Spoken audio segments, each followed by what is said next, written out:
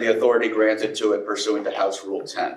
Accordingly, House Rule 10 grants the committee broad jurisdiction for the committee to conduct investigations of any matter at any time. This interview was requested by Chairman James Comer as part of the committee's investigation into President Biden's alleged mental and physical decline, the Biden White House's efforts to hide that from the American people, and any unauthorized executive actions.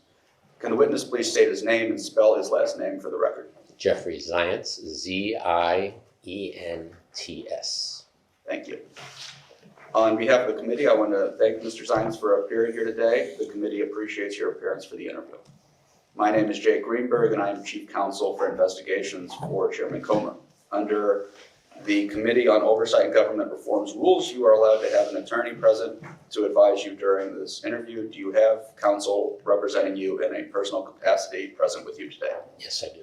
Will counsel please identify themselves for the record? Robert Kellner, Covington and Burling. Meredith Severson, Covington and Burling. Thank you. For the record, starting with the majority staff, can the additional staff members please introduce themselves with their name, title, and affiliation? Peter Spector, professional staff member for the majority. Margaret Harker, senior advisor for the majority. Mitch Benzine, general counsel for the majority. Hannah Cathy, professional staff member for the majority. Ellison Dolan, counsel for the majority. Sharon Yates, senior professional staff for the majority. Billy Grant, counsel for the majority.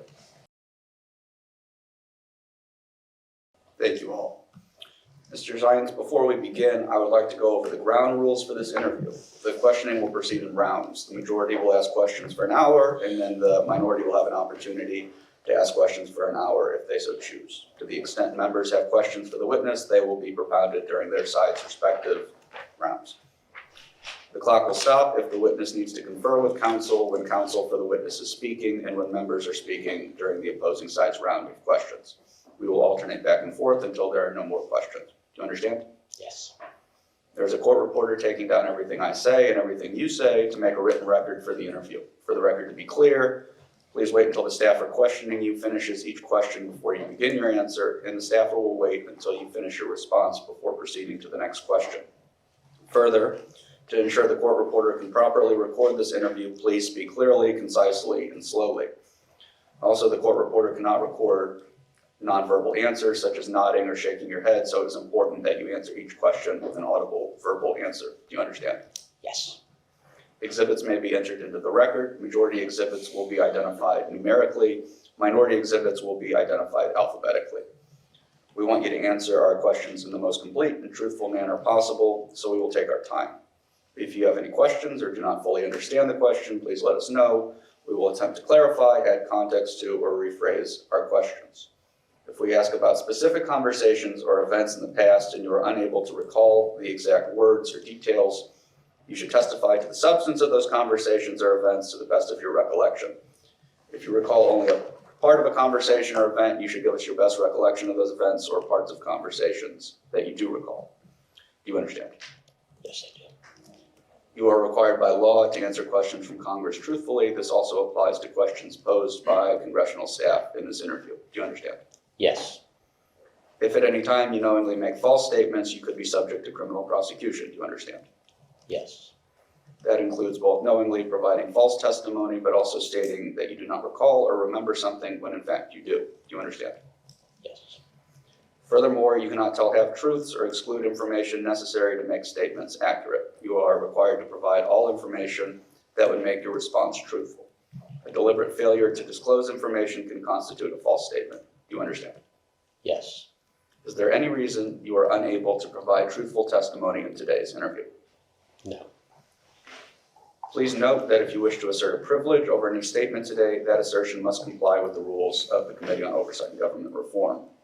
Pursuant to that, Committee Rule 16C1 states, for the chair to consider assertions of privilege over testimony or statements, witnesses or entities must clearly state the specific privilege being asserted and the reason for the assertion on or before the scheduled date of testimony or appearance. Do you understand? Yes. I would enter as Exhibit 1, a letter transmitted to your counsel dated August 21st, 2025, from Mr. Gary Lukowski, Deputy Counsel to the President. This letter informs you that President Trump has determined not to assert executive privilege over your assessment of former President Biden's fitness for the office of the president and your knowledge of who exercised executive powers during his administration. The letter also states that President Trump will not assert immunity to preclude you from testifying before the House Oversight Committee. Ordinarily, we take a 5-minute break at the end of each hour of questioning, but if you need a longer break or a break before that, please let us know and we will be happy to accommodate. However, to the extent that there's a pending question, we would ask that you finish answering the question before we take the break. Do you understand? Yes. Do you have any questions before we begin? I do not. All right, my clock reads 10:07. Majority's time will begin now. Thank you again for being here, Mr. Zients. I think we will just start with your background. Can you tell the committee your educational background, beginning with your undergraduate degree? I had an undergrad degree from Duke University. Graduated in 1988. What was your degree in? Political science. Any education after that? No.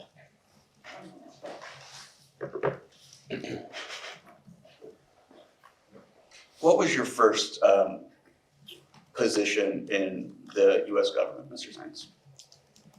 In 2009, I was confirmed by the Senate for the deputy at the Office of Management and Budget. And you had 2 stints as the director of OMB, is that right? That is correct. What did you do can you tell me what years that those 2 stints were?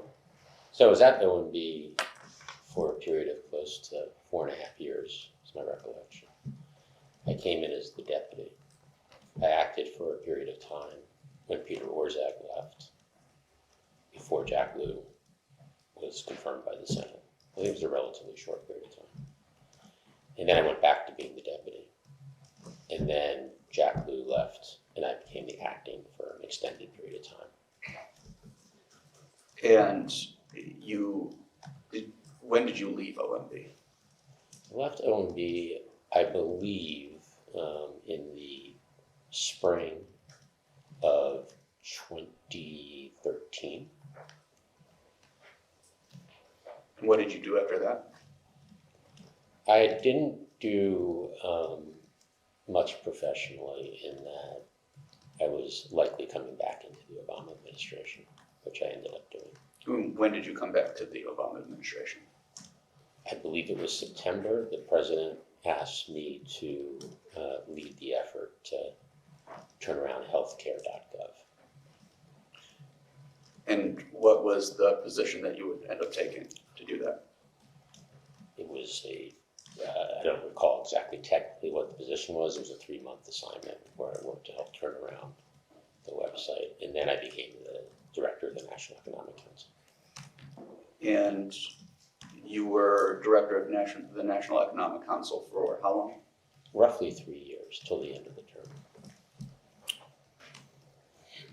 What did you do after leaving that position and before joining President Biden's transition in 2020? I took some time to figure out what I was going to do next.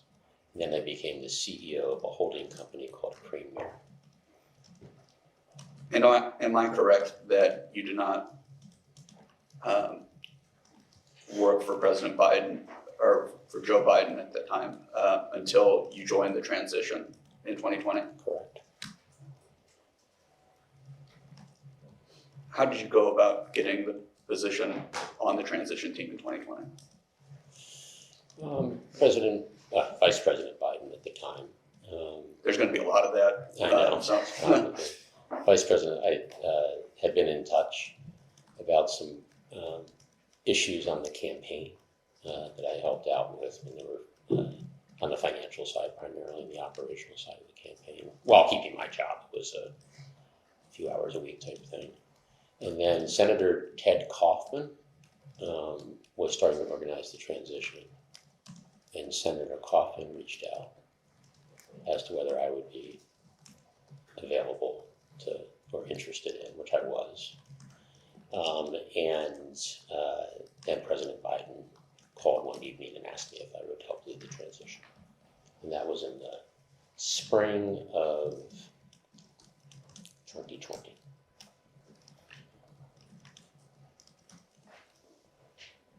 So spring of 2020, was that? I'm sorry, yeah, spring 2020, yes. So President Biden win the election in November of 2020. Are we Right, but you talking? begin to organize the transition. I'm sorry, I didn't interrupt. No. So to that point, President Biden and you spoke about the transition prior to President Biden actually winning the election. Yes. Okay. That has become a standard practice.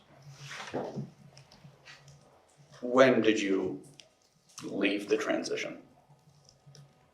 When did I leave the transition? In December of 2020, early December. And what did you do after that? The president-elect asked me to lead the White House COVID response. So I began to get ready for that. And were there any other positions that you held between you leading the COVID response and you becoming chief of staff? No. And when did you become chief of staff?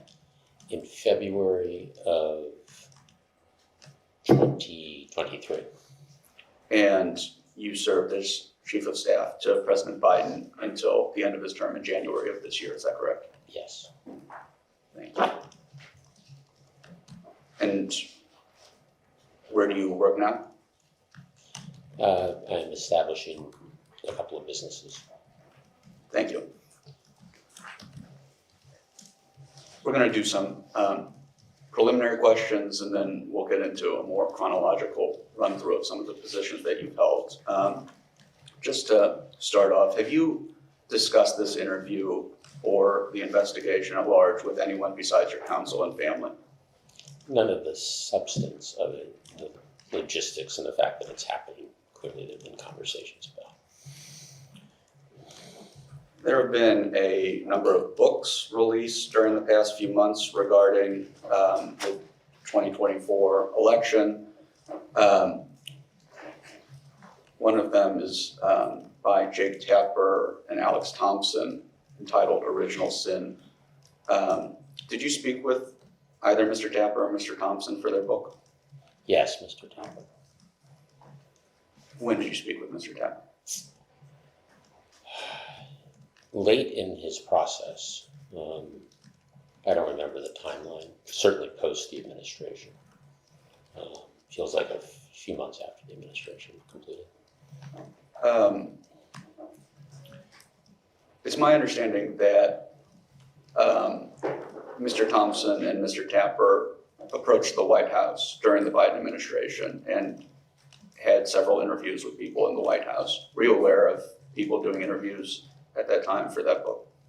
Yes, in fact, the reason I did it was that the head of communications thought it was appropriate for a handful, I don't know how big a handful, of senior staff to talk to Mr. Tapper in my instance, and so I agreed to do so. And who is the head of communications? Ben LeBolt. As you prompt me on that, I do wonder whether I met with Tapper earlier than I suggested, meaning during the administration, because I distinctly recall LeBolt while we were in office, coordinating some people speaking to Tapper. So my time frame might have been a little earlier than what I suggested. Got it. Do you know anybody else? I know several people spoke with Mr. Tapper and Mr. Thompson, but do you know who else spoke to them? I believe Mr. Ricchetti spoke to him. I don't have memory of specifically anyone else, but I'm sure other senior staff did. I assume Mr. LeBolt spoke to him.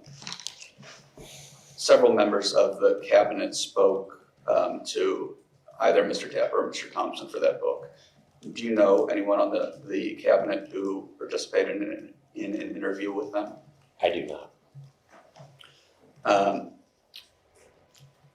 Did you ever discourage anybody from speaking to Mr. Tapper or Mr. Thompson?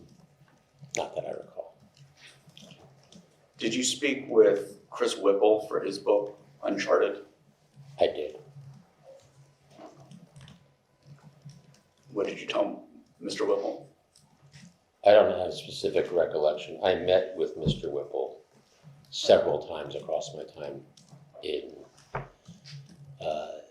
the White House Chief of Staff role, given he is sort of seen as the expert on chiefs of staff. He wrote a book about chiefs of staff, so I actually found my interactions with him to be helpful to understand historical practices. Do you agree that he's the expert on chiefs of staff? He's an expert. As a journalist, he's an expert, meaning he spent a lot of time studying it. And to go back to Mr. Tapper and Mr. Thompson's book, I'm not holding you to specifics, but do you remember what you were actually talking with them about? I think my recollection is a lot of it focused on the president's decision to get out of the race. That's the piece that I recall. It's not to suggest that was exclusively what we talked about. Did you end up reading that book? I did not. Can I ask why? I haven't read any of the books. Why?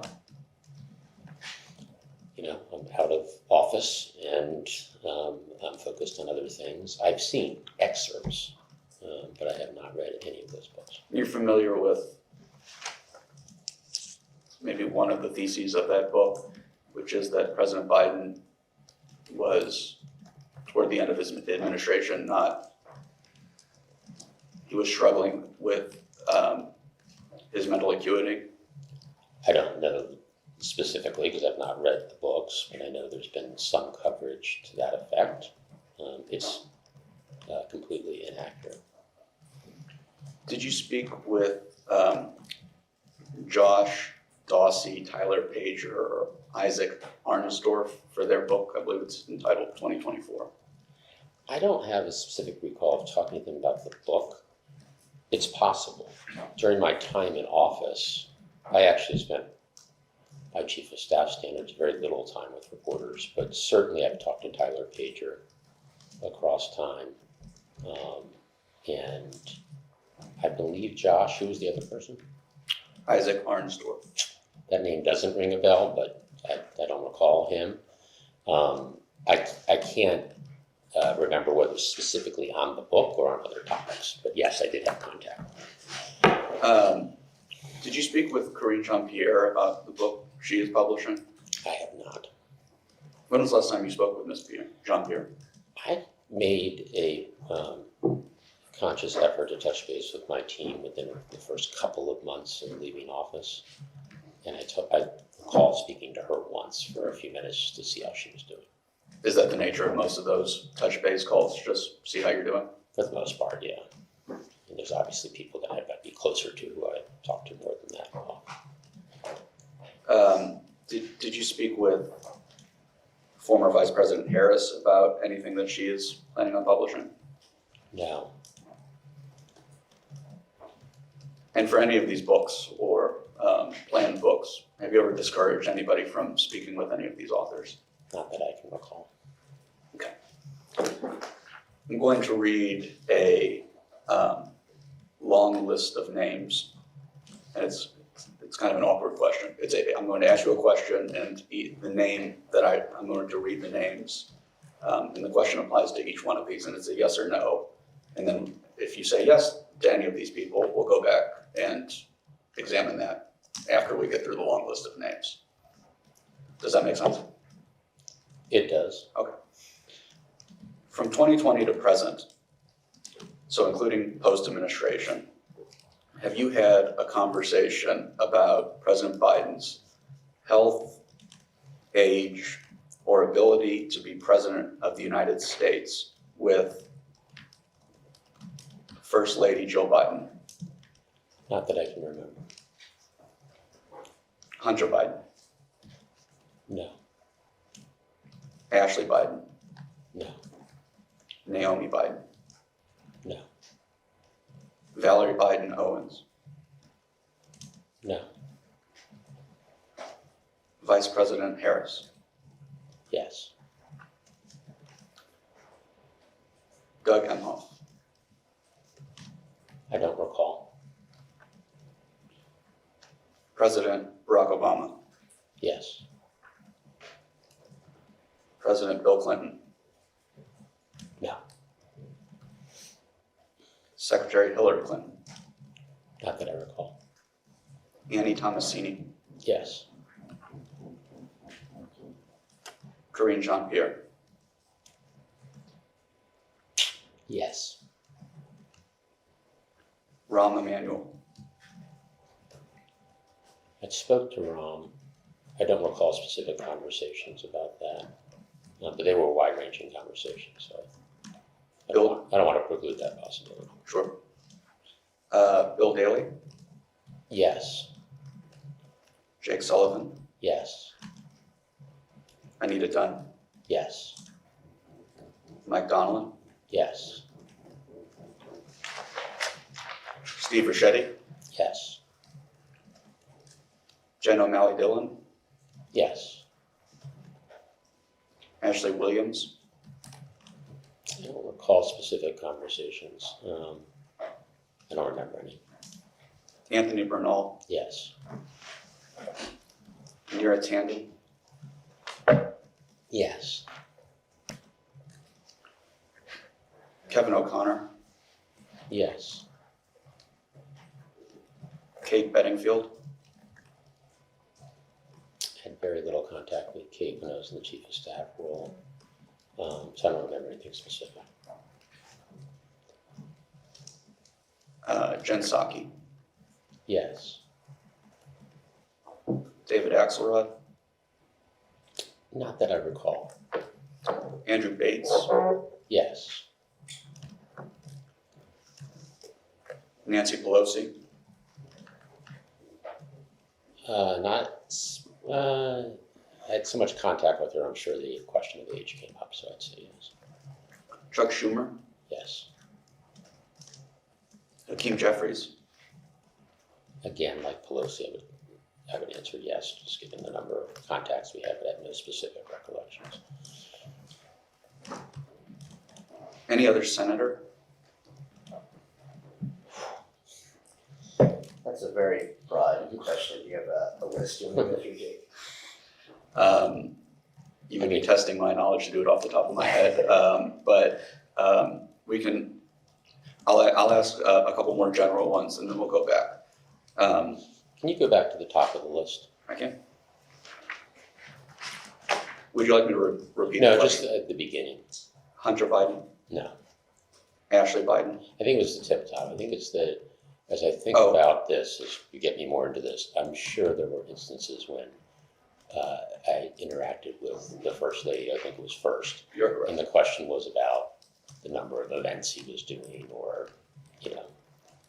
settings or things of that nature. Okay, About his appearance in terms of age, because age was such an issue. So I want to go backwards on that one. Otherwise, I feel good about everything we did here. maybe let's, before we return to that, maybe it would be helpful to just as a, to table set a little bit. Is the question of President Biden's health, age, or ability to be president a question that you were confronting during the entire course of your time as chief of staff? Well, you have to parse that. Do each piece of that, and I'll comment accordingly. Okay. Was President Biden's health a question that you were confronting during your time as chief of staff? Issues like, when he had COVID, and how we would deal with that, or if he was under the weather. And President Biden's age, was that a matter that you were dealing with during the entirety of your time as chief of staff? Yes, the public perception was that he was old, and that factored into his reelection prospects. And you're asking me to parse, and that's fine. The last one is President Biden's ability to be president of the United States. I will just say, is that linked to the age question that we just talked about? Is that what you were confronted? No, I think it was different in that the age issue was one of projecting forward into a second term and the public's perception of the president and how that impacted his reelection prospects. There was never discussion about the president's ability to do his job and perform his duties. But if it was a question for regarding his reelection prospects, doesn't that lend itself to being a question about President Biden's ability to serve as president for those hypothetical 4 years? No, I think it was, you asked about his ability to do the job, and he could do the job. As to projecting forward, there was a perception issue about his age. Was he too old to be a second-term president? We'll return to the long list of names, but it's your belief that President Biden was able to do the job. Is that a fair characterization of what you just said? Very certainly so, 100%. Do you believe that Joe Biden, how long have you known Joe Biden? Going back to 2009, when I was being interviewed for what became my first job in government, the deputy at the Office of Management and Budget, I met then Vice President Biden during that period of time. That was the first time I met him. Is it fair to say that you've grown closer over the 16 years since? For sure. And when did you, maybe you can just, briefly describe when you went from just having met President Biden to really getting close to President Biden? When you say close, what do you mean by that? Working closely with him? Yeah, that's what I mean. Okay. My first job, and it was in part why I met the vice president during the process, I don't know if it was the whole reason, whether he would have been, is that he was asked by President Obama to lead the implementation of the Recovery Act. He had his own team on that, but OMB played a major role in the implementation. So there was a member of my team who was the point on that effort, but I would be in some meetings with the vice president, and he was reviewing the implementation of the act. And then when I became NEC and moved over to the West Wing, I would see him more often and be in more meetings on economic policy. And I assume that you would meet with President or then Vice President Biden on a pretty regular basis? Yeah, I would, every couple of weeks on average, I'd be in a meeting with him. Not necessarily that I was leading the meeting, but maybe even more often than that, given Roosevelt room meetings and things of that nature. And when did that when did that pace increase? When you would see either Vice President Biden or candidate Biden or President Biden, when did that increase when you were seeing it more frequently? Well, I think it increased, as I said, when I went from being in the old executive office building at OMB to being in the West Wing. And then towards the end of the administration, I spent more time with him. And then not really much time at all until that campaign piece that we talked about that led into the transition. And during the transition, there wasn't a lot of contact. Okay. You asked about transitions starting ahead of elections. They do, but at the same time, the discipline is not to distract the candidate. And is it fair to say that your level of interaction increased tremendously when you became chief of staff? For sure. Okay. That wasn't a trick question. Though there was a fair amount of contact when I was COVID coordinator too. How often, as COVID coordinator, would you see President Biden? With a fair amount of frequency, particularly at the beginning, several times a week. Okay. So you mentioned that you believe that President Biden was that you believe that President Biden was able to do the job as president. My question is, looking back over the 16 years that you've known President Biden, do you believe that Joe Biden is able to deliver non-scripted speeches as well as when you first met him? You know, I think that he's always been a scripted person, so it's hard to sort of differentiate. He's always wanted every word on the page and teleprompters and things of that nature. So I can't weigh in on the delta on that front. What about scripted speeches? Do you think that that's changed since your time knowing him? His ability to deliver a speech? Look, I think across time he's had a history of some stumbles.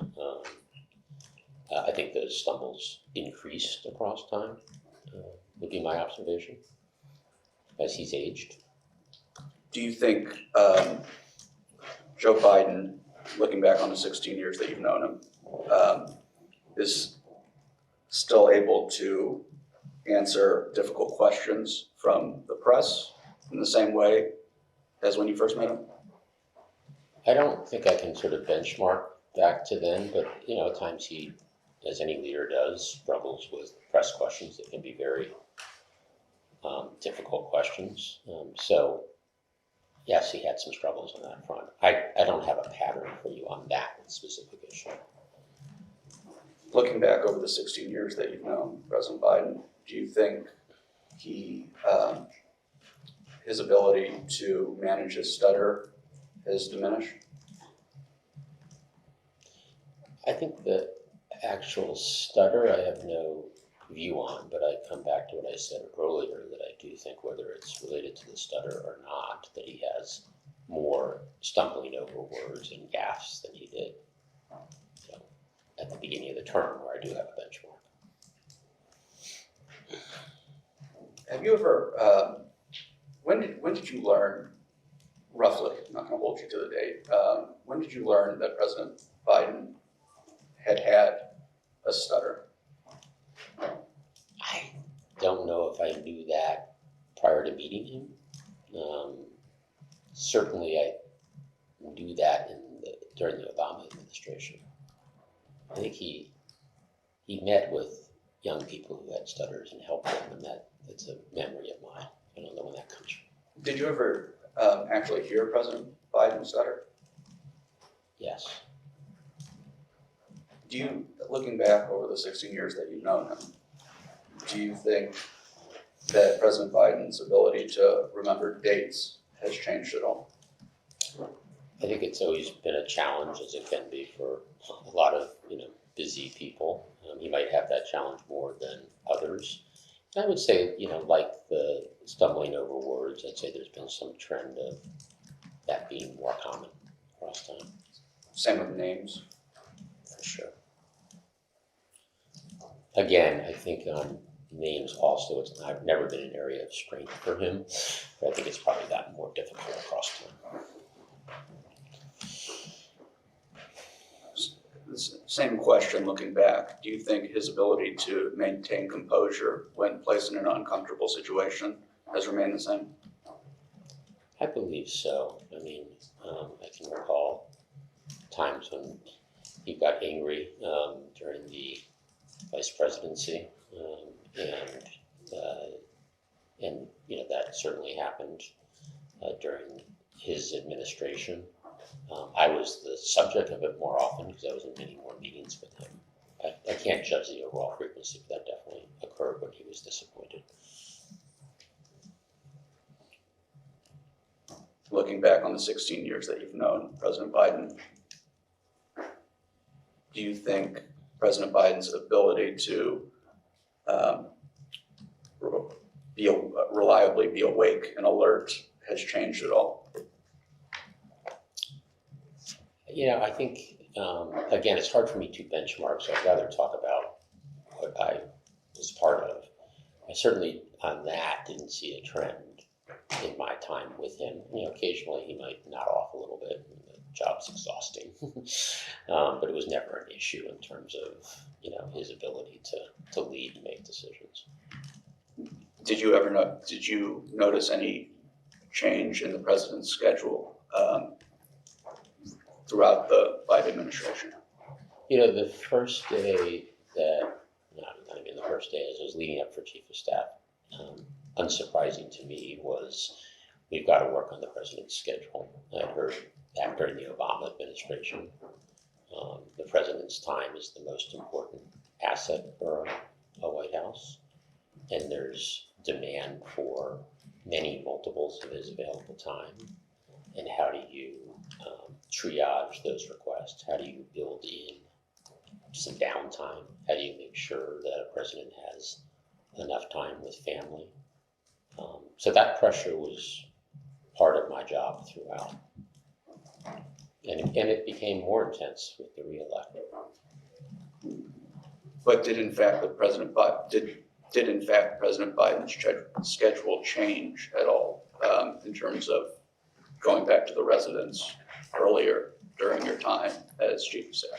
There were times when that's one of the policies we tried to implement. There were times when, in order to create the space for him to have some alone time and some, thinking time. So I would say it's more one of the tactics that was deployed throughout my tenure. I know we said we'd circle back to the names, but just on one of them, I think you mentioned that you had conversations with the First Lady about his schedule. Did the First Lady want his schedule to be lighter? From the day I came in as chief of staff or leading up to that, one of my meetings was with the First Lady. And she said, I know my predecessor Ron's been working on this, but she wants to continue to make sure the president has enough time to himself and he's not overscheduled. So that was true before I even started the job. Did she have concerns about his sleep or health with regard to his schedule? No, I think it was more just making sure he had time to deal with what is an incredibly stressful job and enough time to, think through issues. She felt like he was overscheduled in terms of the number of events, less so the number of internal meetings and things of that nature. When you referred to people in the White House telling you to build in more downtime, who approached you with that? Well, I mentioned that I recall the meeting with the First Lady, Annie Tomasini, the Deputy Chief of Staff, who was really the point person for the president's schedule, knew that was important. And I was aware that the president himself wanted to have more ability to read and think. And, so maybe downtime is the wrong way to capture it. More time that's not in a meeting or on a stage. Did Mike Donilon also raise similar concerns with you? I don't have specific recollections, but I would think so.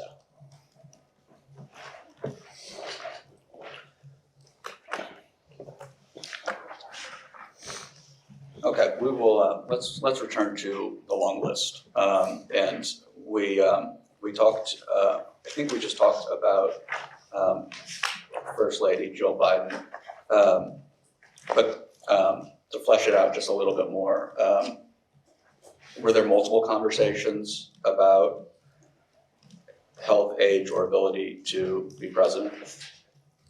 And I can break that down. It's very difficult when you do it that way. Okay, that's fair. I'll The piece of that where there were conversations was age. There were multiple conversations about the president's age. The perception of his age, because I don't have perfect recollection here, but I think when you did polls about the president's performance or likability, favorability, or when they started to poll for re-elect, if it wasn't the number one issue, it was one of the very top issues was, is he too old to be a second-term president?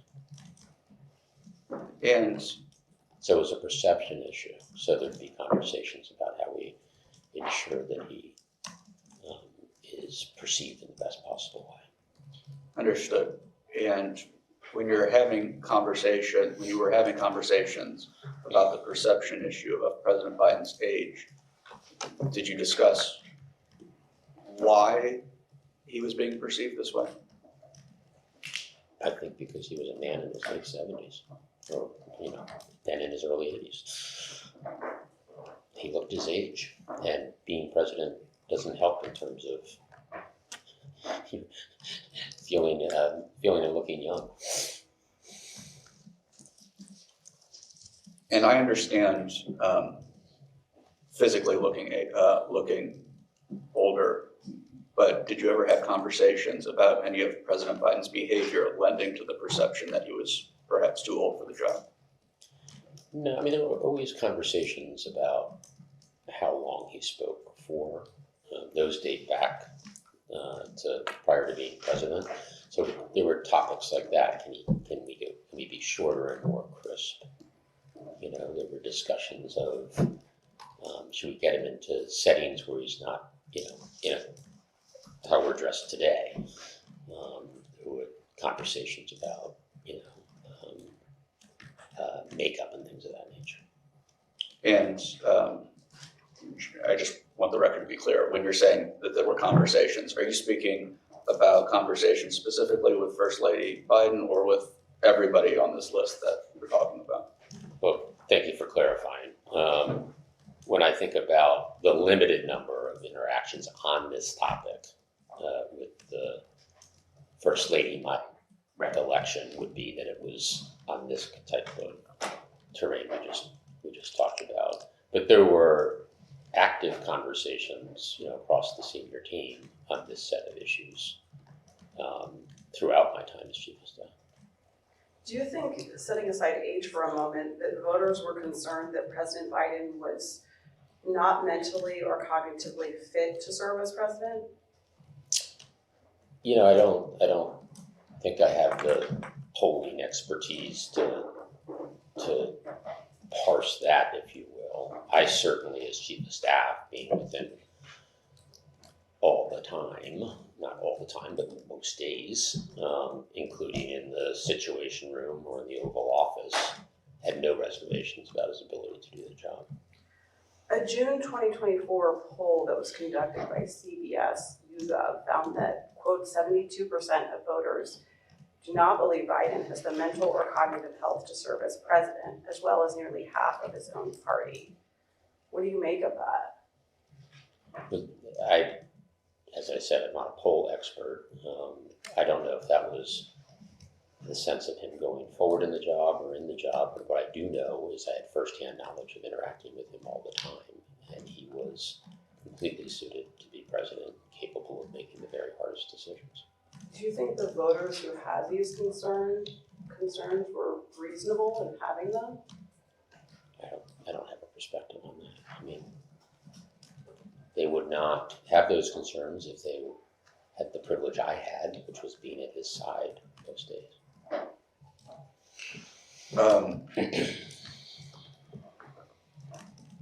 I think one of the things that you said that was discussed to push back on this perception of President Biden's age was having him not speak in a suit and tie.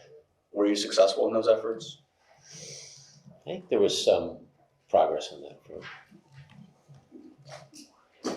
Was he, did he in fact, was it effective in pushing back against the narrative? I don't have the ability to gauge that. I think one of the things you said was applying makeup to the president was discussed. Sorry. Did you, who did you have that discussion with? I was going to say, I know that was a topic of discussion. I was never in any deep discussions around that, but I was aware of the desire for him to, in public settings, make sure that makeup was applied, which going back to my Obama days, that happened also, clearly. But there was, let's make sure that we have the discipline of that for public appearances. Returning to the long list. What was the nature of your conversations with Vice President Harris regarding these issues? I had regular meetings, standing meeting once a week that probably happened 2 or 3 times a month on average with the Vice President. I don't recall anything specific, but clearly this issue of ages are one of, if not the biggest challenge here. She too pushed on, making sure that he was in the right settings and presented at his strongest from public appearances. Did Vice President Harris ever just ask you something along the lines of, Mr. Zients, is he okay? No, not that I can recall. When was the last time you spoke with Vice President Harris? The Vice President called me once in that first month or two. She and the second gentleman were on the phone, and it was probably 3 minutes just saying hi. Otherwise, I've not spoken to her. In the first month or two, you mean post-administration? Yes, thanks for clarifying. Yes, after January 20th. And your conversations with President Obama regarding age, what was the nature of those conversations? Look, I think it's been widely reported that President Obama, post the debate, thought that the president should consider getting out of the race. I want to emphasize, we never had any discussion about his ability to do the job. But did President Obama raise concern about his ability to win re-election? Yes.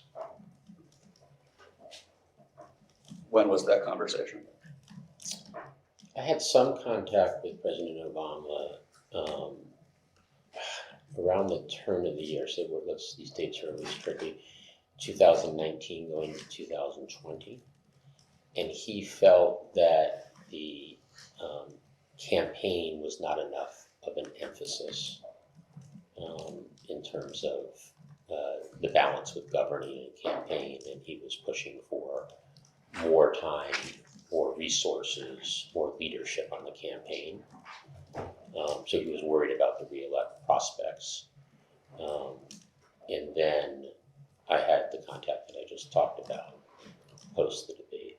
Now, I want to be clear that I was in touch with President Obama other times because he, was someone that one could get advice from, but specifically on AI and AI policy, which was an emphasis, particularly in the last 18 months of my tenure, last 18 months of the administration. And President Obama took a real interest in AI and technology, so we would do periodic meetings with him where I'd gather some of the team and we would get his views, and it was really helpful. That's interesting. President Obama, how often would you have conversations with him about AI, do you think? I bet we had 5 or 6 conversations across that 18 months. Did he weigh in on policy? Yeah, he just provided his perspective on what was happening. He's very tied into the tech community. So it was good to get his perspective. I'll get myself in trouble if I ask many questions about AI because I know nothing about AI. Is President Obama a Grok guy? I don't know. During your conversations with President Obama, did he ever ask you if, in fact, President Biden was okay? I don't recall any specific things about that. I mean, is he able to win? It was certainly a part of it. But I think President Obama, here I'm going to be very unclear on dates, and I helped with the schedule, my office helped with the scheduling of this, I remember. Did come to spend time with President Biden. I feel like it was maybe the spring of 2020.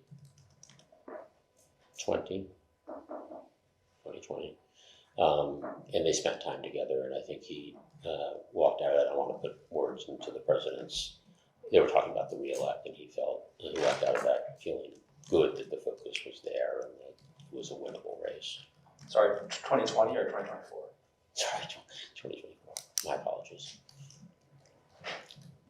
The struggle was always with when is the election, but yes, 2024. Thank you for clarifying.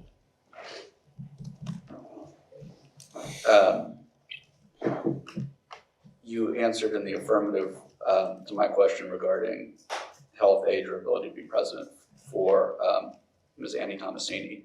What was the nature of those conversations? It's the age part of that, and it was around the topics that we've been talking about.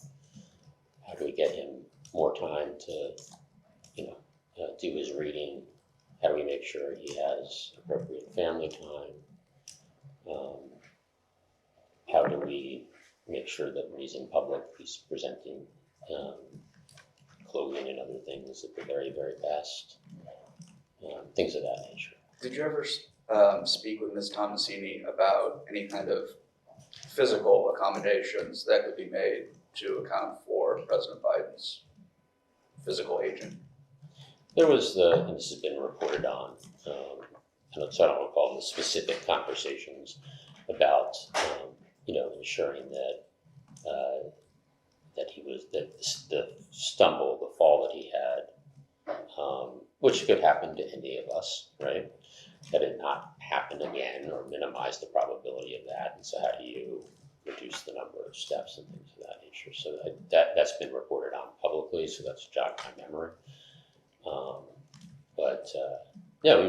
Annie was point for the president, so she was always thinking about, his well-being and making sure he got his exercise sessions in and all the rest.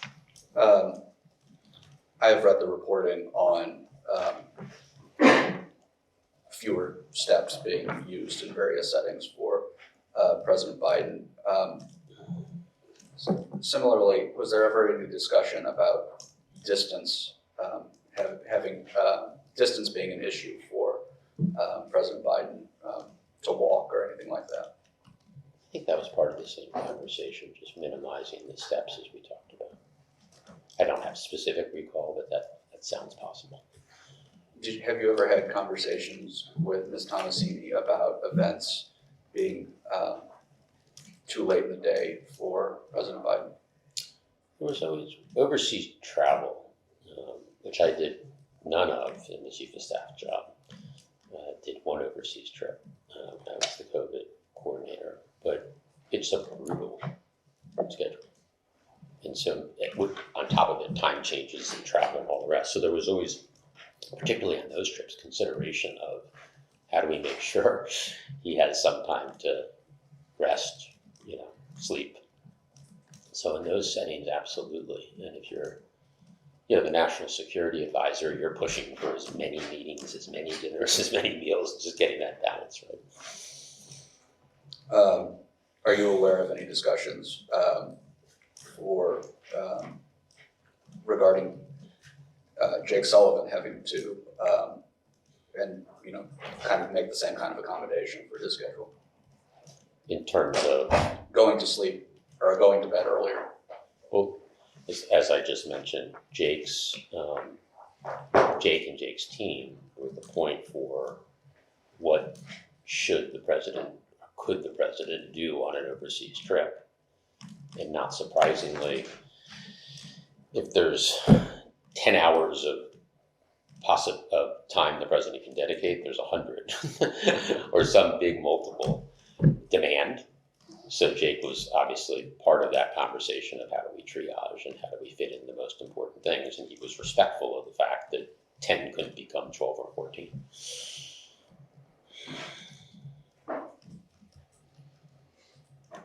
So just to return to Ms. Tomasini, is it your testimony that your conversations with her regarding age or health were limited to the perception of age and a few physical accommodations that needed to be made to account for his physically getting older? There's also discussion, particularly if he was under the weather, of balancing his schedule accordingly. Sleep and making sure there was enough time for him to get a decent amount of sleep. So yes, I don't want to say it was only the perception part of this. Did you ever have any conversations with Ms. Tomasini about any kind of medication or medical treatment that the president should or was in fact receiving? Not that I recall. Do you remember having any conversations with anyone in the White House besides Dr. O'Connor regarding the president's medications or medical treatments? No, as you say that, there was, and I think this was reported on, he had sleep apnea. And the reason I know that is there was, speaking of perception, there was a photo or something on television that showed, what, I assume I don't have sleep apnea, but the bands or whatever it is that were required. So there was discussion of, sleep apnea in the context of the press saying, what are those marks or whatever it was. Obviously there were issues. I think he got COVID twice while he was president. And that was a tricky period of time when someone has COVID and they're president of the United States. So there's a lot of discussion about that in terms of him, getting the right space to recover, and also the protocols of the White House and interacting with him. Part of the reason I ask is because Hunter Biden has recently said in a podcast interview that prior to the debate, I'm putting they in air quotes because he wasn't clear who, provided Ambien to the president before his debates with President Trump. Are you aware of anybody giving the president Ambien? If anyone would have given him Ambien, it would have been his doctor. Other than that reporting, I have no recollection of Ambien and the president. But that, Dr. O'Connor saw the president on a daily basis and was his doctor. And So bottom line, I have no idea. understood. And just to, not to make the list longer than it already is, but to, just to be clear, you have never spoken with the First Lady about medication the president was receiving or a medical treatment the president I was have receiving. no recollection. What was the nature of your conversations with Ms. Jean-Pierre about the president's health, age, or ability to be president? I have no specific on her. Karine was part of a daily meeting I did in the Chief of Staff's office, along with 10 or 12 other senior members of the team. And every day at 8:15. And so she was there, and as we talked about, it was not an infrequent conversation around this perception of age and how we use the president's time, and so she would have been exposed to all of those issues. I don't know if she would also be getting barrage of questions all the time, and some of those were probably age-related. So it could very well be that at that table or in smaller settings, it might have been part of conversations that were, how does Karine respond to this question or that question? Did Ms. Jean-Pierre ever ask whether the president was in fact capable of doing his job? No. What was the nature of your conversations with Bill Daley regarding the president's health, age, or ability to be president? Daley, I knew from the Obama administration. He was chief of staff for a year or so when I was over at OMB. And I actually knew Bill a little bit prior to entering government, a little bit from the private sector. So I talk to other chiefs of staff occasionally, going back to the Whipple chief of staff best practices. One of the experts. What's that? One of the experts. Yes, one of the experts. In fact, chiefs of staff, both Republican and Democrats. I hosted a dinner of former chiefs of staff at my office, at my house twice. So Bill called specifically on this issue. Bill called, and I'm not going to get the timing precise here. I would have said, I'll get the year right, spring of 2024, with feedback that he didn't think the president should debate. So it would have been in the spring because that's when the decision was being made about the debate. But he didn't think that debating the former president would be a good setting for President Biden, or, frankly, I think Bill thought it was very difficult to debate the former president, period. But President Biden had previously debated President Trump, so what had changed? Bill had, I think the primary, this is my recollection, the primary issue is what I just said. I think Bill, if I'm recalling correctly, had also seen President Biden recently and thought that the idea of him spending his time that way in that kind of setting would not help with this perception of age. How did your conversation with Mr. Daly relate to, I guess you just answered my question as I was thinking. Could you repeat that for me? I think there were two components. One, I think, and I don't want to put words in Mr. Daly's mouth, but this is my recollection. It was all of like a 5-minute call. But I remember I was in my West Wing office and he asked to speak, so I took the call. And I think there were two things. One, I think, my recollection is that he thought that debating the former president was not a good thing for anyone to do. He didn't think that the debate would be one that necessarily followed the rules. And then secondly, he did not think that the president in that setting, that would help with this public perception issue of his age. Do you know why? I don't know, but he was strong in his advice that the president should not debate. Now, that was not the advice we followed. The president debated.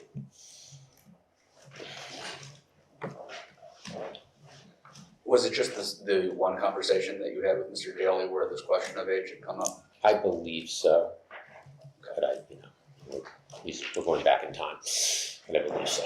I think we'll pause there, and we'll go off the record.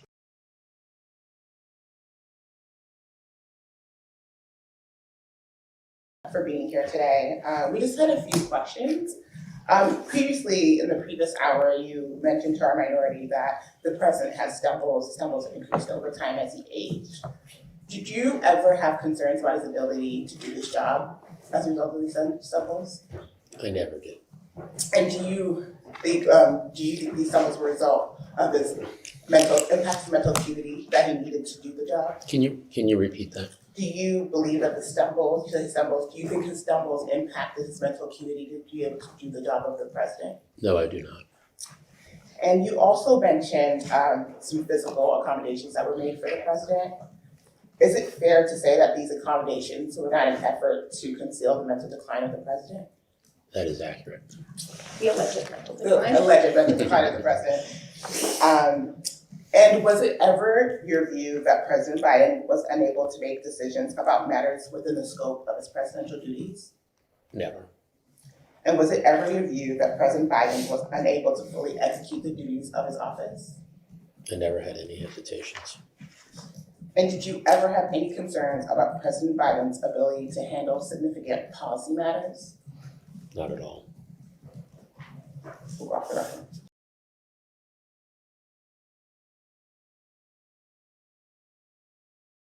Mr. Zients, I want to just return to the long list that we were talking about in the last hour.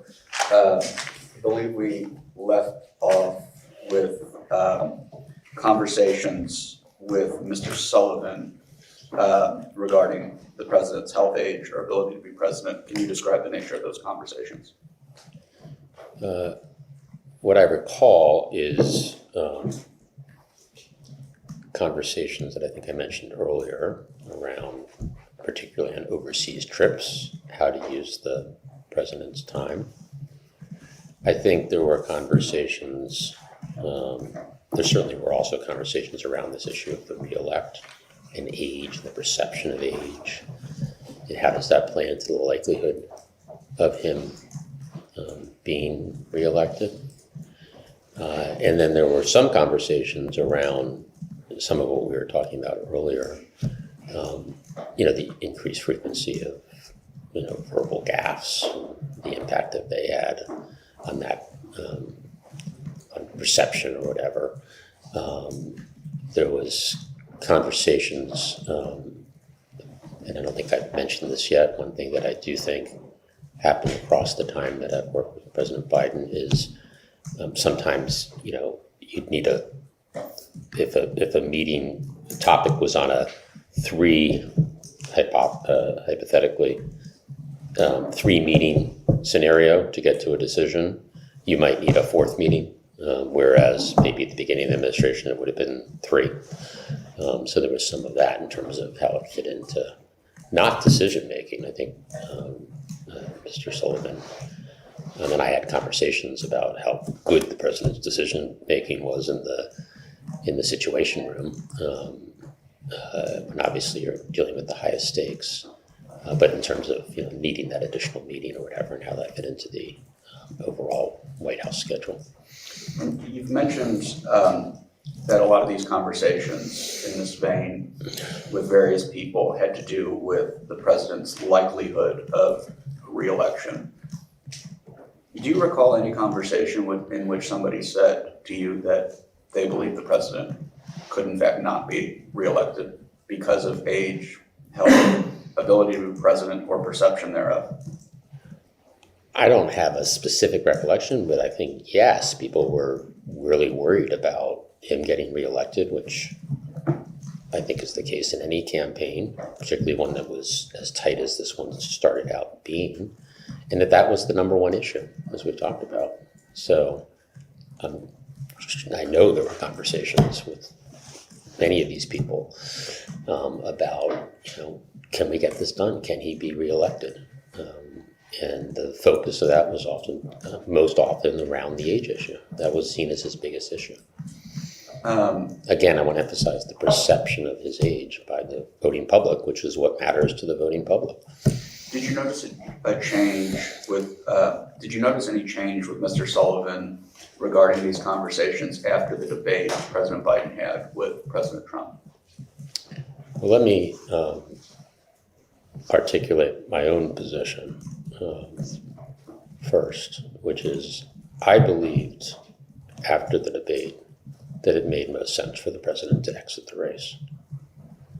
My recollection, I don't want to speak for Mr. Sullivan, my recollection is he shared that view. Did Ms. Dunn share that view? Did Ms. Anita Dunn? Again, I want to be careful here. I'm just going back on my memory and my perception or recollection of their position. I believe Ms. Dunn supported him staying in the race. And going back to the original question, what was the nature of your conversations with Ms. Dunn about the president's health, age, ability to be president, or perceptions thereof? Consistent with what we've talked about, Anita was head of communications for much of that time. And the issue of how do we present the president in the most favorable light, given these concerns in the voting public about age. So the things we've talked about already. And not to split hairs, but I understand there can be conversations about probabilities of the president winning re-election, but did Ms. Dunn ever express to you that she believed that he could not win re-election? No, that's not my recollection. She was worried about whether he could win re-election, but I don't recall. In fact, I would be very surprised if there was any absolute statement about he can't, because she believed he could. And Mr. Donilon, what was the nature of your conversations with him regarding this matter? I think consistent with what we've been talking about in terms of, he was tip of the spear on, what it took to get the president reelected, what it would take, right? And he was concerned about the perception of his age. So it would be the same set of topics we've been talking about. There's been some reporting that Mr. Donilon and others were keeping certain polling data away from President Biden or presenting it to him in a way that was overly favorable. Are you familiar with any of that reporting? Yes, I am. Do you agree with that? I don't agree with what the conclusion of that type of reporting is, or at least some of it, I believe, that therefore the president didn't see negative polls or that things were being spun in an unrealistic way. I think inevitably when you're in Donilon's position, it could be that a random poll comes out and you decide that's not that bad in this hypothetical and you don't show it to him.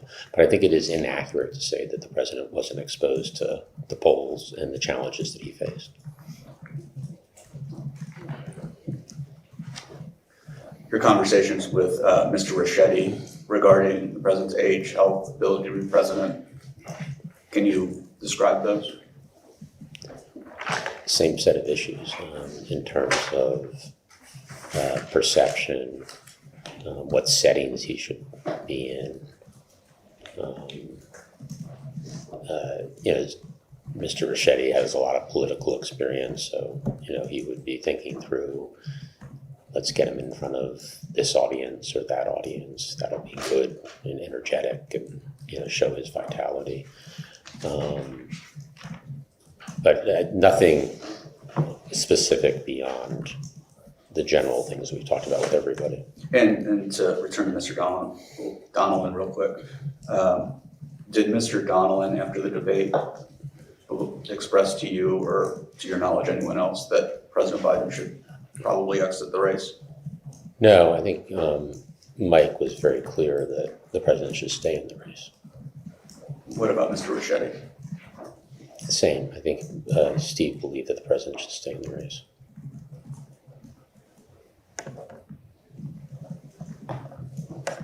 Is it fair to say that there were two camps that were both very close to President Biden? One expressing that the president should stay in the race and one that he should exit the race? I'm not sure I'd characterize it as camps. I don't think for anyone it was like a binary, 100%. So while I would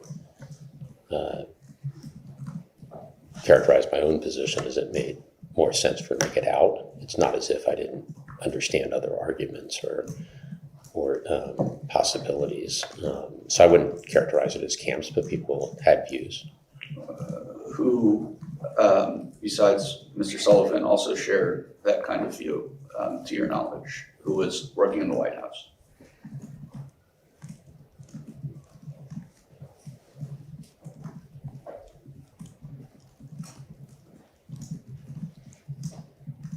No one comes to mind. It doesn't mean that there weren't other people, but, myself and Jake. I think, but I want to emphasize, it's not as if anyone didn't see the importance of the issue or the complexity of the issue. Understood. Ms. O'Malley-Dillon, what were the nature of your conversations regarding age, health, or ability to be president with her? She was not in the White House. Correct. Right. She was worried as the chair of the campaign about the challenge of the age issue and from a perception perspective. And that, she was right on the front lines on that. So she had a lot of input on where should the president travel to, what kind of events should he do that help to address this issue and she was hearing it from voters and hearing it from some donors and others. Did Ms. O'Malley Dillon ever express that she believed it was time it made most sense for President Biden to exit the race?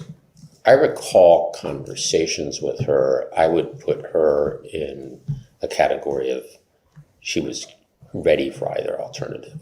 I don't recall her expressing a strong view either way. But Jen is so good and so prepared for everything. I think she saw it as her job to make sure that the president maximized his, during that period post-debate, maximized his options and was very strong on helping to think through, the strategy post-debate. What were your conversations regarding health, age, ability to be president?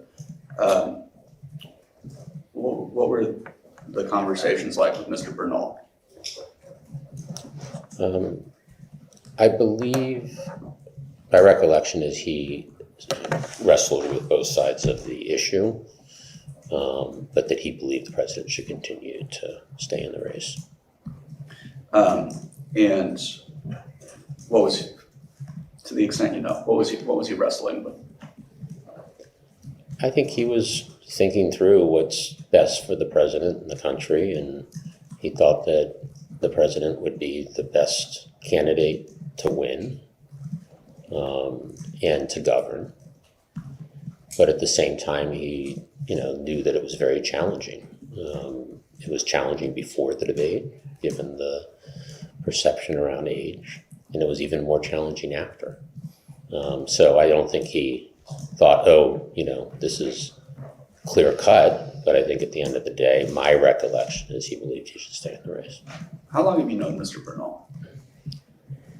I certainly met him or interacted with him some during that transition period. I don't think I had met him before that. How often would you interact with Mr. Bernal in your job as chief of staff? Daily. He was part of that meeting that I described. In that meeting, did that meeting occur like at 8 o'clock or around there every morning? I think it was 8:15. And then there was, it's my understanding, a subsequent meeting after that would bring in a larger group of people in the White House. Yeah, so the 8:15 was a dozen or so of the senior most folks in my office. And then we would go to the Roosevelt room. And that was a larger group. I would guess that was 40 or so. So you really transitioned. It's not that every assistant to the president was in the early meeting, but all assistants to the president, or most, plus the deputy assistants to the president, attended the Roosevelt room meeting at 8:40.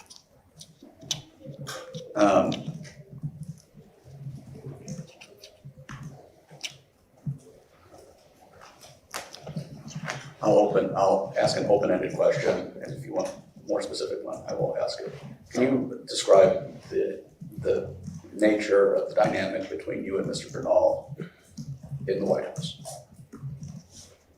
Be a little more specific. Please. Sure. Did Mr. Bernal ever come to you with either hiring or firing requests? Possibly, but I don't specifically recall anything.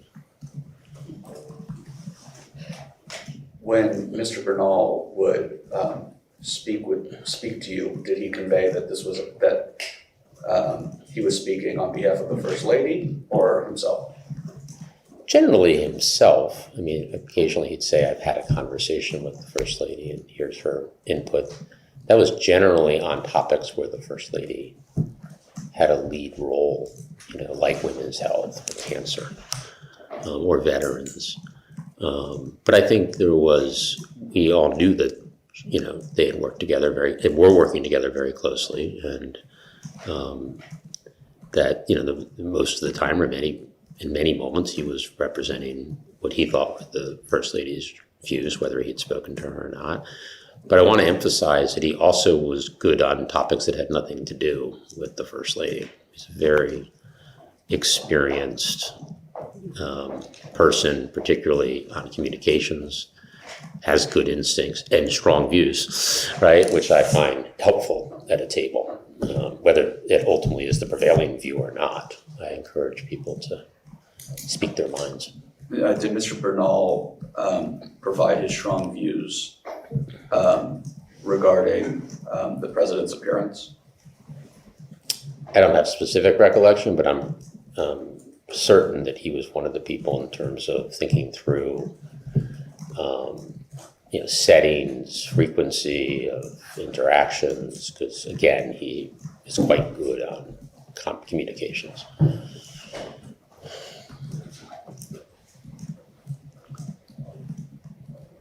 You said you had spoken with Neera Tandon regarding health, age, ability to be president.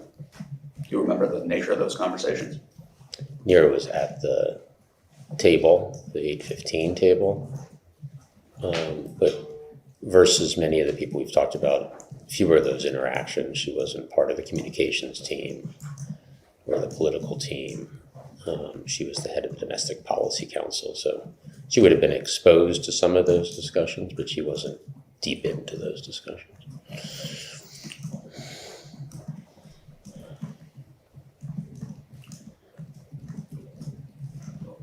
How often would you interact with Dr. Kevin O'Connor?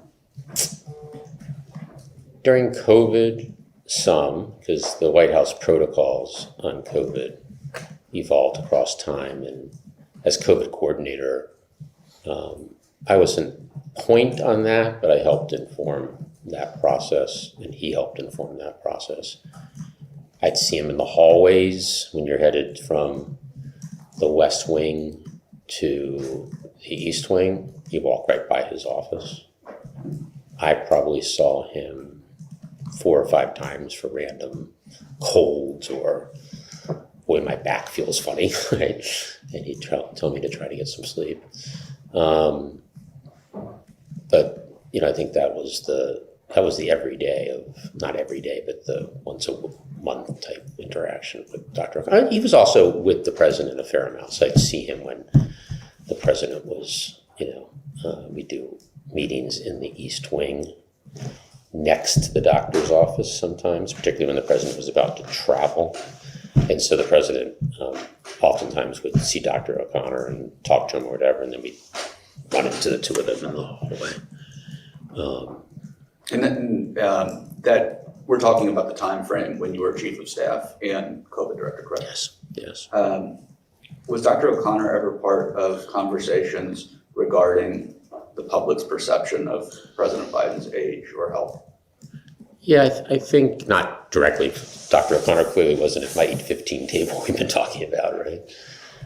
I do recall the communications team brought forward, led by Anita, the question of whether the president should have a cognitive test when he did his physical, which he had not done.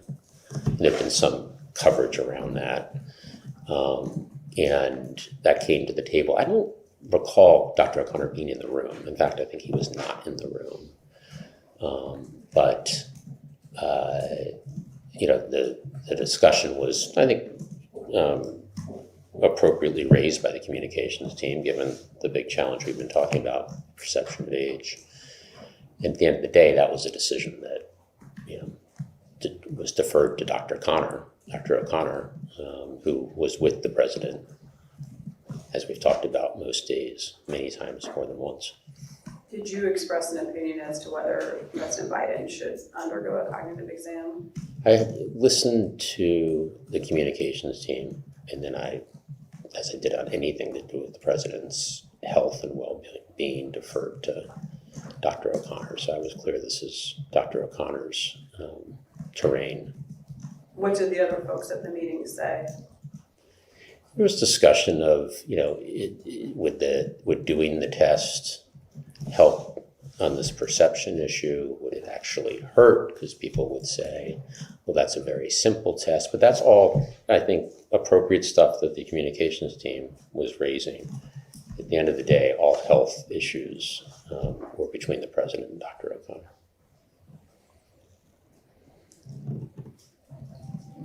Were you ever part of a conversation with Dr. O'Connor in which you heard him say that he wasn't going to, or he didn't think it was necessary to administer a cognitive exam to President Biden? Possibly, I don't specifically recall. I did have, because we're talking about Dr. O'Connor, I don't want to miss this. I do recall post-debate having a discussion with Dr. O'Connor where I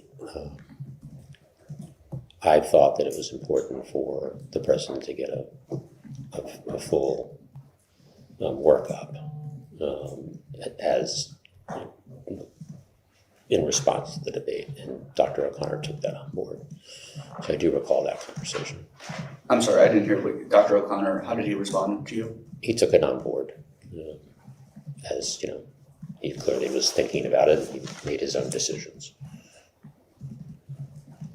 Did you specifically mention a cognitive test to Dr. O'Connor? I don't believe I did, but a full workup's a full workup. I don't know what that includes or doesn't include. We're almost at the end of the long list. What was the nature of your conversations with Jen Psaki regarding the president's health or age? I said yes to that in that I talk to Jen every few months. And obviously as a former communications person, the issue of how this president presenting to the American public probably was part of what we talked about, but I don't have any specific recollection. But much less so than the other people we've talked about. She wasn't part of the West Wing. Did Ms. Psaki ever make recommendations about how to improve the president's perception? Not that I recall. Mr. Bates, Andrew Bates, what were the nature of your conversations there? Much, much less extensive. He was clearly not at the 815. He was a deputy. Andrew's primary role, the way I saw it, was to take on the hardest communication issues. I don't think, that doesn't mean that his terrain was age by any stretch. It was more like something happens in the country, but I'm sure some of those had to do with a POTUS gaffe or something, So I'm sure I had interactions there, but he was not exposed to these more strategic discussions that we were talking about earlier. Understood. Speaker Pelosi, you answered in the affirmative regarding conversations about the president's health or age. What can you tell me about those conversations? Again, I don't have specific recollection, but given I did talk to her on a relatively frequent basis, I'm sure, and also, she is very experienced in campaigns and campaigning. So I think it's very possible that the topic had come up, but I don't have any specific recollections on that front. Did Speaker Pelosi ever express to you that she believed it was time or appropriate for the president to drop out of the race? I do not recall any interactions with Pelosi between the debate and his decision to drop out. She met with President Biden, but I don't think I was even involved in the logistics of that. My office could have been involved in the logistics of that, but I don't recall any specific conversation with Speaker Pelosi. Do you remember if in her meeting with President Biden, it was if she expressed to him that she believed it was time for him to drop out of the race? That was not I think my takeaway that I recall was that she was concerned. I have no reason to believe that she explicitly said you should drop out of the race. And when you say that your takeaway was that Speaker Pelosi was concerned, was she concerned about the president's health or age in and of itself? No, I think that, as I said, she was obviously very, very concerned that the Democratic nominee become the president, and she was worried about the perception issues around age, and the debate obviously heightened those concerns. But I never had any conversation with Speaker Pelosi about his ability to govern and do the job. What were the nature of your conversations with Senator Schumer regarding the president's age or health? Schumer pushed, I think it was Schumer himself, to get the campaign team to come to the Hill and meet with the Democratic caucus. So there were discussions around that, which ended up happening. I believe Jen O'Malley Dillon, Steve Ricchetti, and Mike Donnellan went to the Hill. So he was very pushed on that in a hard way. I can recall him circling back after that, saying that he appreciated the team doing that, but that the caucus was still very, very concerned. And then him wanting time with the president and helping to facilitate that. And he in fact, received time, correct, with the president? Yes, I believe it was when the president was in Rehoboth. Do you have an idea of what was conveyed by Senator Schumer to President Biden? At the time, I did not know for certain. I had assumed that he was going to deliver a pretty tough message. I think he called me to thank me for arranging it. He did not tell me the specifics. But my perception, just based on his skepticism post the caucus, was that it was going to be a difficult message. Did Senator Schumer ever express his own opinion whether the president should drop out? No, I think I interpreted it as his own opinion. I don't know if he said I, but based on how he was presenting the caucus, my takeaway was that the leader was skeptical, at least skeptical about the president staying in the race. And Leader Hakeem Jeffries, do you remember any conversations regarding these matters with him? Do you remember any conversations regarding these topics of health or age with Leader Jeffries? Similar, not specific like I just conveyed on Schumer, but like Pelosi, as now the speaker, obviously very concerned about the president's reelection prospects and worried that the age was the issue and the debate made it more intense and more front and center, even more intense and even more front and center. Did Leader Jeffries ever express whether he thought it was time for President Biden to drop out of the race? Not that I recall.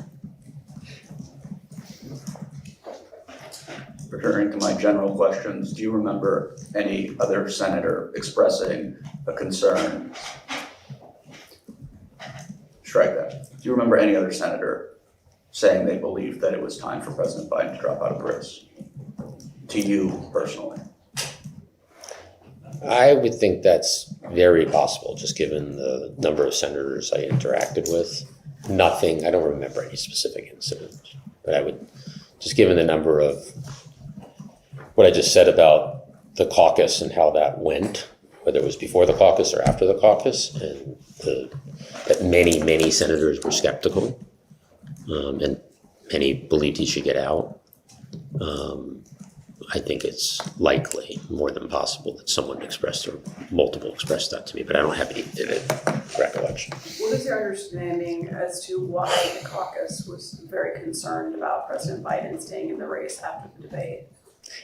I think there was a level of concern to begin with in terms of age and could he overcome the perception of his age. And then I think there was a belief post-debate that was not overcomable. And therefore, not uniform, but for those who believe that he should get out, that it was more likely that someone else could be the next president from the Democratic Party than President Biden.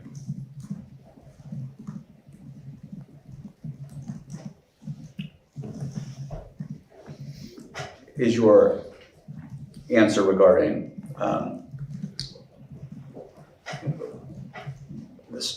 senators expressing their concern, is that applicable to members of the House as well? Yes, though I took fewer of the House calls. Steve Ricchetti took, as the sort of head of congressional relations, many more calls in general. But my calls were more a mix of senators than members of the House. Besides Nancy Pelosi or Hakeem Jeffries, do you remember any specific calls that you had with House members? I don't, but it's very possible they occurred. Do you remember any conversations with members of the cabinet wherein they expressed that they believe the president should drop out of the race? Drop out of the race, yes. I don't think any of them were as definitive as drop out of the race, but concerns about could he win. Do you remember who was? Can I go backwards one? Because someone did pop into my head. I spoke to Jayapal a fair amount, and I don't recall talking to her specifically then, but remember that there became a progressive caucus meeting with the president.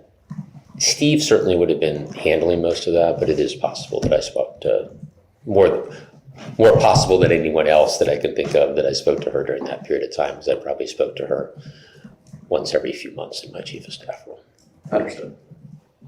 Who on the cabinet was expressing concerns about the president's ability to win re-election?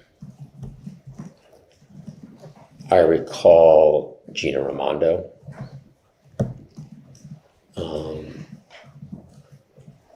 I recall, but this is for sort of a different reason, I'm very close to Dennis McDonough. I worked with him when he was chief of staff and I was head of the NEC. We stayed in touch, were friendly in between, and then when I became chief of staff, obviously, an incredible advisor to me on how you'd be an effective chief of staff. So I'm certain I talked to Dennis. I don't remember Dennis having a firm view, but we certainly talked through the pros and cons. I'm just thinking through the cabinet members that I was closest to.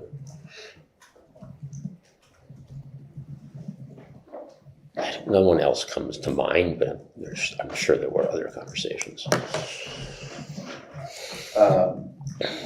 Did Secretary Austin ever contact you with concerns about the president, either the president's re-election abilities or his underlying health or age? No. I mean, I had a fair amount of contact with Secretary Austin, and I know that Secretary Austin was very admiring of the president's leadership, particularly in the situation. Did Secretary Blinken ever express concern to you about the president's re-election capabilities? As you prompt on that, yes. I don't know where Secretary Blinken netted out in his advice to the president, if he gave his advice to the president. But he definitely, as someone who had worked for years with the president, was concerned. Did Attorney General Garland ever contact you with concerns about the president's re-election abilities? No.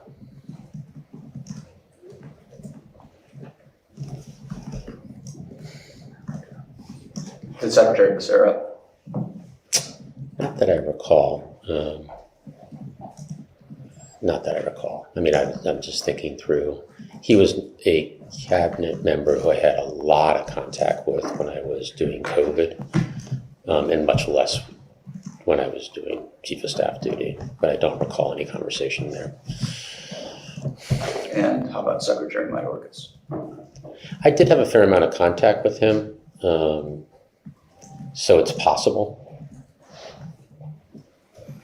I don't have any specific recollection, but it's certainly possible. Thank you. We're through my list. But regarding the list and actually beyond the list, when you were having these conversations, or throughout your time as chief of staff, did anybody ever contact you and say, and ask you if the president actually was okay? He was doing okay? Yes, I can remember like I can't even remember which donor. I can remember getting a call after one of his fundraisers. I can't place who it was, but I took the call, and that person was concerned. What were they concerned about? I think he had not performed particularly well, and they were struck by his use of the teleprompter in a smaller setting, which I explained was because we needed to make sure these fundraisers didn't go on too long, and it was hard to keep that discipline absent the words being on the screen. But it was all about, could he win re-election?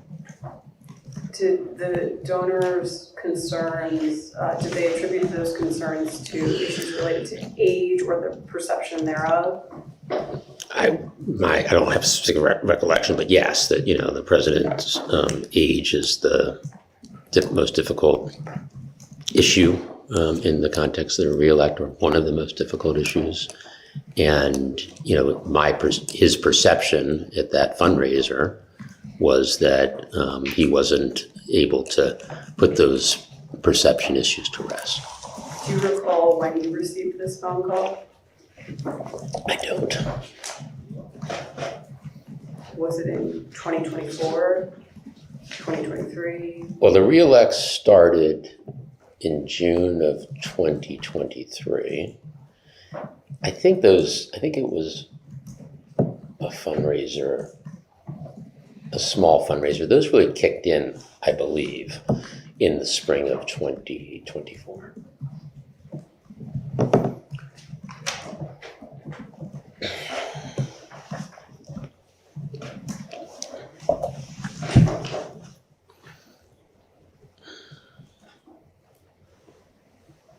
In your time in the White House, how often would you see Hunter Biden? I know that's a broad question, but if you could just estimate how often he was around while you were around, appreciate it.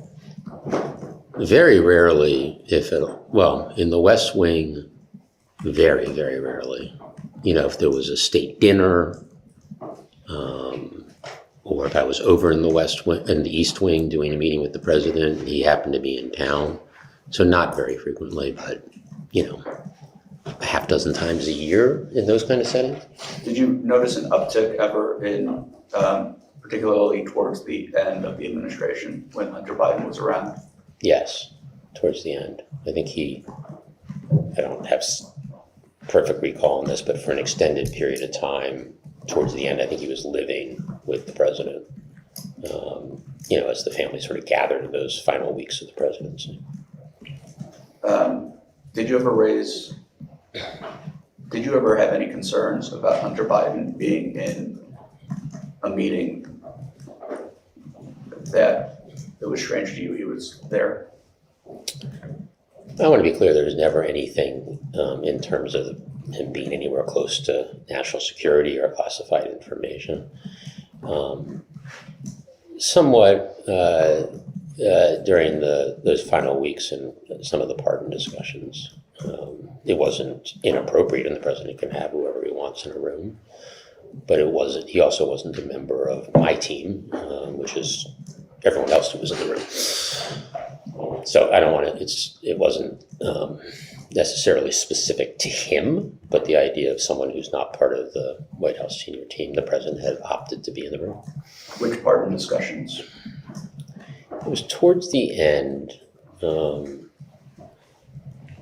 What comes to mind is the family discussions, but I don't know. That doesn't mean that was it. It was the pardons towards the end of the very end of the administration when he was.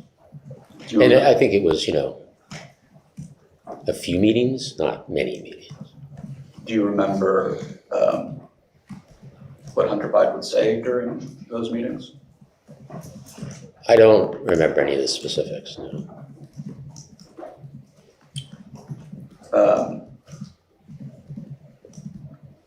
Was Hunter Biden, is it fair to say that Hunter Biden was a political issue that you and the White House had to deal with during your time as chief of staff? Yes. Who was in the White House? Was there anybody with a Hunter Biden portfolio? I think the White House counsel's office had some appropriate interaction with Hunter's legal team because some of the issues, involved White House equities or the president's equities. I think the communications team spent time on this because it was, as you said, a major political issue for the president.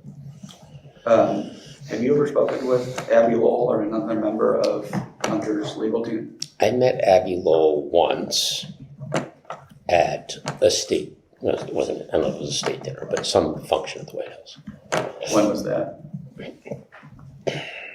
It was when I was chief of staff. I don't know when, but it was just a pure social conversation. He introduced himself. I didn't even know who he was until he said, I'm Abby Lowell. And just to be clear, you never spoke with any other, to your knowledge, any other member of Hunter Biden's legal team? Not to my knowledge.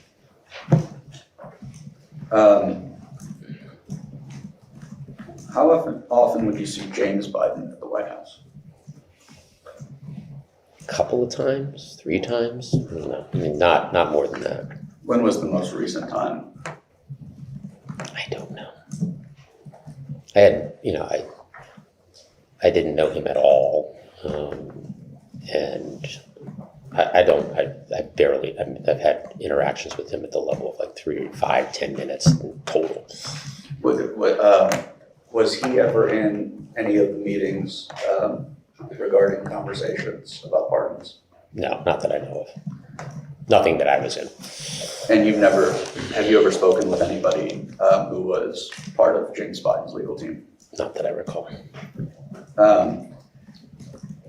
Was any member of the Biden family part of conversations regarding pardons of the Biden family besides Hunter Biden? Not that I recall. Not in meetings that I was in.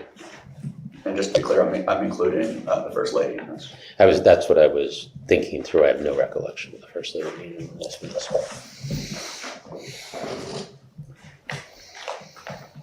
Shifting gears. When did it become your impression that President Biden intended to seek re-election? When I came in, when the process started of the president finding a new chief of staff and asking me if I would be with him, that the job of chief of staff is quite different if there's a re-elect than when there isn't. I mean, the demands on the president's time increase significantly as one of the main issues that impacts the chief of staff. So I asked the president if he had made up his mind. And so I started on February 8th, 2023. I think I met with him in January. Could have been December. January of 2023 or December of 2022.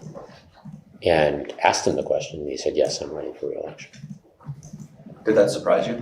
It didn't surprise me. I think that my conversations with Ron and others said that he is likely doing it. I asked the question because I had gotten certainty, and he gave me certainty.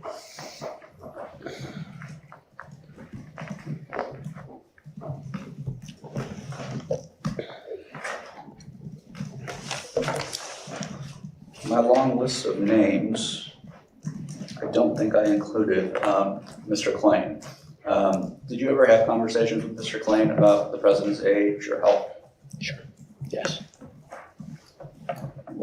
What was the nature of those conversations? I think we talked about it earlier as I was transitioning in this perennial or perpetual challenge of the schedule, and making sure that we got that balance right.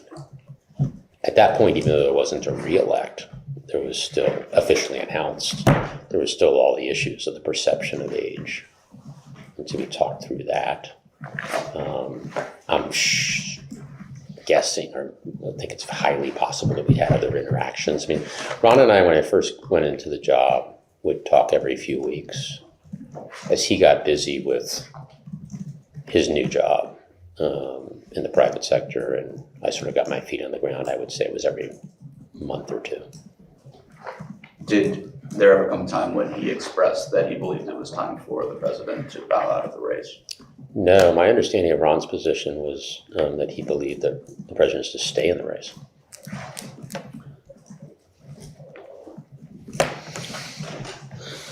Vice President Harris, my understanding, is writing a memoir, and it is not released yet, but there are portions of it that have come out, some quotes. I'm going to read one to you. Quote, "It's Joe and Jill's decision. We all said that like a mantra, as if we'd all been hypnotized. Was it grace or was it recklessness? In retrospect, I think it was recklessness. The stakes were simply too high. This wasn't a choice that should have been left to an individual's ego, an individual's ambition. It should have been more than a personal decision." Do you agree with that? Well, I think what she's referring to there is not the president's ability to govern. I think she's been quite clear in my interactions with her, not post presidency, that she believed the president was a strong president. When I came in to chief of staff, and I think this was reported in one of the books, which I have not read, but I've seen the excerpts, that I believe that we should kick the tires more on the decision, because it was such a big decision in light of the issues that we've been talking about, the perception of age. I don't know how much Vice President Harris was part of the process that led up to the president's decision to run again. I wasn't part of that because I was a combination of COVID and not in government for that period of time. And we're a couple years out now from the decision for President Biden's decision to run again. Do you think it was reckless for him to run again? No, I think he made the decision based on his belief that he was doing a good job, which I support, and that he could continue to do so. I think that he made a decision to get out post the debate, because I think at that point the ability to overcome the perception of the age issue was too significant. And when you, just a second ago, said that you thought that you should kick the tires a little bit more on the decision, did kicking of the tires actually happen? I think I should rephrase that, in that I would have liked to have been part of the process. I'm not suggesting that the process before the tires weren't kicked. I don't know. I wasn't here for it. So I want to clarify that. That was me having the opportunity to kick the tires, but the decision had been made. I can't comment on the process that led up to his decision to do it. You don't know who was involved in the president's decision to run again? I assume it was his close advisors, but I was not there for that period of time. Was there a second part of your question? No, I think that's it. Okay.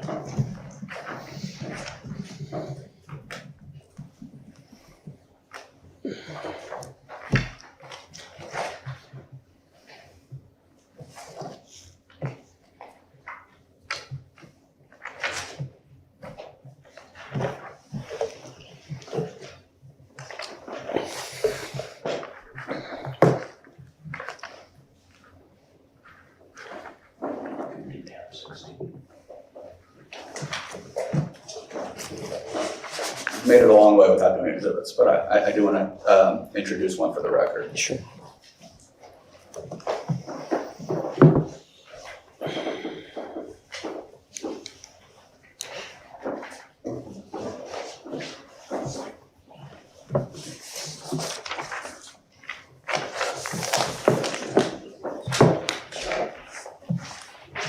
Mark, this is exhibit 2.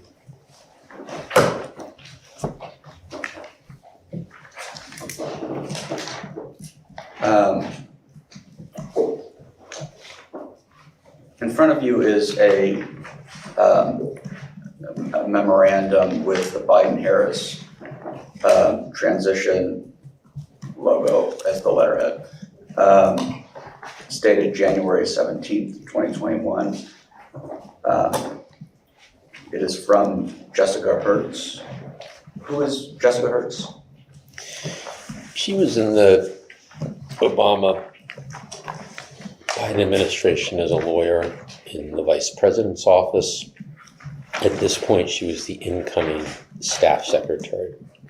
And She had worked on the transition.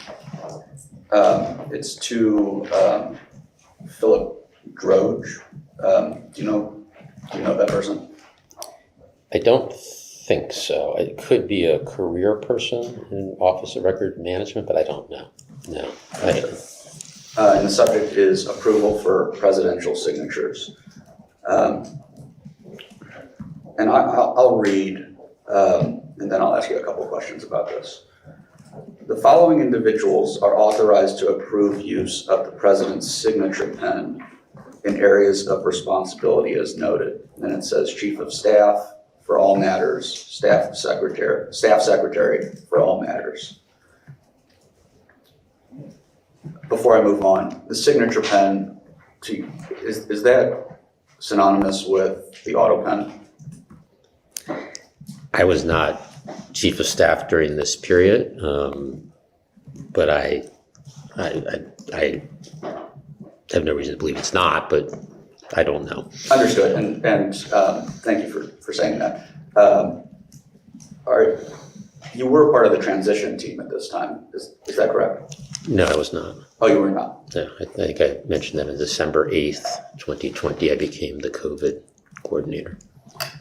Understood. The second paragraph from the bottom, the last sentence, says, as a matter of course, verbal authorizations will not be provided, only written or initial approvals. And then this memorandum supersedes any on the same subject. Did I read that correctly? Yes. Before I end our hour, I just want to ask, does this mirror the policy that was used for your time as Chief of Staff regarding the Autopen? First of all, I don't think of this as a policy. This is something done through the transition, which was guidance. When I came in, Bruce Reed had been working for 2 years with the staff secretary, and the whole senior team had been working on. Bruce was my deputy. He was a deputy for Ron and a deputy for me. And so the system was in place and was working well. But the system that you're referencing is not the same system that is memorialized in this document. Is that correct? I think it's not this precise system now, but there were good processes in place. And for example, for Chief of Staff, the Chief of Staff's office, Bruce was the lead.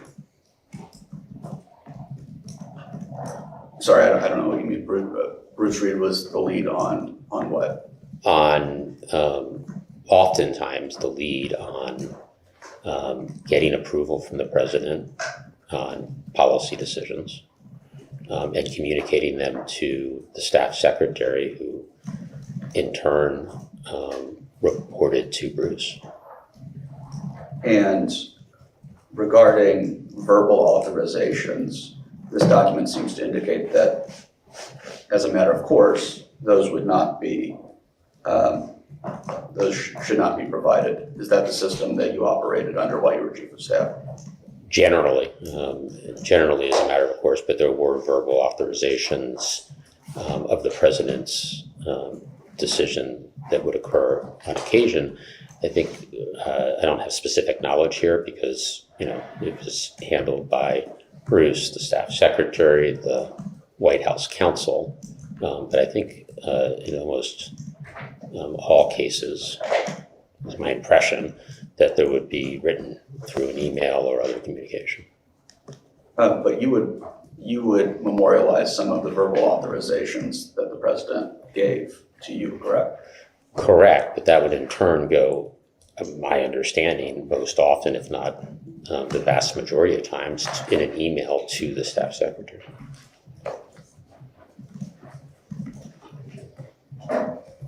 But you don't know if that was always the case? I can't say for certain. Okay, let's stop right there.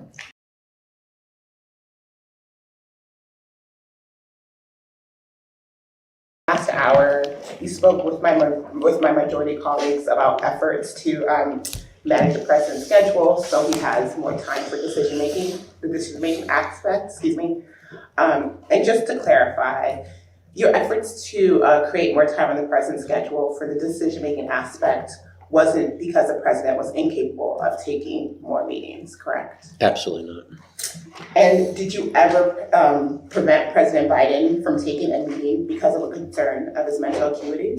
Absolutely not. And I would also like to, turn to what my majority colleagues have alleged the existence of a cover-up with respect to President Biden's mental acuity. So in the interest of making sure we have a clear record, Mr. Zients, you have no knowledge that Joe Biden was at any point in time mentally unable to execute the duties of his office as president, correct? I do not. And to your knowledge, did anyone in the White House at any point during Joe Biden's presidency ever make decisions to issue any form of clemency, pardons, or otherwise in Joe Biden's name without his knowledge or authorization? Absolutely not. And did you ever make decisions to issue any form of clemency, pardons, or otherwise in Joe Biden's name without his knowledge or authorization? Absolutely not. Never. And again, at any point during the Biden presidency, did anyone in the White House, to your knowledge, ever issue any other type of executive order without Joe Biden's knowledge or authorization at any point during his presidency? Not that I know of. So to your knowledge, all decisions to issue executive orders and any form of clemency, pardons, or otherwise during the Biden administration were made by Joe Biden alone? Yes. And apart from any instances in which President Biden delegated authority to Vice President Harris while he was undergoing a medical procedure, did anyone, to your knowledge, ever step in to carry out the duties of the presidency in Joe Biden's place because he was unable to do so? No. Mr. Zients, you mentioned last hour that following the debate, it was your opinion that President Biden should exit the race. Is it fair to say that following the debate, you were concerned with his ability to win re-election following that debate performance? That was 100% what was behind my recommendation. To be clear, it had nothing to do with his ability to do the job. It had to do with the likelihood that he could get reelected, given the perception of the age issue. So it remained your opinion and experience that he was fully able to execute the duties of the President of the United States? Absolutely. I'd also like to return briefly to Exhibit 2, the memo that my majority colleagues introduced last round. As we discussed, this memo is dated January 17th, 2021, correct? Yes. And you were not part of the transition at that time? I was not. So you were not involved in drafting this memo? I was not. And you cannot speak to the process for drafting this memo? I cannot. And you cannot speak to you cannot speak to why this process may have been put in place or let me start over. So you cannot speak to the process that is described in this memo? I cannot. or to any deliberations around this process by the people who wrote the memo? No.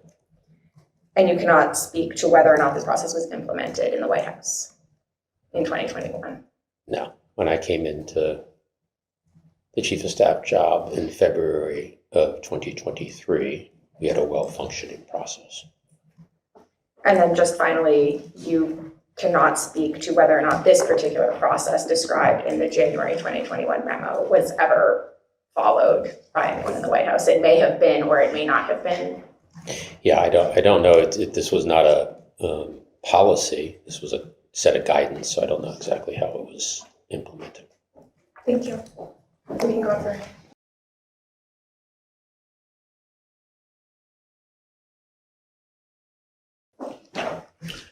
Mr. Zients, I want to pick back up on, we just discussed in the last hour, and the minority made reference to Exhibit 2, which was a memo describing the use of the president's pen, the signature pen, or the Autopen.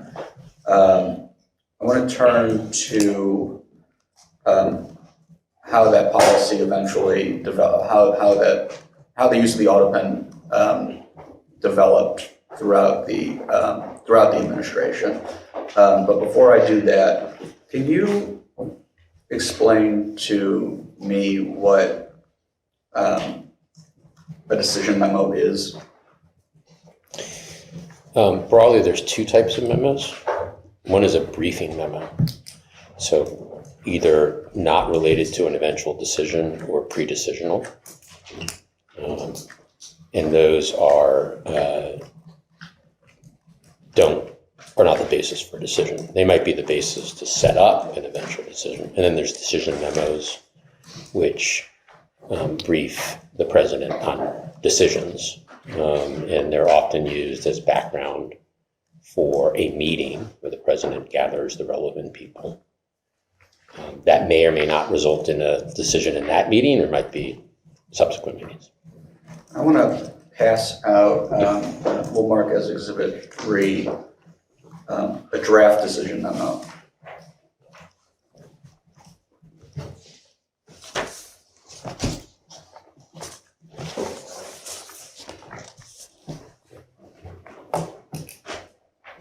The reason I assume it is a draft is because it is dated February X, 2021, and February X is not a real date.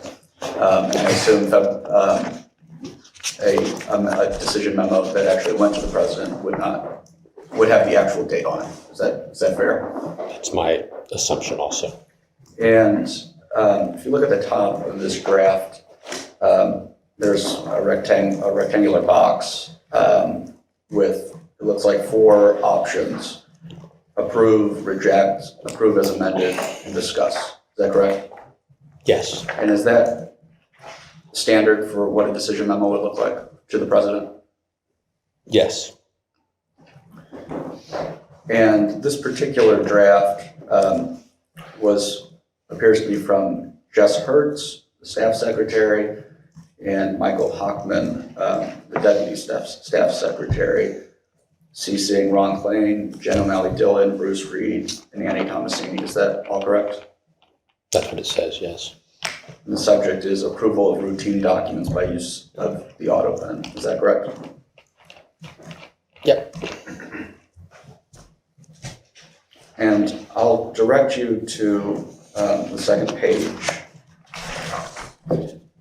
Under analysis at the top, there is Roman numeral 1, which is documents for your consideration, approval, and original hand signature. And I will read.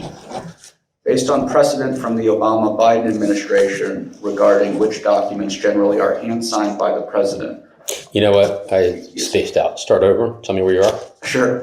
Second page. Yeah. Just under analysis. Got it. Right at the top. Right at the top.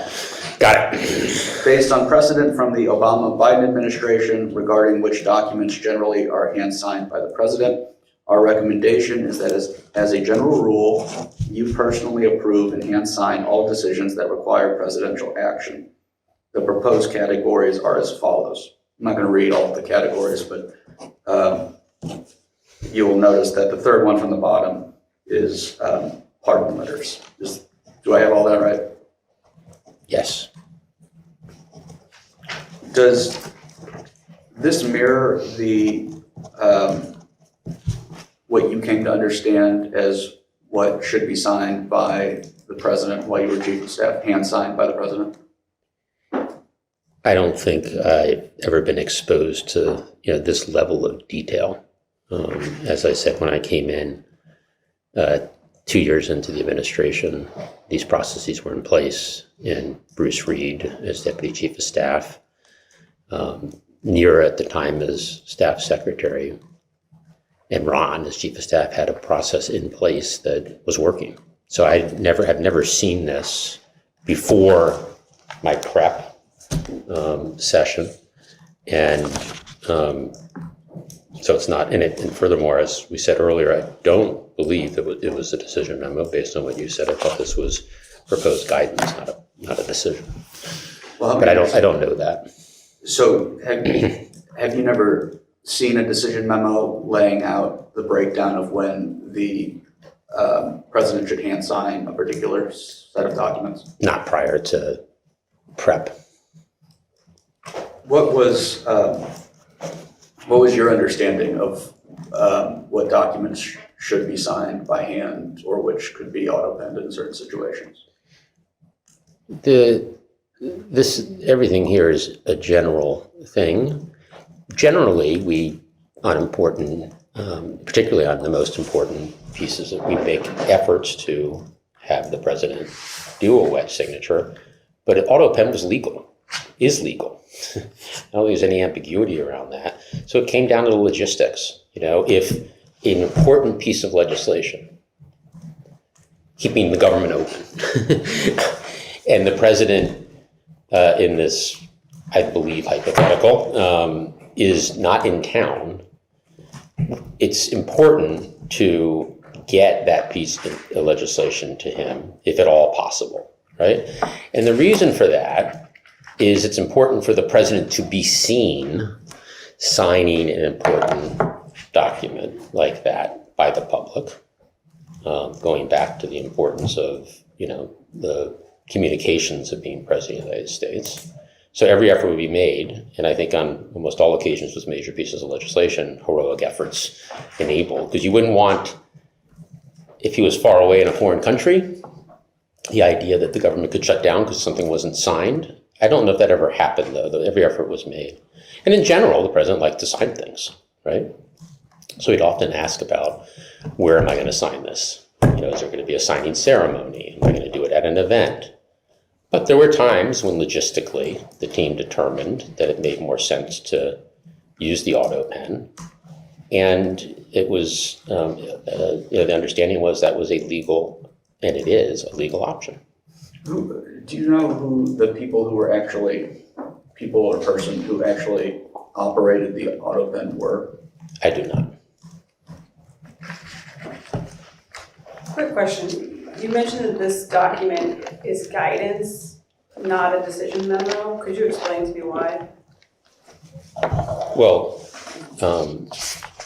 there's not the language of two things. One, it doesn't sound like it ever was signed by the president, right? So there's not a decision unless the president signs something. It's not a draft decision memo as opposed, I'm just not understanding where the term guidance is coming from. Guidance is different than decided policy. This does not, I could be wrong, because again, I wasn't around during this period of time, but from what you just said about draft, it never was signed by the president as a policy. This was proposed process and guidance that may or may not have been an important part of the transition. I don't know. I wasn't around for that.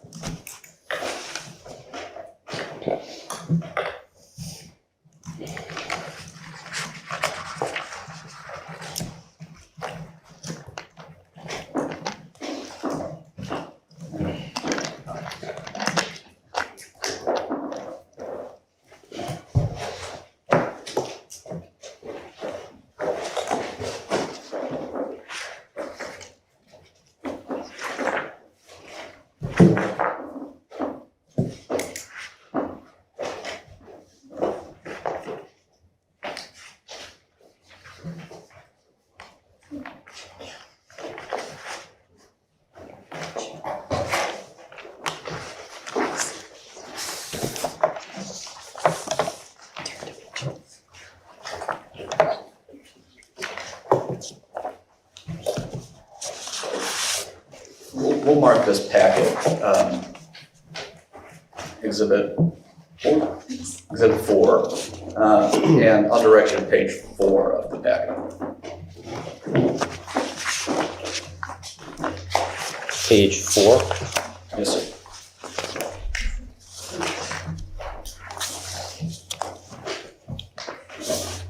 This is an email, and Mr. Kellner, if you want some time to review, I'm happy to go off record to give you some time. Why don't we take a moment for Jeff to review it? Okay, go off the record.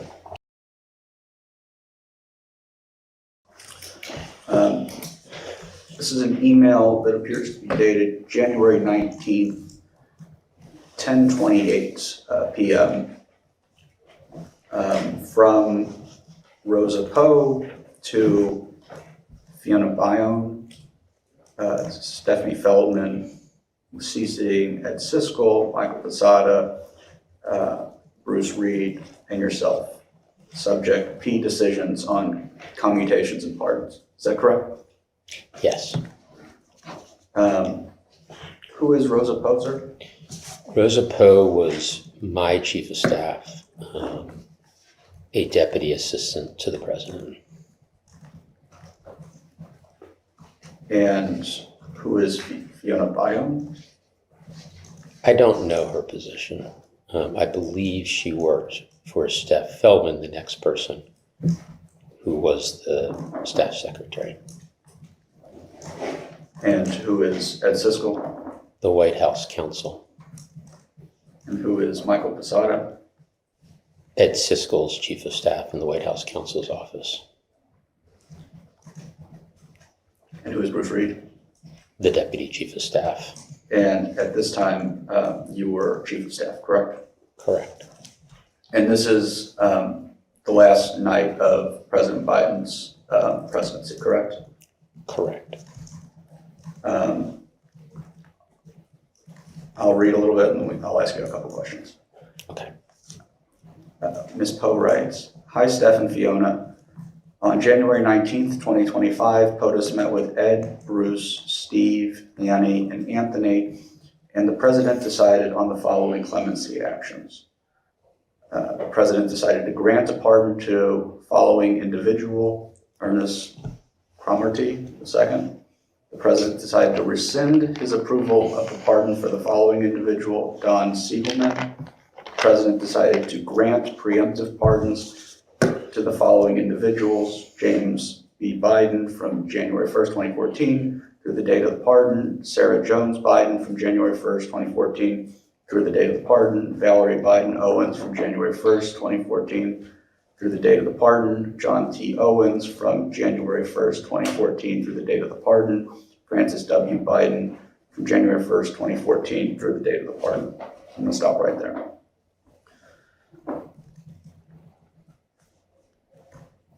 Where were you the night of January 19th, 2025? At that time of night, I believe I was at home. And by that time of the night, do you mean the time the email was sent? Yeah, I'm sure I was in the office for most of the day on the 19th, given everything that was happening in the last day of the presidency, but by 10 o'clock at 10:30 at night, I was likely at home. And I certainly was not on campus, I know that. yes, sir. And does this email from Ms. Poe accurately reflect your understanding of who was in a meeting with the president regarding these clemency actions? I certainly know that Ed and Bruce were in the meeting, and I assume, given it's in the email, that Steve, Annie, and Anthony were in the meeting. Do you have any knowledge of anyone else in that meeting? Not to my knowledge.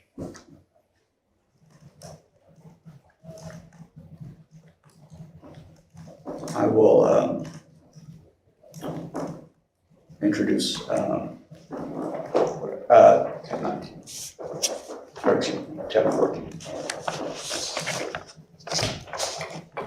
As Exhibit 5,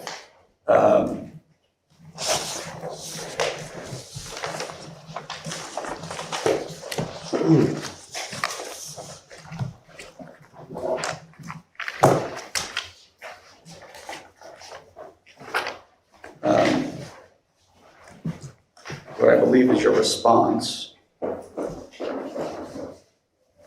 And this is from yourself to Rosa Poe, copying Fiona Bayonne, Ed Siskel, Michael Posada, Stephanie Feldman, Bruce Reed.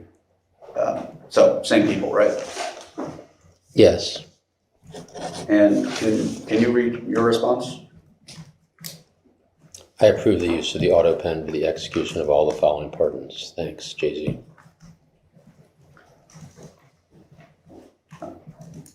Did you yourself write this email? I do not believe I did, based on some of the prep that I did. Who did? Rosa. And did Rosa have access to your email? Yes. And who else would have access to your email? I don't believe anyone else. It's possible, but I don't think that Rosa's assistant would have had. But I think it was only Rosa. It's my recollection. So just so looking at these two exhibits in conjunction, can you just explain to me how the information came from Ed, Bruce, Steve, Annie, or Anthony to you? Rosa gave me a phone call. And how did Rosa know? I assume that Bruce and Ed walked back from, I believe the meeting was in the East Wing. Rosa was in. And, we're at a point in time now where there's, 16 hours left in the administration.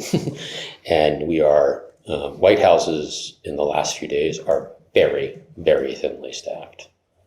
You need to offboard starting 2 weeks beforehand. So I assume Bruce and Ed went to Rosa to get to me immediately, to make sure that I was cognizant of the decision and that I approved. I think at that point,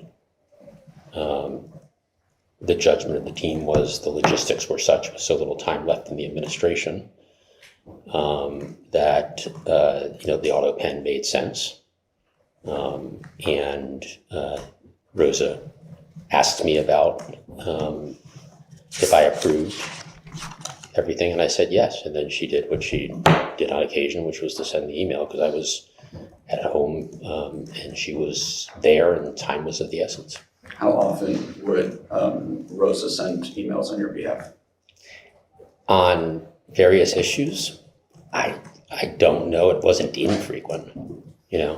I'd be walking down the hall, post an Oval Office meeting, having to get to another meeting, and things needed to be done.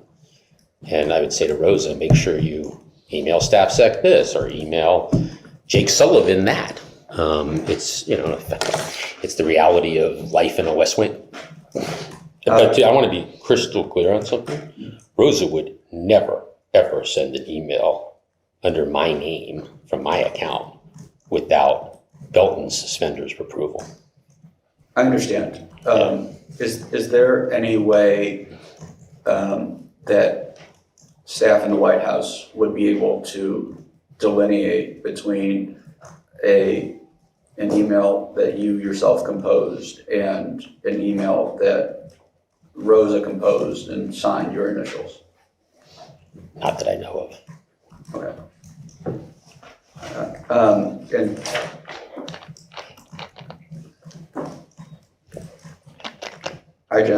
just so I'm clear, how this information makes it from the president's mouth to being signed by the Autopen, I'm going to recite how I understand this, and you tell me if that's correct or incorrect.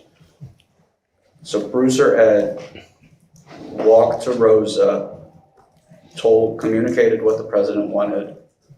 Then Rosa called you and told you, and then you directed Rosa to use your email to send your email account to send an email to Fiona and Stephanie and then one of them would direct someone to actually auto-pen the pardon. Well, I think important to add that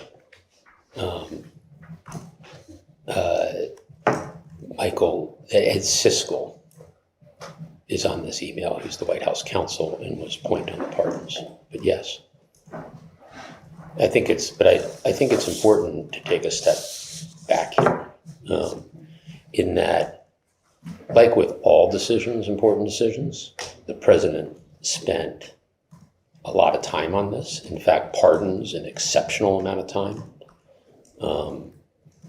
Ed and Bruce were the points. Ed as White House counsel, Bruce as deputy chief of staff. So they were in every meeting. I attended some, but I don't want you to miss the rigor and the amount of iterations, the amount of time the president spent on pardons. He made these decisions, obviously, but he also made these decisions after, in most cases, many, many meetings.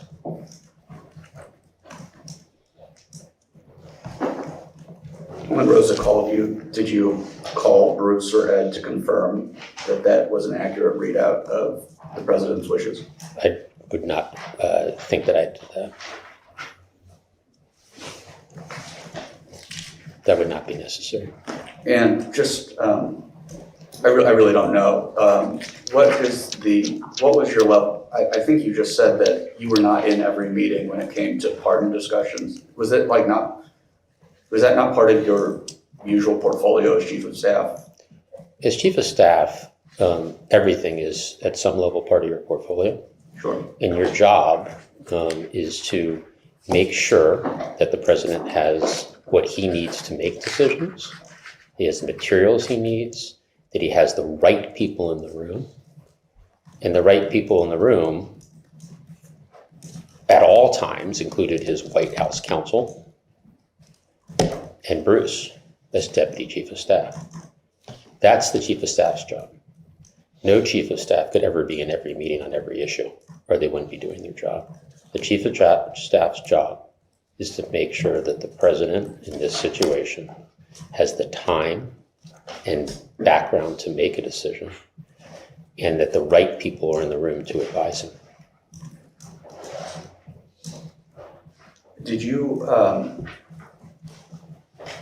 and that sounds difficult enough, but did you review pardons along the way that would make it to the president's desk?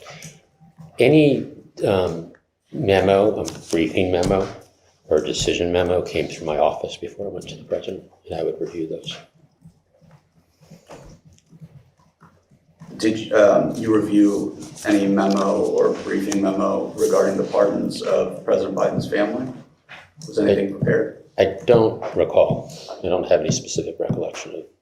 There were meetings, and I was in some of those meetings, but I don't have recollection on whether there was briefing or decision memos in those. When did those, stepping back, when did those meetings begin about President Biden pardoning his family? I think in the final week or two of the administration. It was late, but it was, obviously well in advance of the 19th, because he had spent time on it several times. Do you know how many meetings there were? I don't. In pardons in general, as I said earlier, the president was very, very deep in. And there were many iterations on, if not all, and certainly the vast majority of these pardons, including the ones that we're referring to here.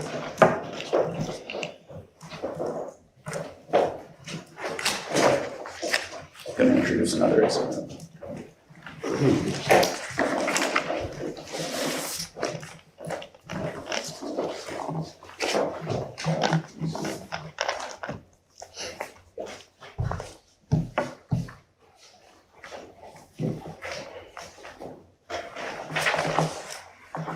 Mark this as Exhibit 6.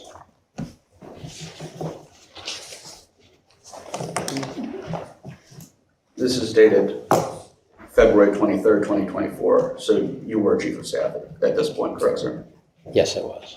And this is a memorandum to Deanna Evans, an associate counsel from Isa Qasim, Deputy Associate Counsel, CC Gabriel Barnett, Senior Legal Assistant, and Grace John Wall, Special Assistant to the White House Counsel, subject clemency process. Did I read that right? Yes. And I'm happy to give you some time to review this, but just for the record, I'll describe it as laying out the various steps for clemency decisions from White House intake to its passage to the White House counsel's office to the president, or the White House making an announcement of the clemency package. I'm going to direct you to page 4 of this. In the first bullet, which is about, I don't know, third way down, presidential approval.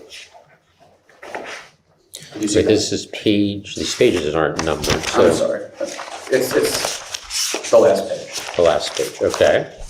And where are we on the last page? Presidential approval. Mm-hmm. And I will read. Presidential approval. Once staff set clears the decision memo and appendix, it is sent to the president for approval. Note, given the president's schedule, it can often take days or weeks for the president to review and approve the clemency package. The chief of staff's office has been helpful in getting the paper in front of him for his review. He has previously asked the White House counsel to discuss the candidates with him, although in the last round, the vice president's approval was sufficient to obtain his approval. Did the vice president ever provide approval instead of the president for pardons? No, I think what this is referring to, and I do have a recollection of this, there was a time with something to do with a categorical pardon where the president wanted the vice president's view before he made his decision around given her experience as an attorney general and lawyer. So I do remember him getting her input, and her input was important to his decision, but he absolutely made the decision, as he did on everything. If that's what was meant, why doesn't it say that? Well, one question I have is, I'm a little confused in that, first of all, this is a briefing memo, as we talked about before, but then why are all these comments here? Because nothing would ever go to the president or even come to my office if there are all these comments. So do we know whether this was actually a briefing memo for the president? I recognize that this is probably a draft document, but none of those comments seem to be aimed at the bullet and sub-bullet that we're talking about right now. So I'm just wondering, that doesn't seem to be a point of contention for the person editing this document. Well, but what is, and this is where you need to understand the process, is nothing would come to my office, let alone to the president, if there were comments in the margin. So there are many examples of draft briefing memos that never go to the president and never come to my office or anyone else's office. No, I recognize that. So I don't think of this as something, I've clearly never seen it before. It doesn't mean that it could have gone to the president. I'm not suggesting it definitely did not, but certainly something with comments can be what Deanne Evans, who reports in turn to Ed Siskel, who in turn would have to get sign off from the senior advisors on a memo before it would come to my office. And then I would have to sign off before it goes to the president's office. So the idea that an associate counsel has drafted something and that has then become known throughout the White House or agreed to by anyone makes zero sense. Yeah, point taken, and I'm less interested in whether this document made it to you or made it to the president for that matter. I'm more curious about why even an associate counsel or people in the White House counsel's office believe that it was appropriate, appears to me that they believe it was that the vice president's approval was sufficient to obtain the president's approval. Nothing like that ever happened on any decision, so I can't speak for how a deputy associate counsel and an associate counsel drafted a memo. I can tell you that I would be very, very surprised and disappointed if something like that ever would go through an editing process, come to my office, and then go to the President of the United States, because it would have been said that's not correct. I assume in any organization you have more junior people with less knowledge and different opinions drafting things. So to mine, I'd never seen this before. I certainly don't recall it. And the fact that it is a draft with a dozen, maybe 24 comments, that doesn't signify any policy or guidance, for that matter, about anything. Did you ever discuss with Mr. Reed whether the vice president had given the approval for any pardons in President Biden's stead? No, because it would never happen. No one would allow for that to happen, ever. But how do you know? Wasn't this Bruce Reed's portfolio, for lack of a better term? I worked with Bruce Reed. I know Bruce Reed's rigor, and that a decision on anything that was presidential, not made by the president, Bruce would never, ever allow that to happen.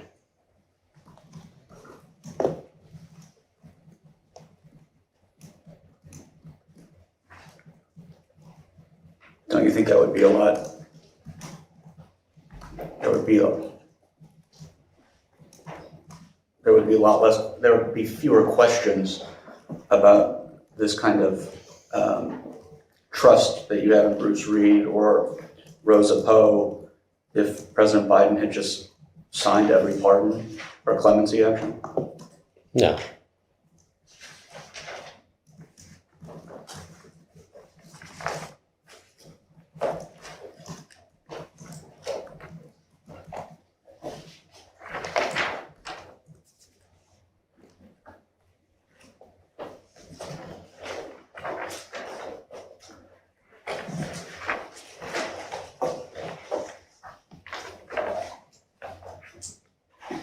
I want to shift gears. Were you interviewed for by Special Counsel Robert Hur? No. Were you part of the White House's? Were you part of the meetings to discuss the White House's response to the Special Counsel's report? Yes. How did you believe the White House should respond to? Let me start over.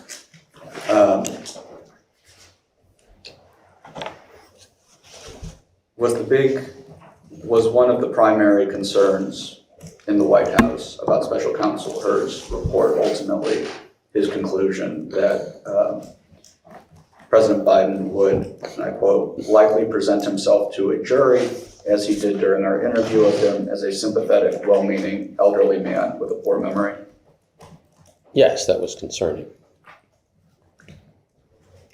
As a, not concerning, I want to be clear here, as to any belief that that substance was correct, but concerning that that was going to be released to the public, and it goes back to what we talked about over and over again, could reinforce some of the public perception around the president's age.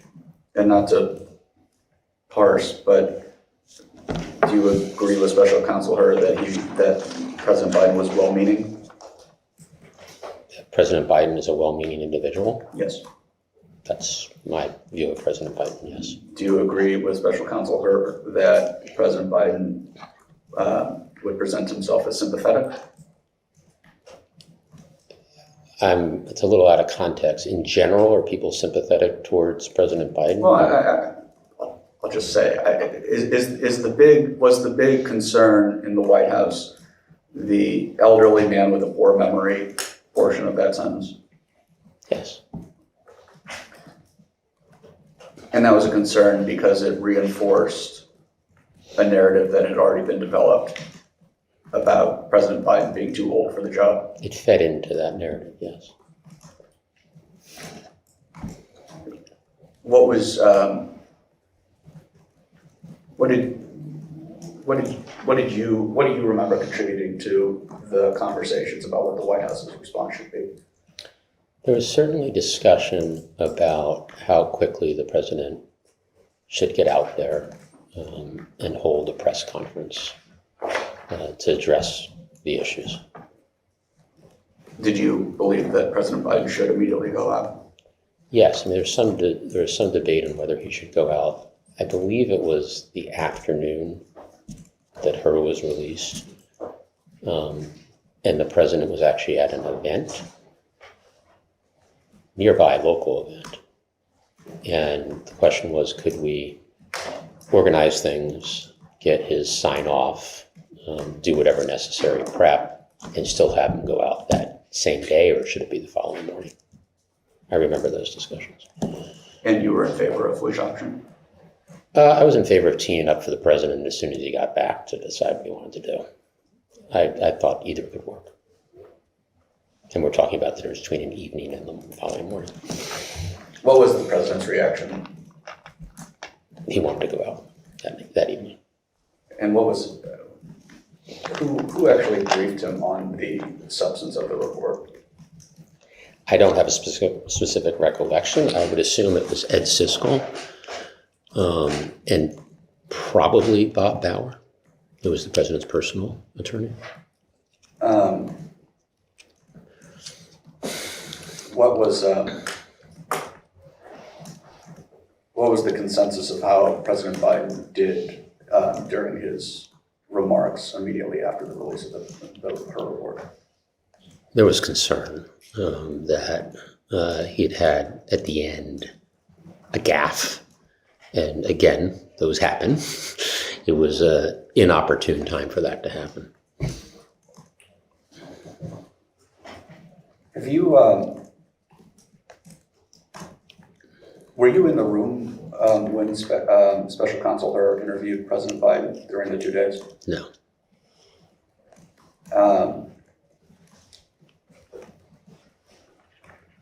Did you have conversations with anyone about that interview after the interview had concluded?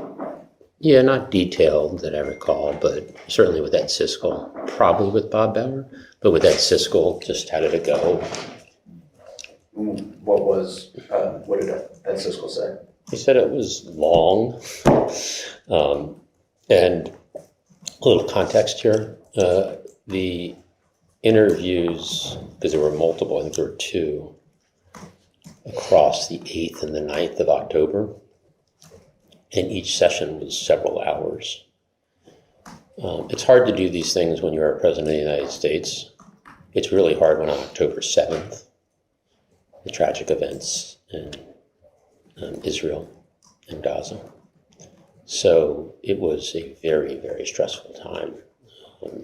In fact, I remember bringing to the president along with the team, should we actually clear your calendar so that you could focus on the tragic events? And he decided he wanted to keep those. We obviously had blocked off some time for him to meet with his attorneys and get ready. We got rid of much of that time, but he did go ahead with it. So it was a particularly stressful time given what was happening in the world. And when you say that it's difficult to do these things when, a tragedy or a catastrophe is occurring on the world stage, what other things, what do you mean by these things? I'm glad you asked. I meant to clear 6-8 hours on the president's calendar is hard to do in any situation. And for him to have the time to, get his head around it, it was particularly challenging when, a tragedy of that magnitude is occurring. But that's kind of, and that's part of why we're here, isn't it, sir? It's the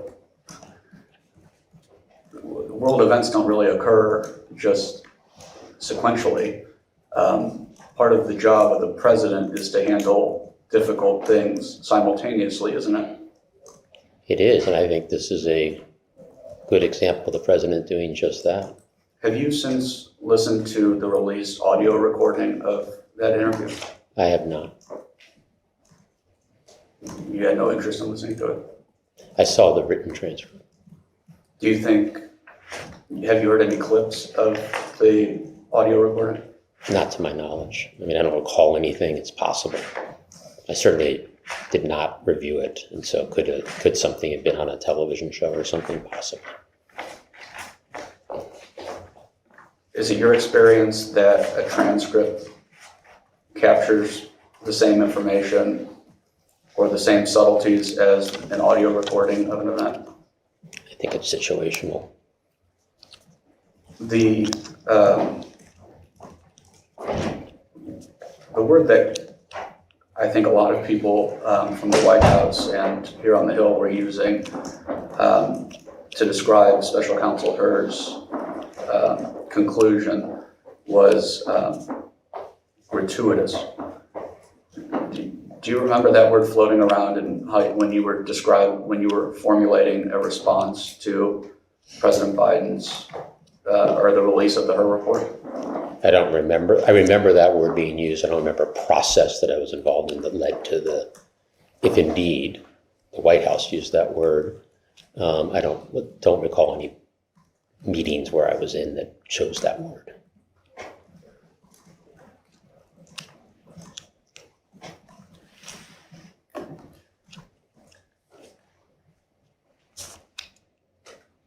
You know, I think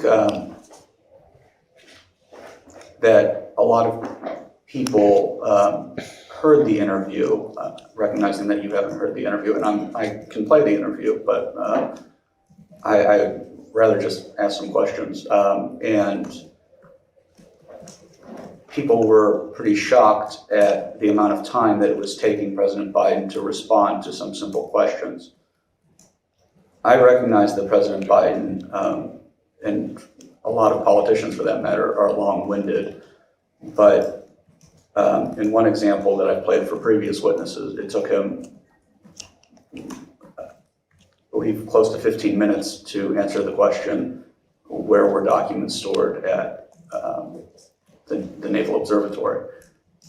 And he goes quite afield. My question to you is, did those kind of responses, rambling responses, were those common during your time dealing with President Biden? I don't know how you are defining rambling. Did the president at times, was he long-winded and went off on some tangents? Yes, but that's Joe Biden. I experienced that throughout the time I've known him. Did the frequency of that increase some across time? Probably. But at the end of the day, what matters when you're president of the United States is how are you making the right or the best decisions? Are you in control of all the substance? And I can tell you he absolutely was at all times, whether that was in the Oval Office or the Situation.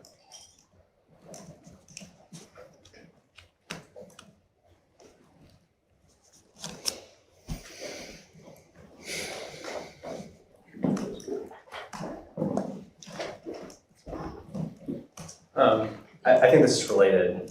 So there's kind of two parts to this, but you brought up earlier in the long list of names that Mr. Sullivan had discussed that some of the verbal gaffes that President Biden had made were, I don't want to put words in your mouth, but were becoming a problem or something like that. Is that right? Were more frequent and therefore, challenged the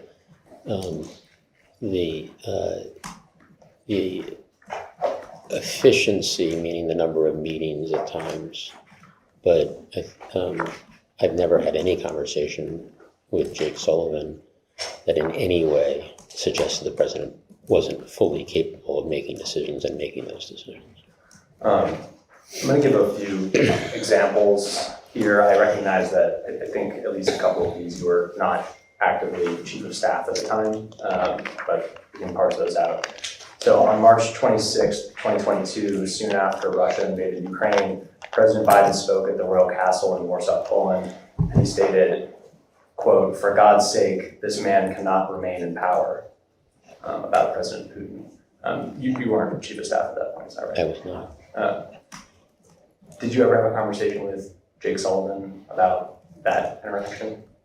Not that I recall, and I was COVID coordinator then, towards the end of my COVID coordination time. So my interactions with Jake were significantly less. Sure. So understanding that you were not chief of staff at the time, but is that statement, does that contradict Biden administration's position on President Putin? Can you read it again? Quote, "For God's sake, this man cannot remain in power," end quote. Was that a shift in President Biden's policy? It's completely out of context, and I'm not the national security advisor. I wasn't there at the time, so I'm not going to speculate about how it fit into policy. Okay. On May 23rd, 2022, speaking alongside the Japanese Prime Minister, President Biden was asked, quote, "Are you willing to get involved militarily to defend Taiwan if it comes to that?" Biden responded, "Yes." The reporter responded, surprised, "You are?" And President Biden said, "That's the commitment we made." Does saying that the US will respond militarily in Taiwan violate the longstanding strategic ambiguity policy? This is a place where I'm not going to comment because A, wasn't chief of staff, B, wasn't there, C, was not involved in foreign policy, so it's impossible for me to render a judgment. Okay. I think this third one, you were chief of staff on June 20th, 2023, is that right? Yes. President Biden attended a fundraiser with Governor Gavin Newsom in California. During the fundraiser, President Biden called Chinese President Xi Jinping a dictator. So same question, was that a shift in policy? No, it was not a shift in policy. It was the president saying something that I think he later decided to pull back and change in some way. So that was a mistake. So did he It was mean it when he said it? I can't get inside his head, but it's certainly, if it would be nice, or it would help me to know what happened post that with that comment. But I don't think that reflected the policy of the administration, and the president messed up in that setting. Do you recall any conversations with President Biden about that comment and whether he regretted it or why he was deciding to walk it back? I don't have a specific recollection of that, but I'm sure we had conversations about, how did that happen? What did we do to make sure that we correct it? Or if that was the decision, was to correct it in some way, because it was not consistent with policy. Do you recall any conversations with Jake Sullivan or the Secretary of State or anyone else about these comments? I don't have any, I don't remember anything specific, but I'm sure Jake and I talked about it. My contact with Tony Blinken was less frequent, so it's possible, but probably less likely. The reason I bring these up in the context of President Biden being long-winded in an answer is because, it's not just about being long-winded. There appears to also be instances where President Biden's answers to questions appear to contradict longstanding U.S. policy or need to be walked back and seem to affect international relations. You don't see those as a problem? Well, as I said on the first couple, I don't have the context. On the second one and the third one, I think he wasn't disciplined in his word choice, and I think that was something that we needed to do what we need to do privately and or maybe publicly. I don't recall to get that right. Is being disciplined in your word choice an important skill for a president? Absolutely, but even the most disciplined of us do make mistakes at times. Ron Klain told us that President Biden had a tendency to mix up proper nouns. Proper nouns being the capitalized ones. Is that your experience? Is that your observation?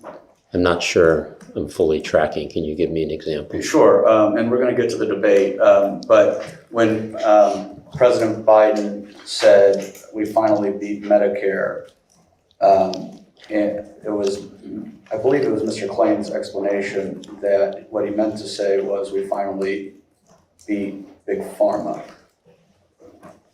Both Medicare and Big Pharma being proper nouns. Proper nouns tend to be some of the most important nouns. So I'm just wondering if you share that experience, that President Biden confused proper nouns with some regularity. We've talked about he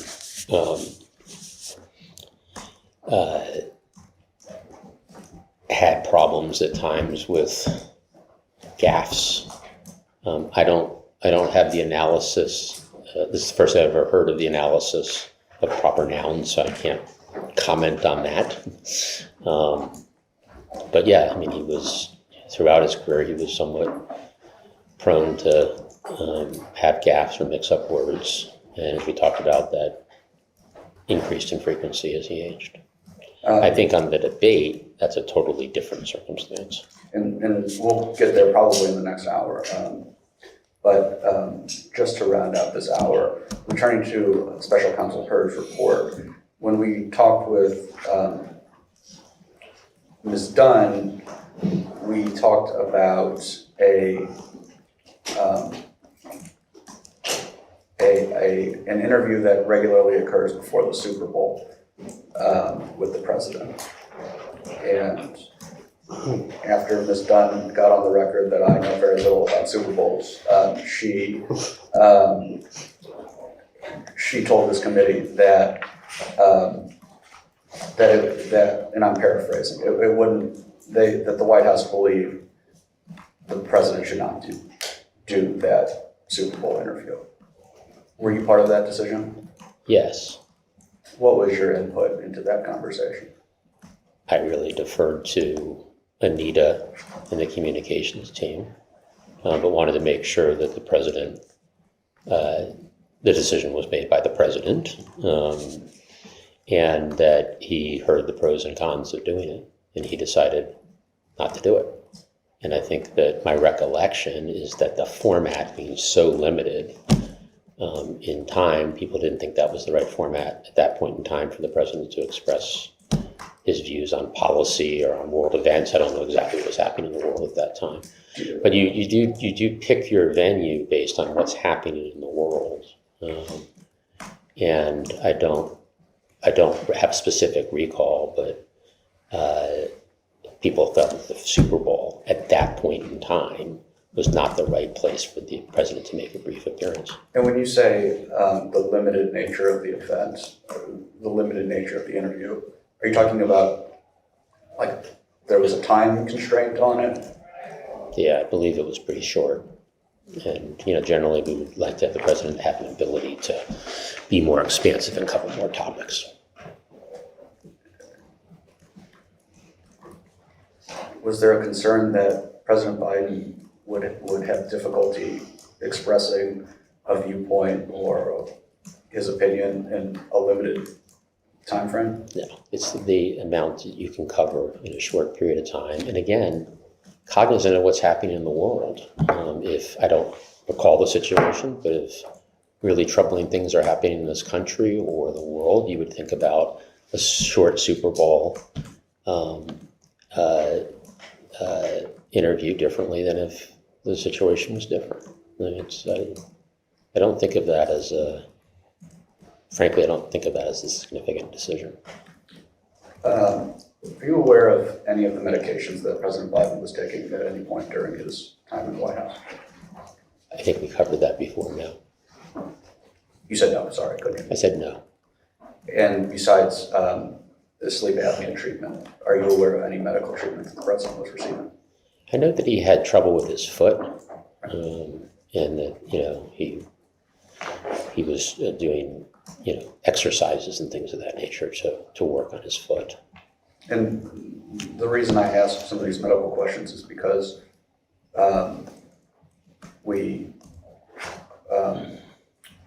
previously subpoenaed Dr. O'Connor to speak before this committee, and he pled the fifth. Are you aware of that? I am aware of that. Do you have any knowledge of why Dr. O'Connor would avail himself of the fifth? I do not. Do you have any knowledge of why Annie Tomasini would avail herself of the fifth? I do not. And do you have any knowledge of why Anthony Bernal would avail himself of the fifth? I do not. Thank you. We'll end our hour there.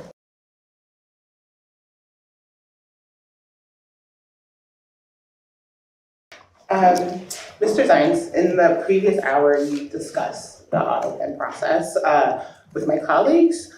Just so we have it clear on the record, I have a couple questions Please. for you regarding the Autopen process. To your knowledge, are you aware of any instance in which an executive order signed with Autopen during the Biden presidency was issued without President Biden's knowledge or authorization? Absolutely not. To your knowledge, are you aware of any instance in which a presidential memorandum signed with the Autopen was issued, signed with the Autopen was issued during the Biden presidency without President Biden's knowledge or authorization? Absolutely not. Anything that was decided by the president was decided by the president. Just want to make sure we have a clear record. To your knowledge, are you aware of any instance in which a pardon signed with Autopen was issued during the Biden presidency without President Biden's knowledge or authorization? Absolutely not. And lastly, to your knowledge, are you aware of any instance in which an order granting clemency signed with the Autopen was issued during the Biden presidency without President Biden's knowledge or authorization? Absolutely not. I would also like to go to the previous hour where my majority colleagues mentioned some mistakes that President Biden had made, and you mentioned that all of us make mistakes.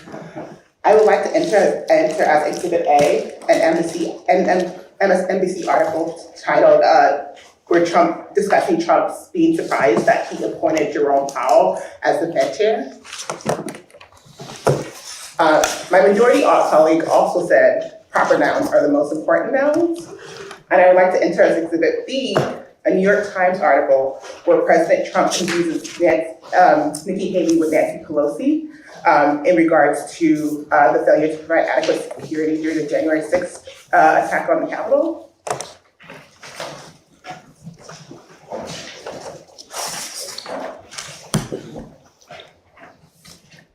And I would also like to enter as Exhibit C a Forbes article, February 2024 article, which discusses President Trump referring to his wife, Melania Trump, as Mercedes.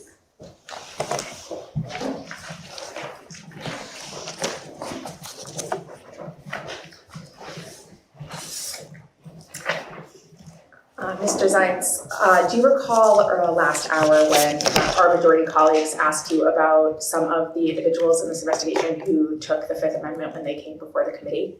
I do. I would like to enter as Exhibit D a Truth Social post by Donald Trump dated May 20th, 2025. This is sort of a long post, but in part of it he writes that it was the people that he knew, it was the people that knew he was cognitively impaired that took over the Autopen. This is treason at the highest level. Something very severe should happen to these treasonous thugs. 2 days after that Truth Social post, Chairman Comer sent his first round of letters requesting transcribed interviews in this matter. I would then like to enter as Exhibit E a June 4th, 2025 presidential memorandum, which was issued by President Trump. This presidential memorandum directs the Attorney General to investigate, to the extent permitted by law, whether certain individuals conspired to deceive the public about Biden's mental state and unconstitutionally exercise the authorities and responsibilities of the president. This same day, the committee sent letters to senior White House officials requesting transcribed interviews in this investigation. And I will note that only a few weeks later, on June 27th, 2025, Chairman Comer sent you a letter requesting your appearance at this transcribed interview. Will you call the record?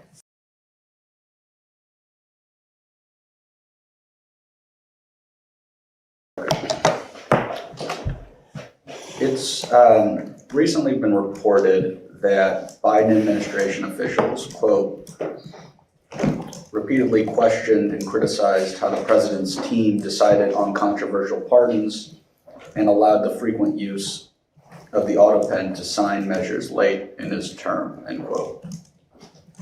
That's from an Axios article. We can actually text it up. We'll mark that as exhibit 7. Going to be referring to it a bit, so.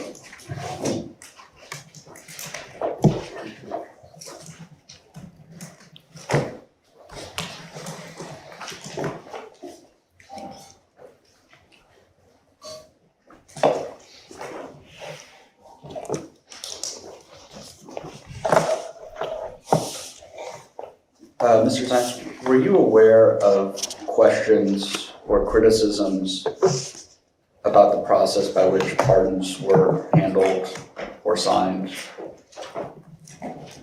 Contemporaneously? While you were chief of staff, did anybody raise concerns? Not that I recall.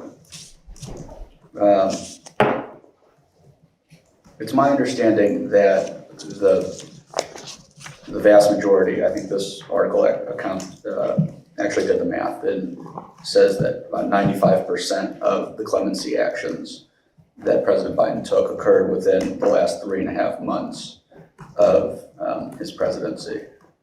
Do you have any explanation for why that is? I don't know how that compares to the end of terms for other presidents, but each one of those decisions was made by the president, as we've talked about, generally with many meetings and briefing memos, and he decided to do what he did, and I have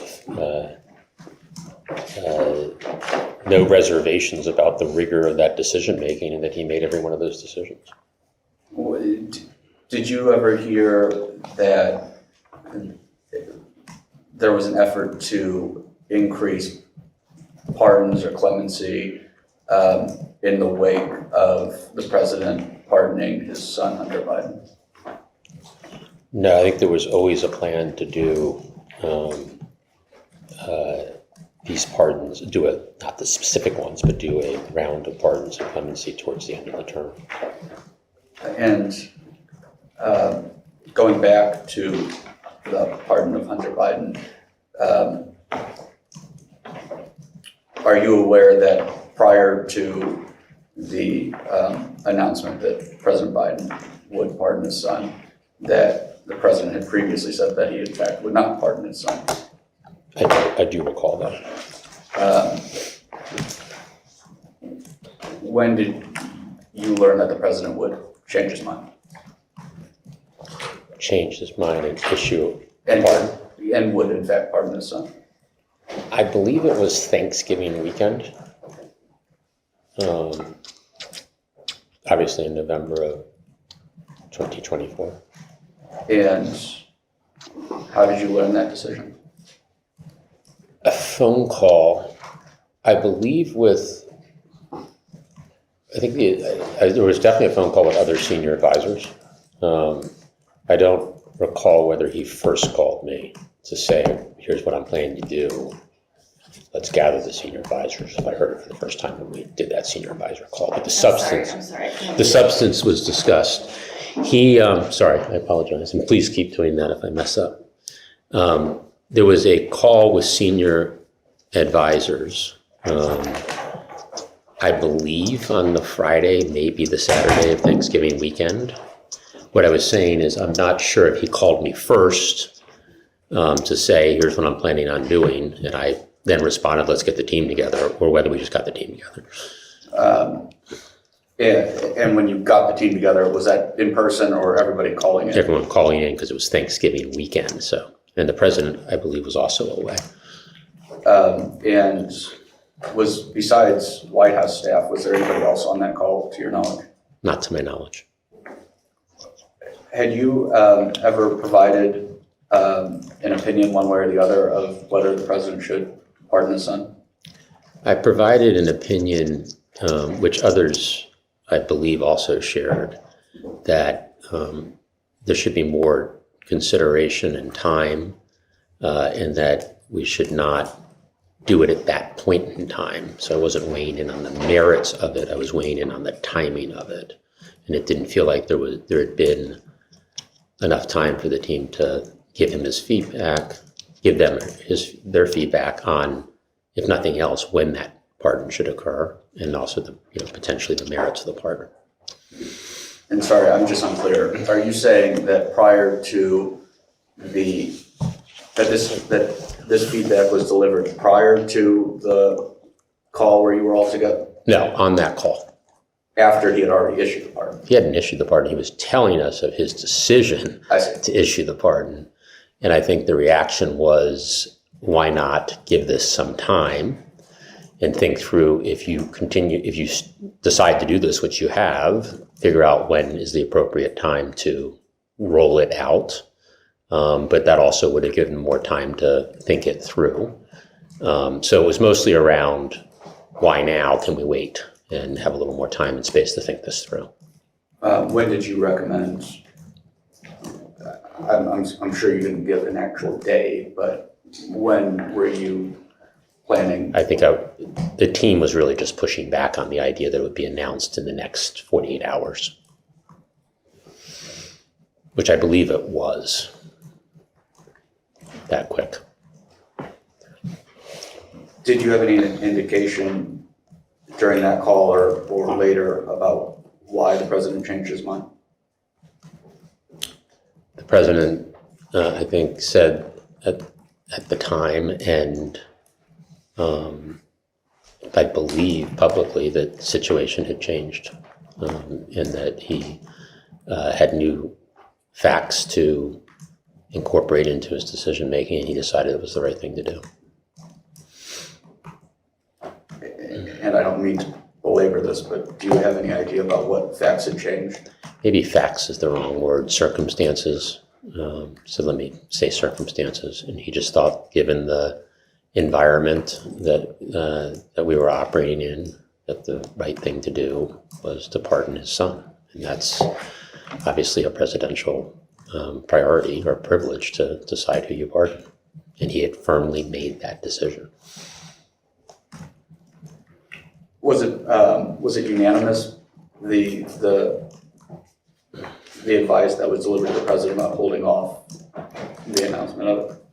I don't know. I certainly was not the only one who had that reaction. I don't recall whether it was unanimous. And do you remember who was on that call? I don't specifically, but there's a core set of senior advisors who would join most of those calls. Obviously, there were some logistical challenges given the holiday.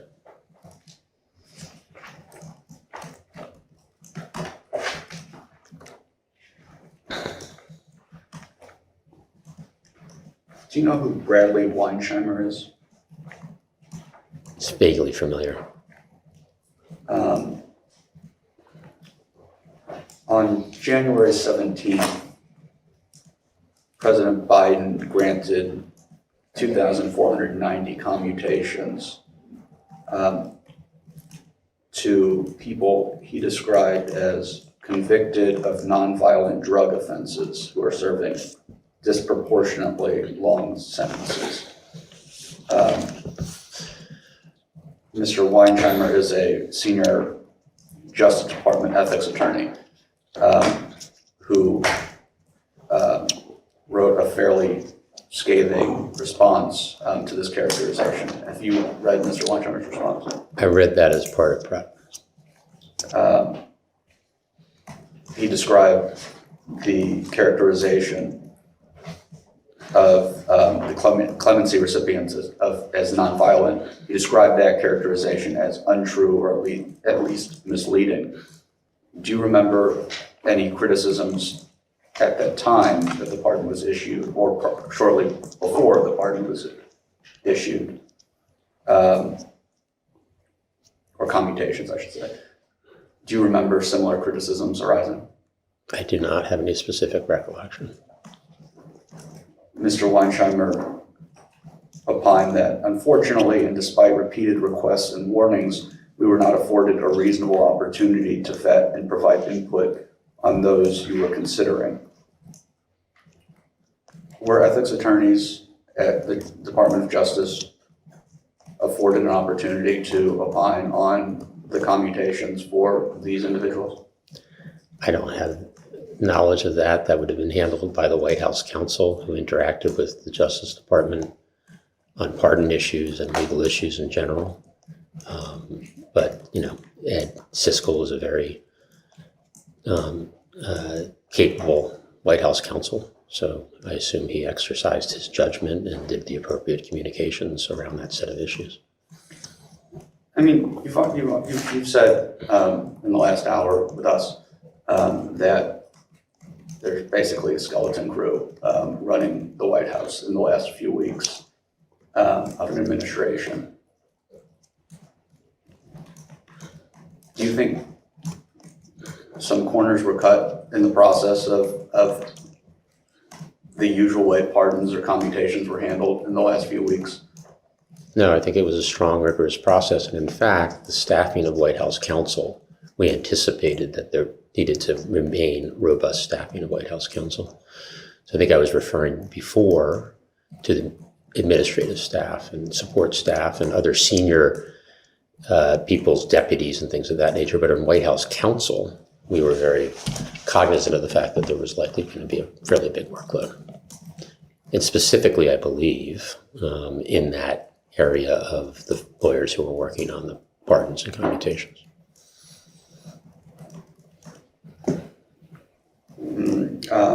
Mr. Weinsheimer also brought up that, quote, there was no consideration given to victim input in these cases involving violent crime, end quote. Did you know that there was no victim input provided for these commutations? That sounds like that was his opinion. I don't know the merits of it, and I don't know what the back and forth was with White House counsel and justice on that set of issues. But given your account that White House counsel remained robust until the end, you would agree then that this was handled as it would have been handled if it had occurred at any other point throughout the Biden administration? I can't comment on that. I can comment that Ed Siskel ran a very strong process and was the point person for the White House on pardons along with Bruce Reed, and that he had a good relationship with the Justice Department, having worked there before and having worked in White House counsel before. So I think he was a very capable White House counsel who would have exercised appropriate judgment and done appropriate follow-up. Do you know if the president knew that there had been no victim input in granting clemency in these violent cases? I don't know for certain. I do know that Ed was meeting with the president generally at that point multiple times a day. And as I said, the president met on each of these pardons or the batches of pardons multiple times. So I would assume that that was discussed if it was appropriate to discuss or relevant to the discussion. But I don't have firsthand knowledge of that.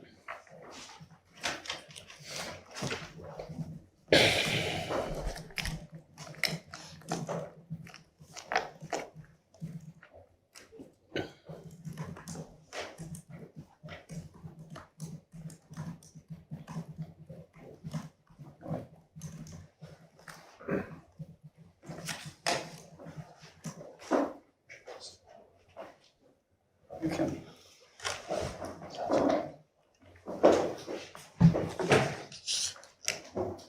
So we'll introduce voting majority exhibit 8. We'll get that passed out, but it's had on the top daily news summary 12/01/24. It says Hunter Biden. Well, I'll let you get it in front of you first.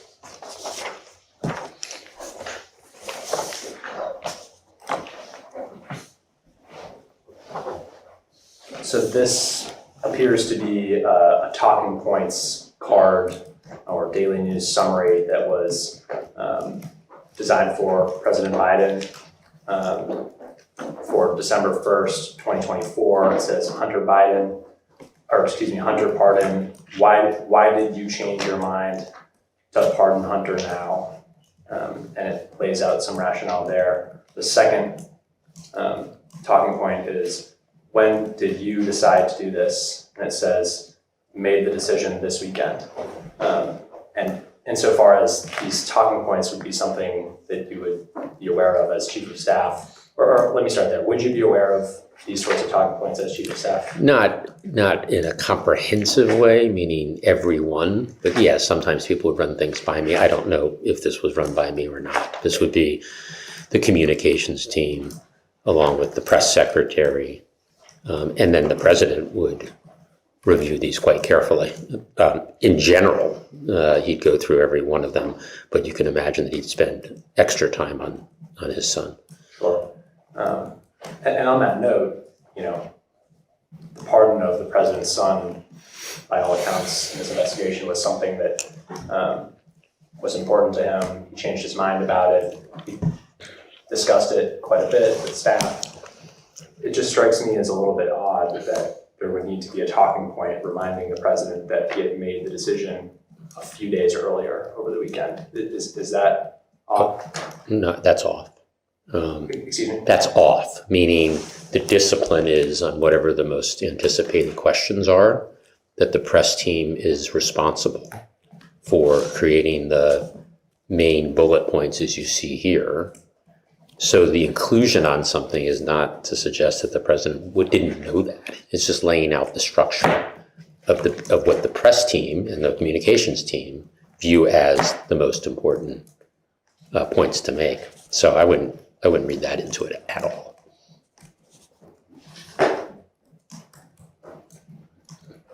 I mean, just to follow up on that, it was very important to the president, the pardon for his son. Sure. I've read that, this was, the legal trouble that Hunter Biden was facing was a point of sensitivity for the president, that people didn't bring it up very often around him. Is that fair? What's the gist of the question? That the president followed his son's legal troubles closely. Yes. But what I want to make sure that I'm clear on, there are cards for all the major news of the day, right? And it could be something very simple, like, I don't know, he's meeting with a world leader, and the point on there would be who the world leader, their name, and what country they're from. There's no sense of he doesn't know who he's meeting with. It's just you have the rigor of laying out what the main points are. There's no suggestion by this being on a page that the president didn't know it. I want to be real clear on that, because this is what this exercise is. But I guess, and I don't mean to be glib, but saying that you made the decision the weekend before seems as kind of rudimentary as your son's name is Hunter. Like, aren't there some things that just don't need to be explained to the president? What the team is trying to do here is to say these are the three most likely questions, right? So that's part of what they're informing, is they're going to ask about your time frame. They're going to ask about, why did you change your mind? Won't this hurt your legacy? This is very standard practice, I think, throughout government. I'm sure there's some equivalent of that here on the Hill. I think that to read anything into that doesn't make any sense. This is a form that is created to have the discipline of what are the most likely questions, and then what is the succinct answer to each question.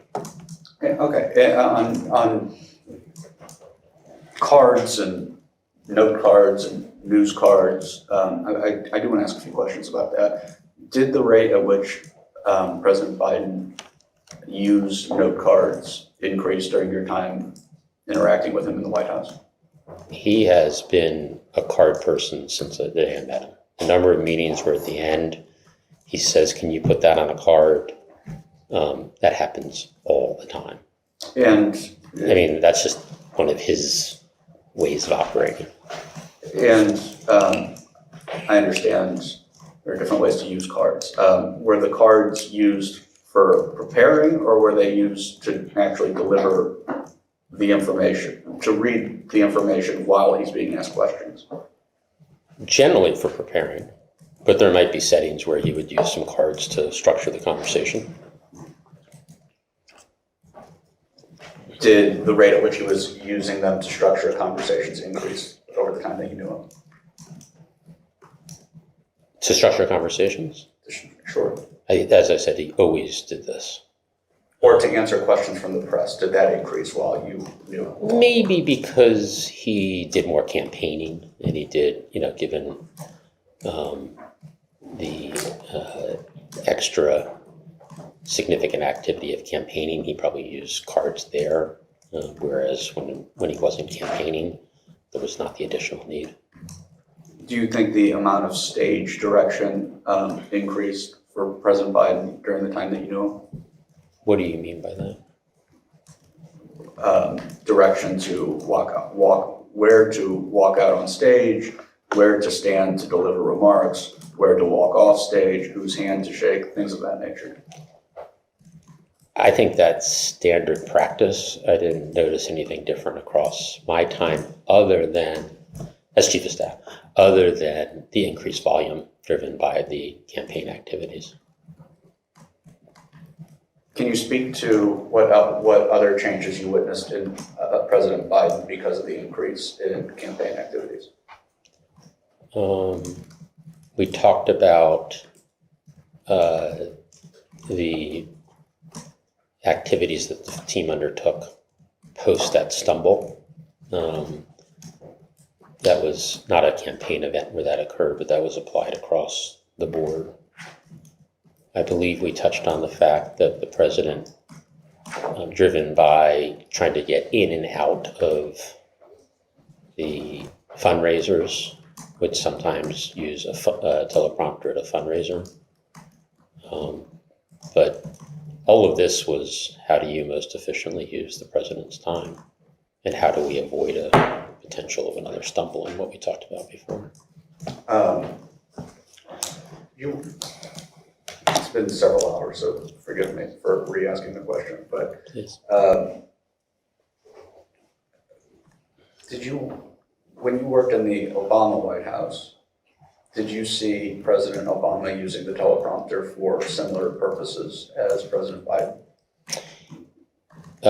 Sure. If you're doing a major address, you use the teleprompter.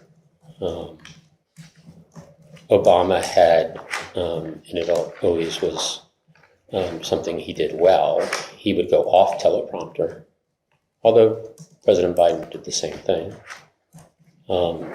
I think I wasn't involved I wasn't a chief of staff or involved in the campaigns. I don't know if Obama would have used the teleprompter in a similar setting. He was less focused on teleprompter than President Biden was. But certainly President Obama, as all presidents, used the teleprompter. Of course, but President Biden began using a teleprompter for smaller events than he had previously.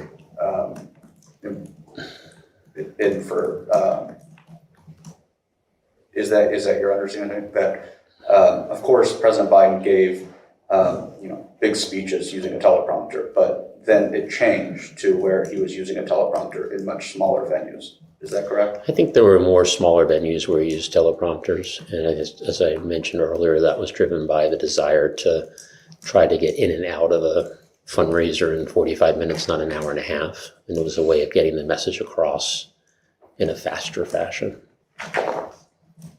Did President Biden himself request the teleprompters, or did other people do that? He actually resisted in general, but we really needed to make sure that we were able to accommodate his schedule. You continue to govern while you are running a re-elect campaign. It makes the job of president even more demanding to be president and running for re-election.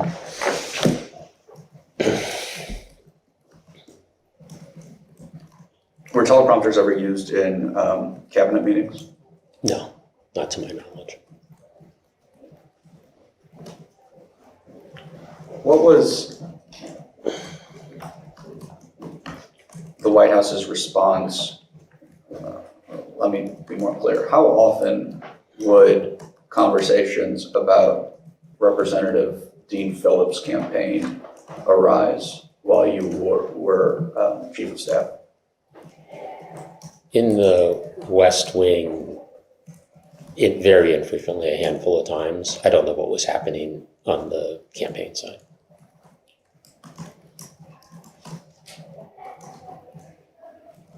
Did you ever have conversations with Congressman Phillips? I can recall two conversations. One was on a weekend, and it was very brief. I believe it was a Saturday. I was at a dear friend's kid's wedding, so it was memorable. I stepped out. He was going on a Sunday show or Sunday shows the next morning. I don't know if it was to announce he was running or lean into the fact that he might run. And he had requested time with President Biden to give him a heads up. And the decision was made by me and the team that that was not a good use of the president's time, but at the same time, we wanted to respect the fact that he had placed a call. So I took the call. It's been reported that you told Congressman Phillips that it would be insane for him to call for an open Democratic primary. Is that true? I have no reason to not think that, because I do think that when you have a sitting president who, I don't remember exactly where we were in the cycle, whether he had already won primaries or was way ahead, that it didn't make a lot of sense. And I think at the end of the day, Dean Phillips's candidacy ended up not going anywhere. I do believe he actually did announce to run, or maybe I'm misremembering that. I'm sorry, did announce to run. Sorry, I believe that he did, and when I go to my second conversation, it would be consistent with that. The second conversation is one day when he announced he was, I believe, exiting the race. The president called him just to touch base and say that he respected what he had done or whatever it was, and I was sitting with the president when that happened. So those were the two Off the conversations. record. Yeah. Off the record, just for a second. We'll go off the record.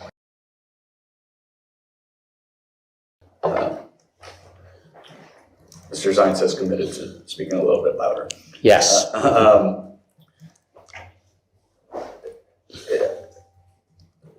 What did you understand Congressman Phillips' decision to run as a Democrat for president? What did you understand? Why do you think he was doing that?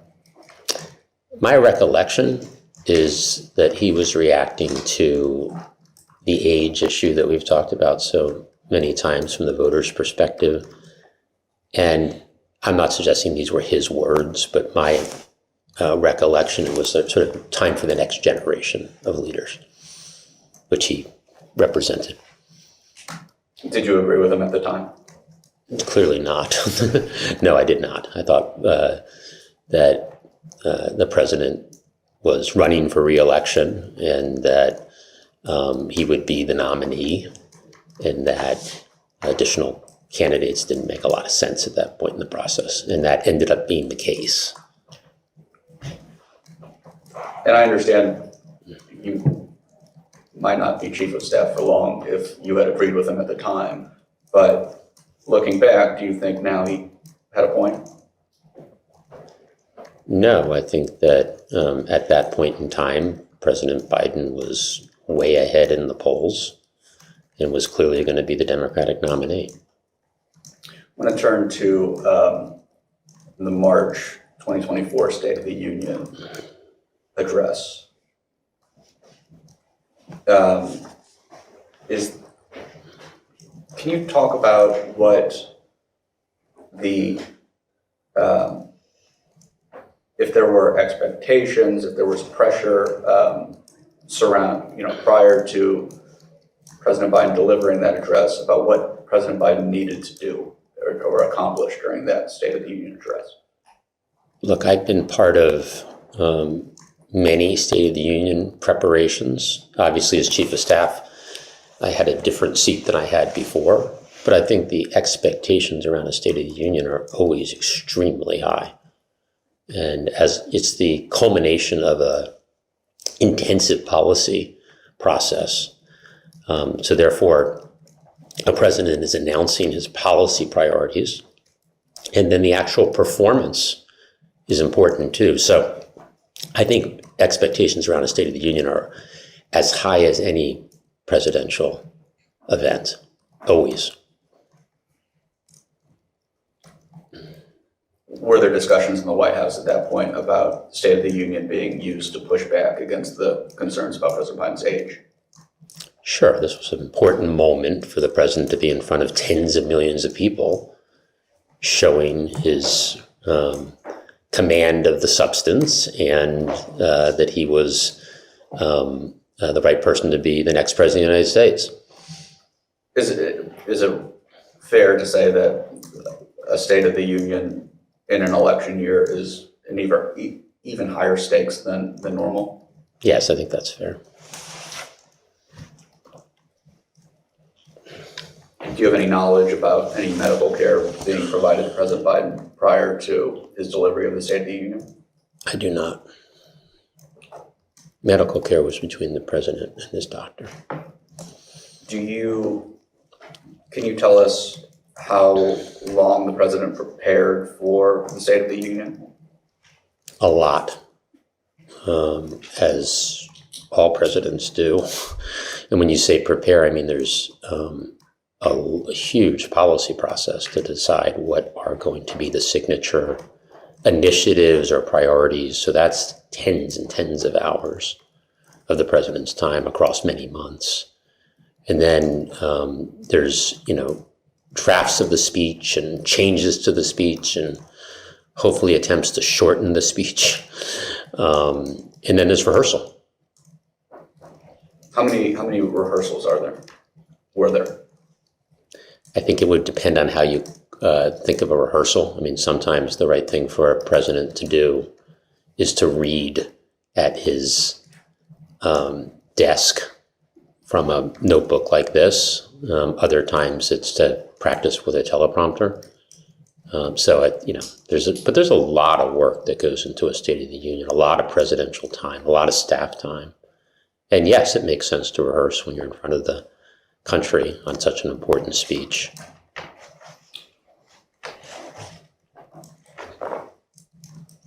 And I know this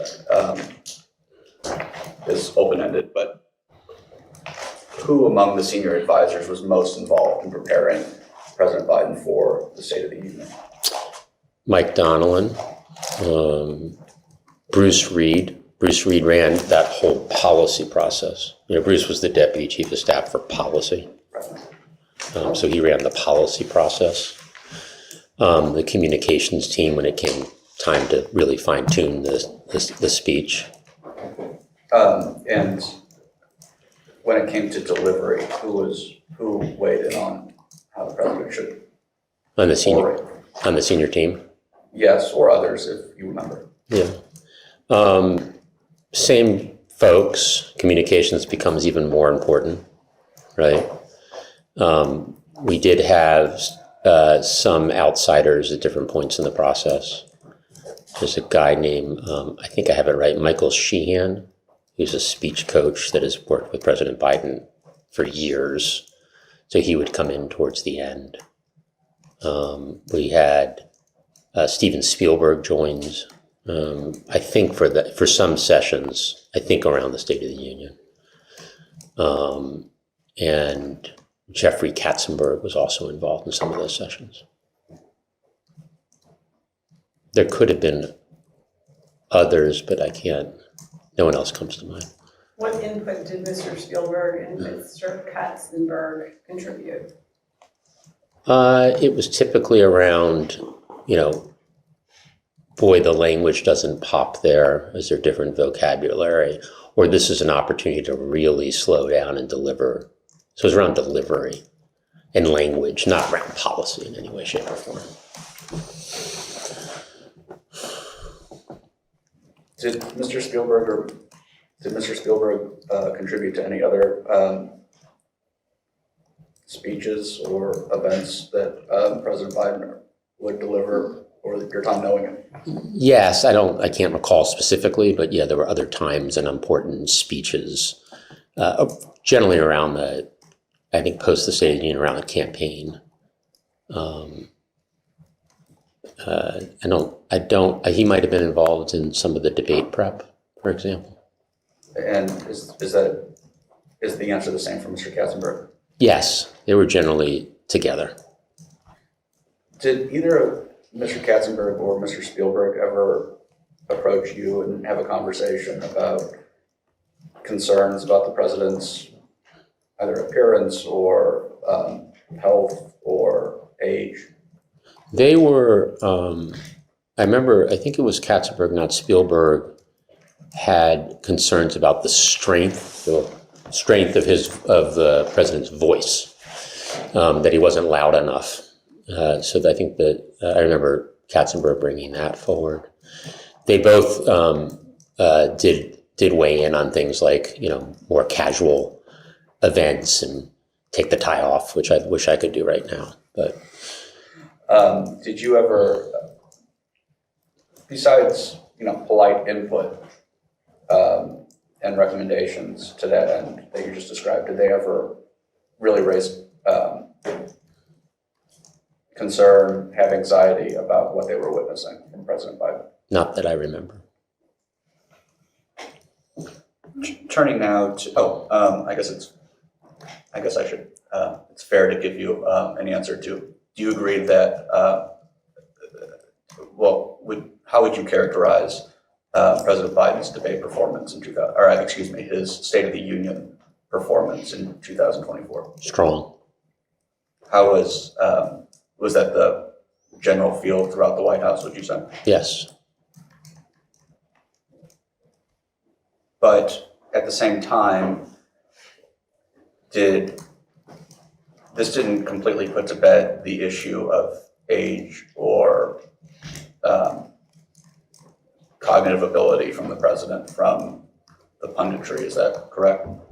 Well, the age issue that we've been focused on, as I said, was out there as the number one or number two issue the whole time. So as we approach talking about the debate and debate prep, I believe the debate was held with President Trump was held earlier than most presidential debates. Is that your understanding? That's my understanding. And were you part of conversations in the White House to make the decision to have the debate earlier than usual? Yes, I was.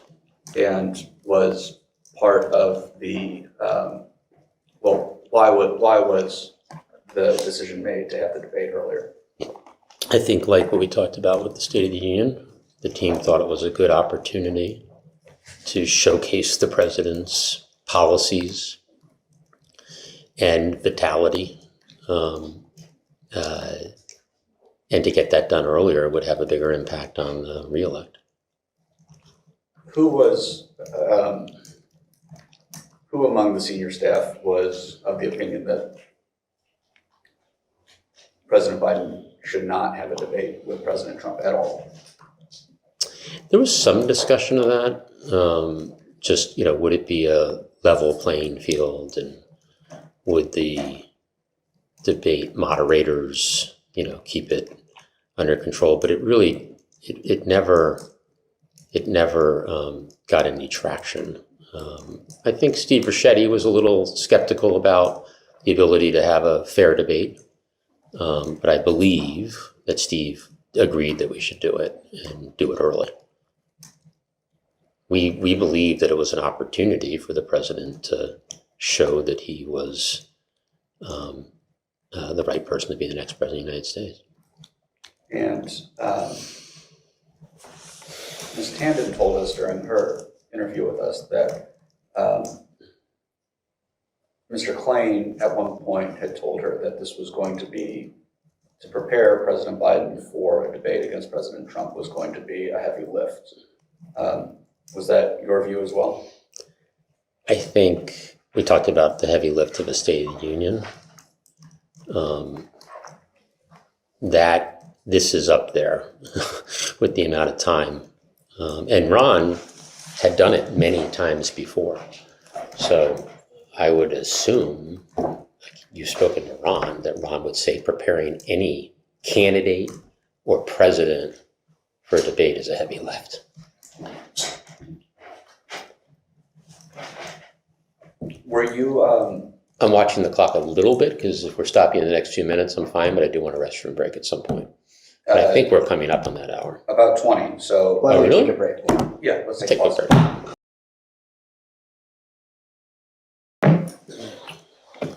Part of President Biden's debate prep sessions at Camp David. So the way I handled that was some people went out to Camp David, including the president, for several days and spent their nights out there. Given my role as chief of staff, I thought it was really important that I be at the White House the majority of the time. Yet as we got towards the end of debate prep, I wanted to be there for some of the sessions. So I think either 3 or 4 days I would leave the White House around 1 o'clock, 2 o'clock, get to Camp David, spend a few hours there and get back so that I'd be back for my Monday morning meetings and all the rest of the White House. Just so I understand, this happened multiple times? You would It figure was out- either 3 or 4 times in like 3 or 4 straight days. So starting with the early phase of debate prep, you were not there. No.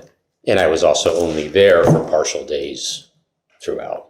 It was either 3 or 4 partial days where I was there for 3 hours or so.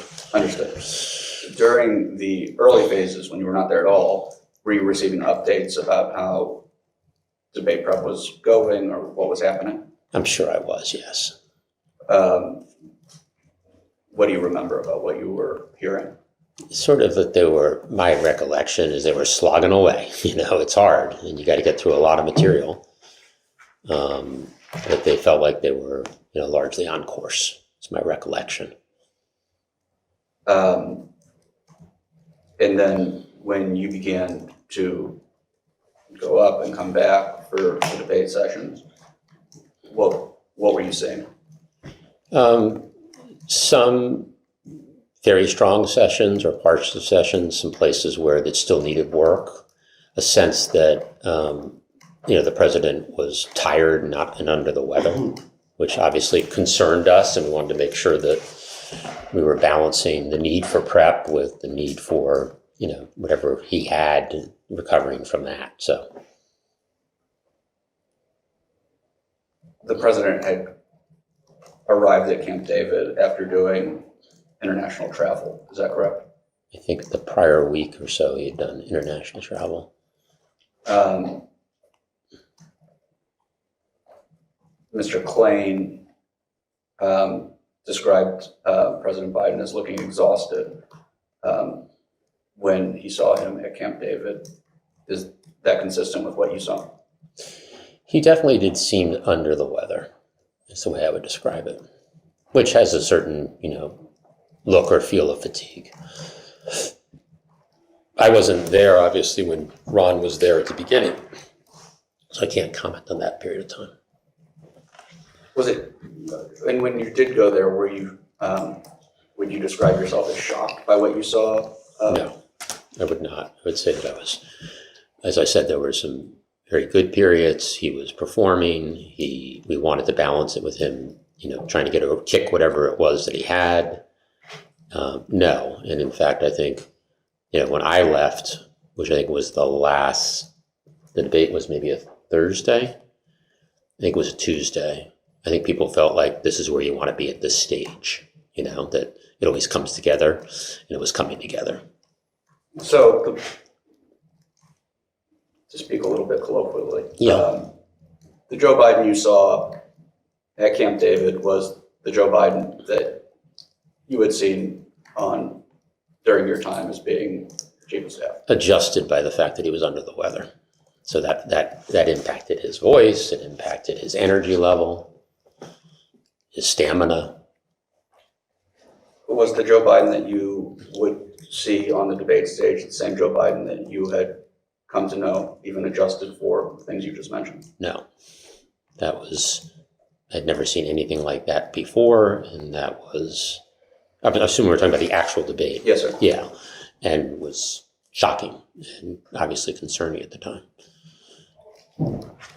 Did, in the interim between you leaving on the Tuesday and the debate happening on Thursday, did anybody raise concerns to you about President Biden not being ready for this debate?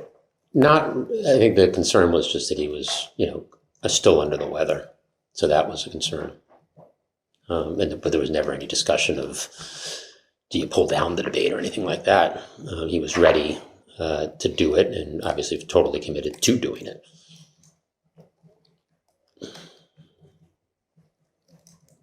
Where did you watch the debate? At my home, Were you with anybody? my wife. People watch debates differently. Were you exclusively watching the debate, or were you, on the phone with anybody or scrolling Twitter? Can you just describe how you were watching the debate? I was very attentively watching the debate. It doesn't mean that, I wasn't paying attention to my phone in case something else was happening in the world, but I watched it closely. And did you receive any communication from White House staff or campaign staff or members of President Biden's family about how he was performing during the debate? Once it was clear that it was not a strong performance and that he was having real trouble, yes. Not in anticipation, not before the debate started, but when he had the what I called, unprecedented and something like nothing I'd ever seen before, freezes and things of that nature, absolutely. Who, was it a lot of people? My recollection is yes. I mean, I don't, certainly more than a few. Did Ron Klain contact you during that time? No. I think Ron Klain was there. And so he would have been, backstage or whatever it is. No. Did Mike Donilon contact you during that time? Not that I recall. Did anyone from the communication staff contact you from that time? I'm remembering that Jen O'Malley Dillon was in touch. She was the campaign chair. I don't have a specific recall, but I would think it was highly likely that Anita would have been in touch. From the senior team, that's what probably Ben Wakana, head of communications. But again, these aren't specific recollections, but I would assume, given how we operated as a team, that they would have been in touch. And did you have any immediate or contemporaneous outreach from any elected officials that you remember? Not that I recall. Certainly following the debate I did. I don't think I did during the debate, but I don't recall. When did you recognize that this was not a good night for President Biden?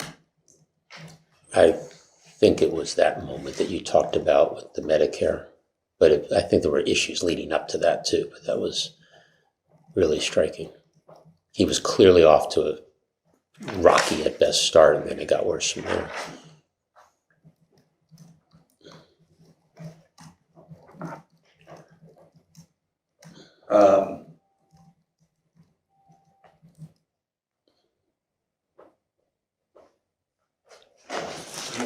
You said that this was something you had never seen before, and I think you said the word freezes.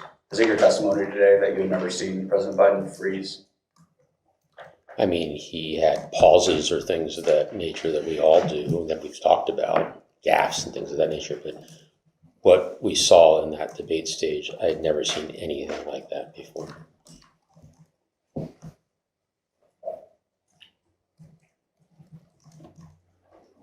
Did you either while the debate was happening or immediately after, were you part of conversations about how President Biden's performance should be messaged or communicated? I'm sure I was. Now, there was a lot of real-time work happening in Atlanta. So it was probably more making sure the right people were on it and hearing more of their decisions than helping to drive the decisions, because, you know, the team was there acting in real time. You know, I think he went immediately to a rally. There was certainly discussion about the North Carolina the following morning and the remarks for that. And, you know, continuing to press on, even though he was clearly under the weather and had to experience something unprecedented. So that morning, you know, I don't think there was much sleep that night. That morning, there was definitely discussion around the remarks in North Carolina. And do you attribute President Biden's performance that night to him being under the weather? That's my assumption from, you know, my recollection and the conversations that I had, that he was just, and I'm sure that's combined with getting off track in some way and you know, having a little bit of a mental freeze as a result. I don't have anything more than that.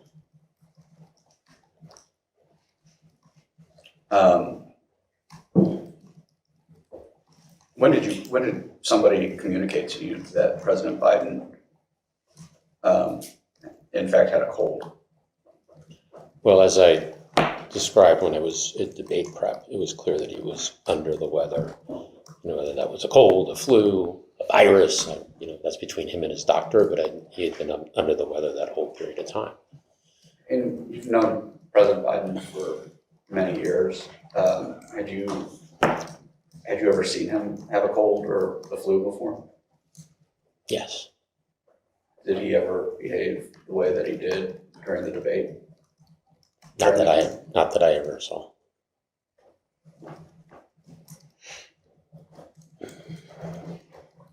I think we'll stop right there. We'll go off the record.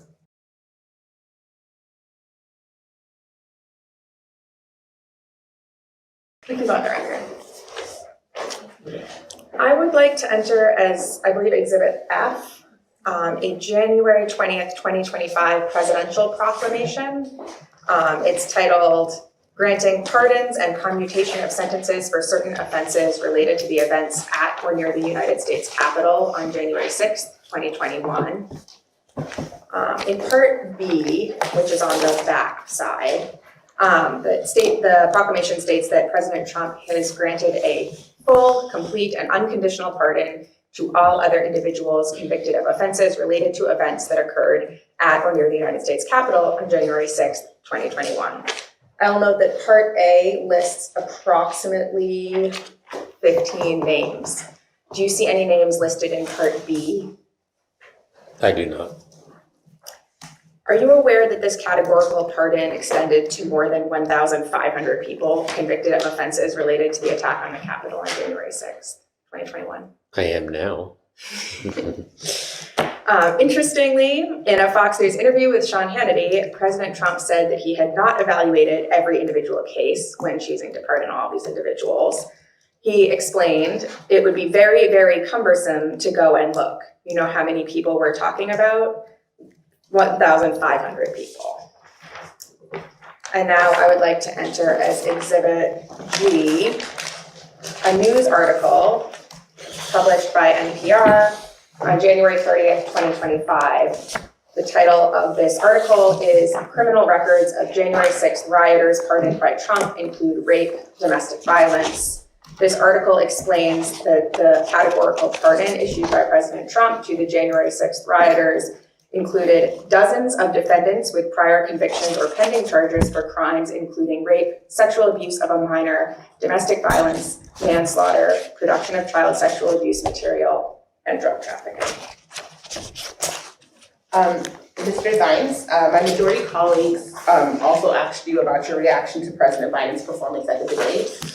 As I understood, you did not attribute President Biden's debate performance to alleged cognitive issues. Is that correct? Correct.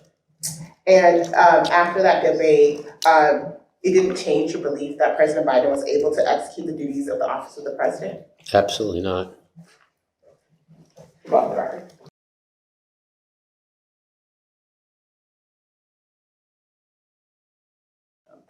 During Mr. Klain's transcribed interview, he was only aware of one decision that President Biden made that did not have documented authorization, and that was the decision to mandate COVID-19 vaccines for members of the armed forces. He said that that came about through an in-person meeting with Secretary Austin, who had requested this mandate. And Mr. Klain had said that you were also in the room. You were the coordinator, COVID response coordinator at the Yes. time, is that right? Yes, And were you in the room for that conversation? I believe so. Do you recall that conversation? I remember the issue, and I'm not sure I would have recalled it if you hadn't prompted it, but it's familiar. Do you recall what Secretary Austin's rationale was for recommending the vaccine mandate? I think it was all around national security and the safety of the troops. My understanding is that Secretary Austin could not issue the mandate absent a full biologics license from the FDA unless they get a waiver from the president. Was there any discussion of getting a waiver? That sounds familiar again. I don't have strong recollection of this. So you might have had a conversation about a waiver. Possibly, yeah. Do you recall what President Biden's response was to Secretary Austin's request?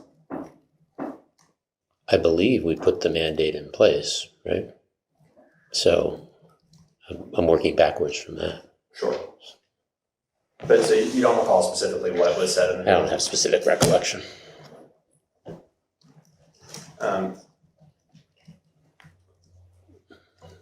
Do you recall when the meeting would have taken place?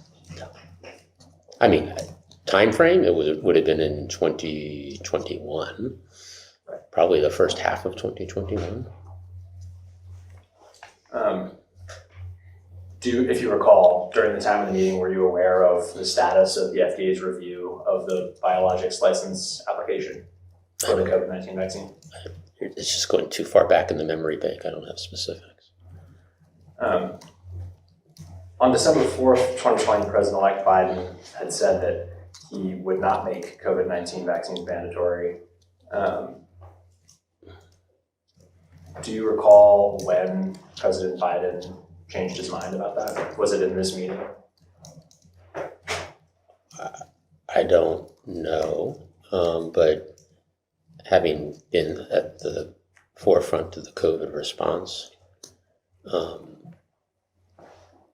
it was so dynamic and ever-changing that I think it was the responsibility of any leader in a pandemic like that to evaluate the situation and make policy decisions. So I think that to the extent, I don't recall the specifics that you're talking about, but to the extent President Biden put in policies in place that he might not have envisioned earlier, that was consistent with how you fight a once-in-a-century pandemic.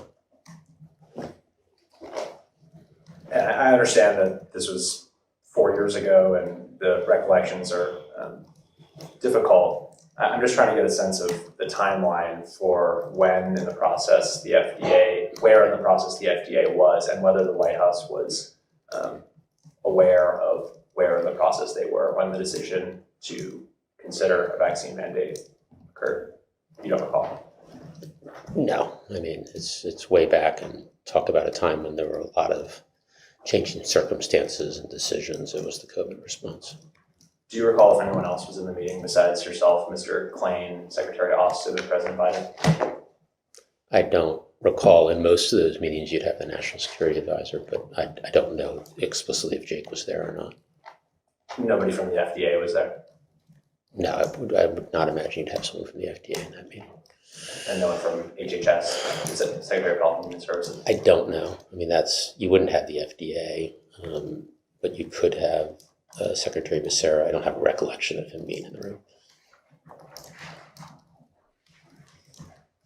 So, again, understanding that your recollection may be limited, do you have any knowledge of how that decision that President Biden made in the room with Secretary Austin was communicated? If was it put on a decision memo and recorded in some way? Was it communicated via a similar email traffic that we discussed earlier with your assistant? I have no idea. I was the COVID response coordinator at the time, so I have no recollection on that. Switching gears a little bit, just while we're on the topic of Secretary Austin, there was a story in early 2024 where it was reported that Secretary Austin had been hospitalized for, I believe it was cancer treatment, for a cancer he'd been diagnosed with earlier in December. So he was hospitalized, I think, around January 1st, and the White House apparently wasn't made aware of it until, I think, January 4th. Can you just explain, do you recall those events? I do. Do you mind just explaining your recollection of what that all, how that went, how that occurred?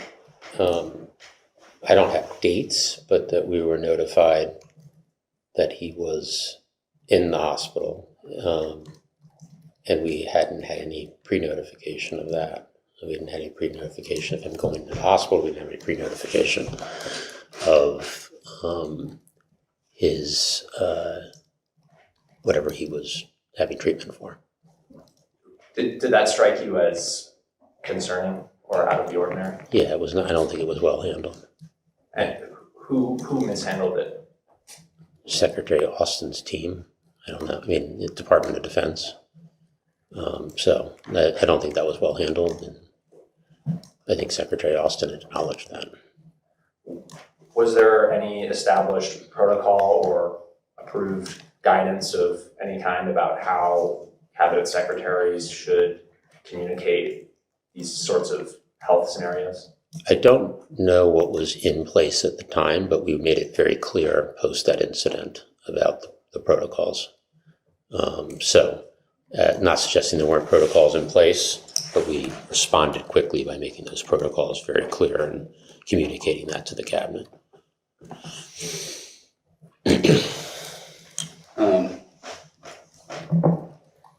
President Biden has, after his presidency, has since announced that he has been diagnosed with stage 4 cancer. Did you ever hear during your time in the White House any conversations about President Biden having cancer? No. How, in your opinion, was this missed? It's stage 4, that seems like something that should have been caught. I'm not a physician. I'm not his physician. I don't know. Are you aware of any employee in the White House? Are you aware of anyone instructing or asking Kevin O'Connor or any member of his staff to not perform any kind of test or procedure on President Biden? No.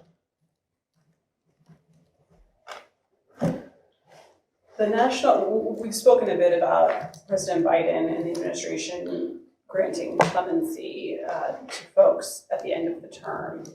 And we've spoken a bit about the meetings in which those decisions were discussed.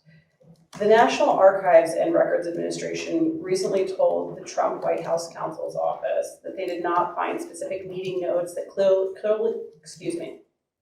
clearly mention or note that the president was present for any of the 4 clemency meetings.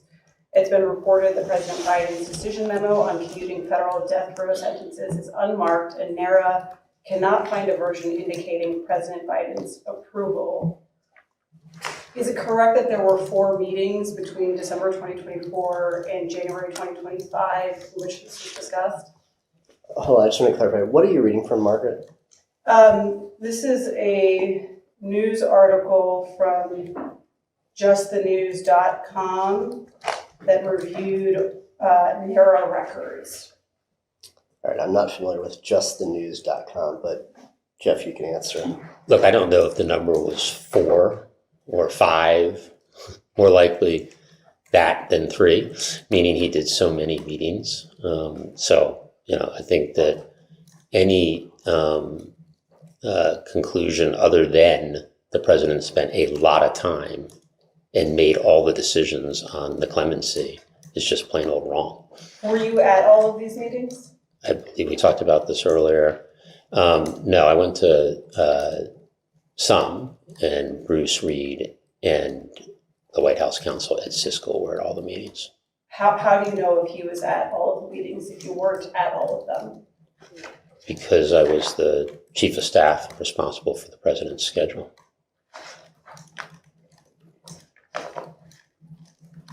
Back to chronology. After the debate, did Governor Maura Haley reach out to you? Yes. In one of those books that we were talking about, Original Sin, it is reported that Governor Haley said anyone who watched that debate, the images are irretrievable. Does that reflect what Governor Haley said to you? I don't know the exact words she used, but she was very, very concerned about the president's prospects for re-election post the debate. She wasn't alone. I know I've asked versions of this question previously, but I want to make sure that it covers the entire time frame that we're talking about. When people were reaching out to you, is it only because they were worried about the prospects of the president being reelected, or did anybody reach out and say, is the president healthy? Is he able to do the job? Is he okay? People did ask, is he okay? I don't remember any conversations when someone questioned his ability to do the job. Okay. Who do you remember asking you if the president was okay? I think that would be a natural part of any of these conversations we've talked about post-debate, because no one, including myself and his team, had ever seen anything like it before, and they wanted to make sure that he was okay. And his doctor and he had conversations and did whatever they decided to do to ensure that he was okay. But I think it's a natural question to say, is the president okay? But I want to be clear, I do not have any recollection of anyone questioning whether the president could do his job. So was it your response to convey the information that President Biden had spoken with his doctor and the doctor said he was okay? I'm sure I did some version of that. And this is the same doctor who missed President Biden's cancer diagnosis for 4 years? The president's doctor is Dr. O'Connor. Did any other governor reach out to you with similar concerns as Governor Haley? Yes. I believe Governor Walz, because he was the head of the Democratic Governors Association. I don't know. I had regular contact with a lot of the governors going back to my COVID days, because they were really the point for implementation. So I have strong governor relationships. I don't know who else I talked to during that period of time. There was a meeting of the Democratic governors in the Roosevelt Room, a week or so later. Did you have any conversation with Governor Newsom? I don't recall, quite possibly because he is one of those governors that I talked to. I mean, the California COVID response was obviously, given the size of that state, one of the more complicated responses. Did you have any conversations with Governor Pritzker? Again, likely someone who I worked closely with during the COVID response and did have somewhat regular contact with. Did you have any conversations with Governor Shapiro? I don't think on Shapiro. Shapiro was not part of the COVID response. It was Governor Wolf at the time. So I didn't have that pre-existing relationship. I did work with Governor Shapiro quite a bit towards the last year of the administration, but I don't think I had had as much regular contact with him around that. Much of this was in the back part of the year on U.S. Steel and some other issues. So I don't know. It's possible, but less likely than the others. And what about Vice President Harris? I'm talking about the time frame after the debate until President Biden announced that he was dropping out of the race. Did you ever speak with the Vice President during that time? I'm sure I did, yeah. Did you ever have any conversations with her regarding the president's debate in particular? I'm sure I did. Do you remember the contents of those conversations? I don't have any specific recollection. I would assume we talked about what the whole team was talking about, which is how do we recover from this from a public perception perspective? How do we get him out there in the right settings? But I don't have any specific. Did you ever discuss with Vice President Harris any kind of contingency in which President Biden would drop out? I did not. Did you ever speak with Doug Emhoff about President Biden's debate? I don't have any specific recollection, but probably yes.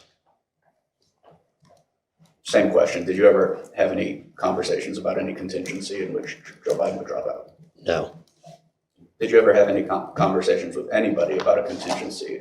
What would happen if Joe Biden dropped out of the race? Well, with the president, particularly when he decided to do it. But I mentioned I talked to him, or he knew my view that I thought he should get out of the race. Therefore, you talk about if you drop out, what happens, but I don't remember any specifics, so I don't want to.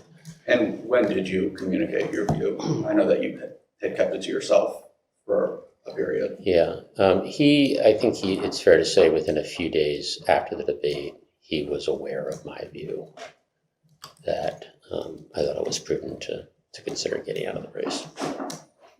Did you feel that you were, after you communicated that, communicated that the president communicated less with you after you communicated that view? No. Did you advocate for the president to be more public-facing after the debate? We all did. And some even more extreme than others, but the plan was about how do we get him out there more.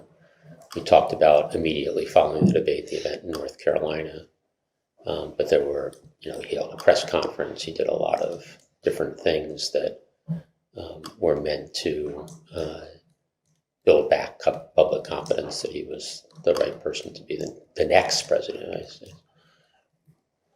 There's been some reporting that there was a disagreement between you and Mr. Klain about the president's decision to go to Camp David, where I believe a photo shoot occurred. Is that accurate? I do recall that. I don't know if that's from prep or press coverage, but Ron and I sometimes had friction around not the general path, but Ron always wanted to go. Not always, oftentimes wanted to go faster and harder, which, is a perspective. I think he wanted to go faster and even harder at this issue of getting him out there. So we weren't disagreeing on the general strategy. I guess there was some disagreement around the pace. If I'm recalling the dates right, Thursday night was the debate. We talked about Friday. The Camp David weekend was that weekend. And I think part of my calculus was, he's been under the weather. Let's give him a little bit of time and then hit the ground running. Do you think it's fair to say Mr. Klain was more bullish on President Biden's prospects at this point than you were? I think it's fair to say that Ron thought the president should absolutely stay in the race. I don't know where that goes to prospects, but I've mentioned that I thought the more prudent thing was for him to exit. Did you go to Camp David during that time? That weekend? Mm-hmm. No. You know who did? I don't know. President always has a member of the senior team with him. So that could be Annie Tomasini, it could be Bruce Reed. But I don't know who was responsible that weekend. Ms. Tomasini, along with Mr. Bernal and Ashley Williams, has been described as creating a cocoon around the president. Do you agree with that? No.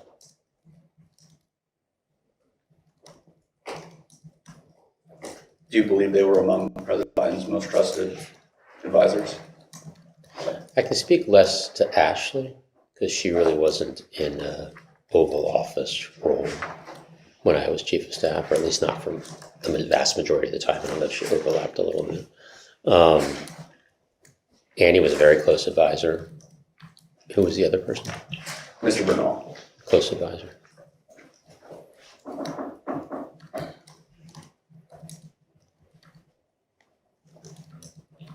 Recognizing that the president had a bad debate, what did you see your role as chief of staff to be with regard to the staff in the White House, and what did you think you should do with them to communicate or to resolve his bad night? We're talking about the senior-most team or the broader White House staff? Well, let's start with the senior team. To get them focused on this plan, to get him out there more, to figure out what meetings made most sense, what events made most sense, when should a press conference take place, what groups from the Hill should he interact with. And the larger group? To keep spirits high. It's hard to work in the White House. It's even harder when something unexpected and negative happens, which is what happened at the debate. So I'm a big believer in the responsibility of a leader is to be optimistic and to keep people on task. And communication is a big part of that. And was there an all-staff call on July 3rd? That sounds familiar, yes. I don't know the date, but we did all staff calls. Is that the same group of people who would be in the larger meeting? Much, much, much broader. Okay. Yeah. That meeting, the larger meeting in the Roosevelt Room would be the deputy assistants to the presidents and the assistants to the president. That's 40-odd people. So that group I would have communicated with in person. Right. The morning after the debate and the morning after that, on a regular basis. This is more between the old executive office building and the White House, hundreds of people who are part of the executive office of the president. And did you communicate during that call something along the lines of it was just one night? Sounds familiar. Did you really believe that? Yes. Did staff get a chance to respond on that kind of call, or are people muted? I don't know if they're muted or not, but they're one-way calls. Was there any pushback from anyone during that call? As I just said, that it's a one-way call. Oh, so, I'm sorry. Yeah. Was there any conversation, even that early on, we're still a few weeks away from President Biden dropping out, was there a conversation about what an open primary would look like? Not structured conversation, were there hallway conversations? I'm sure. Did you get a feel of how morale was in the White House? I think people were worried, as a general. It was already a very difficult, stressful environment being in a West Wing, particularly in a re-elect year, and then the debate made that more difficult, more uncertain, more people, calling for different things, and that's a hard-working environment. Were you communicating that to President Biden? don't have any specific recollection, but I'm sure it was part of my briefing time with him, was just, the importance of keeping the team informed and the team focused. It's my understanding that Congressman Adam Smith, who was the ranking member of the House Armed Services Committee, told you he was going to call for President Biden to step aside around July 4th. I do recall that. And your response reportedly was give us a few days. Is that correct? Probably. I have no reason to believe that wasn't my response. Because the president was working through what he was going to do, and I was trying to give him some decision space. Did you tell President Biden about this call? I don't have a specific recollection. Could very well have, but I don't know for certain. And it seems reasonable, but the give us a few days comment, did you have an idea what was going to happen at the end of the few days, or was just buying time? It felt, not just buying time, it felt like the president was nearing a decision point, and I thought it would be better than people getting out ahead of him to let the president make up his mind. I don't know how that timing ended up coinciding with the president's decision, but that was the logic. Part of the effort to get President Biden out more in the public was an interview, I believe, that was conducted by George Stephanopoulos. Do you recall that? I do. Did you ever have conversations before or after the interview with Mr. Stephanopoulos about how President Biden conducted himself during that interview? I do not recall any conversations. I do know Stephanopoulos, but I don't think we had any contact around that period of time. Around July 12th, I believe Senator Schumer contacted you and said, as it is reported, let me see Biden or I'm going to publicly request a meeting. Did that occur? Yes. I think we talked about that a little bit earlier, that Schumer really wanted a meeting, and we arranged for that in Rehoboth Beach.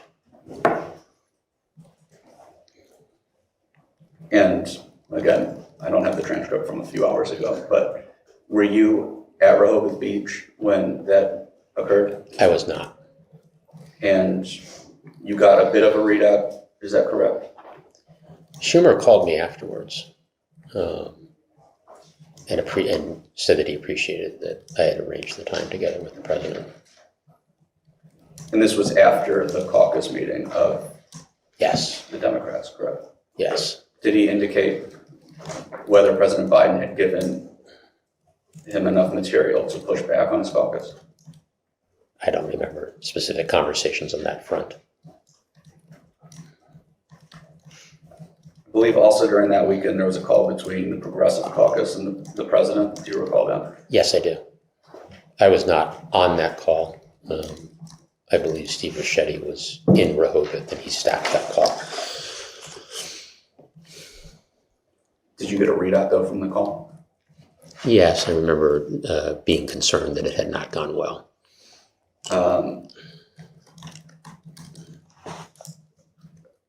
One representative found President Biden to be, quote, very angry and, quote, personally offended. And, quote, rambling, long-winded, and at times incoherent. I wasn't on the call, but it's clearly that person's opinion. And I understand that. And my question is, during this time period that we're talking about, the middle of July of 2024, how was President Biden very angry or incoherent? No, I think he was under a lot of stress and, working very hard and probably not a lot of sleep. But I don't remember it being particularly consistent with what you just asked about. I'm going to do a bathroom break. We'll go off the record. Thank you. Neurologist Dr. Kevin Kennard reportedly visited the executive mansion 8 times in 8 months between 2023 and 2024. Are you aware of those visits? I'm aware from time and prep that came up. I don't know if there was, I'm not aware of it from it being cleared on the president's schedule by me or anything of that nature. So I didn't, contemporaneously, I didn't know about those visits. Okay. Back to chronology. Mr. Klain told the committee he discussed President Biden's call with the Progressive Caucus with you. He told us that he told you it was a mistake to not have someone brief the president for that call and someone who had good relations with the Progressive Caucus with the president. Is that right? Did you have a I know he was frustrated, Ron was frustrated by the timing of the Progressive Caucus meeting. I think it's one of these things he wanted to do earlier, and we as a team decided that wasn't a priority to do earlier. And then I think his frustrations were obviously heightened by the fact that the call didn't go well. What he's referring there is that Steve Ricchetti was staffing the president in Rehoboth. Steve is the head of congressional relations. So I think he's a pretty good choice to be on the call and briefing the president. And Mr. Klain didn't think Mr. Ricchetti should be the one doing that? I don't know what his logic was. Maybe he thought Ricchetti's politics didn't align with the Progressive Caucus the way someone else's could have. I don't know. Skipping ahead a few days. President Biden would eventually make his decision to drop out of the race in Delaware, is that correct? Correct. President Biden also had developed COVID during that time, is that correct? Yes, he was at an event towards the west of the country, and it was discovered that he had COVID, and he immediately ended that trip and came to Rehoboth to do his COVID recovery. Did you ever have any conversations prior to President Biden dropping out with members of the Biden family about their position on President Biden staying in the race or not? None that I recall. Whether it was direct or indirect, I sensed that the First Lady wanted him to stay in the race, but I don't recall any specific conversations. When did you learn that President Biden was going to drop out of the race? I was in my West Wing office on Sunday.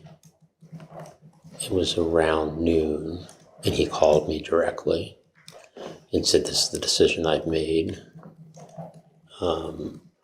I started talking about the decision, and then he pivoted to, "We still have 6 months, and I want to get as much done as we possibly can." And then he asked for me to convene the senior team. I think it was the 815 team, so he could tell them shortly before the public announcement. Is it your understanding that he had actually made that decision the previous evening? I don't know. I wasn't there. That would not surprise me, given that he was calling me at noon on the following day, but I don't know. What do you mean by that? Sorry.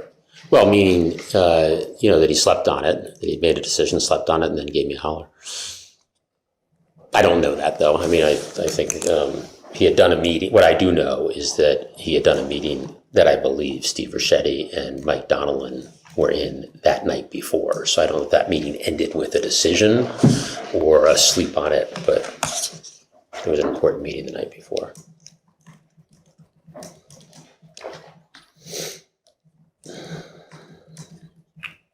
Looking back now with the benefit of hindsight and some time to think about it all, do you think that the reaction to President Biden's debate performance from politicians, punditry, Do you think that was just all an overreaction to one bad night? No, in that, as we've talked about, age was an issue well in advance of the debate. And part of the reason to do an early debate was to show how command of the substance and how the president's policies contrasted with the former president's policies, and the president could perform well on his feet, right? And that didn't happen, right? Just the opposite happened. So I don't think it was surprising that the people had that reaction. Do you think part of the job of being president is demonstrating that you are capable of being president? For sure. And President Biden failed at that. Well, on that debate night, he did not perform well. He performed well throughout his presidency in governing the country and making decisions. When was the last time you spoke with Jill Biden? I haven't had a one-on-one conversation with her since we all left office. I saw her once in DC at a meeting of some former colleagues of the president, maybe a couple months ago. And when was the last time you spoke with Joe Biden? I met with President Biden a couple of weeks ago in Wilmington. A colleague, Brian Deese, who was the head of the NEC for the first 2 years, and I went to see him.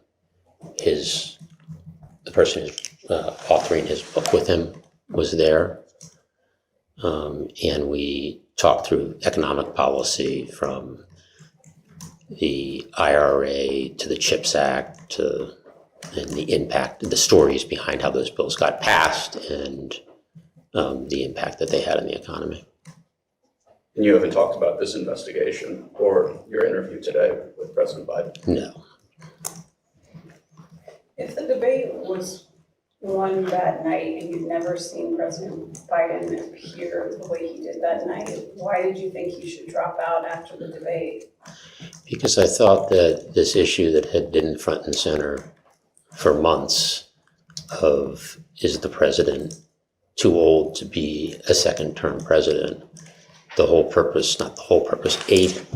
goal of moving the debate forward was to show that that was not the case. And unfortunately had a bad night, and it was just the opposite.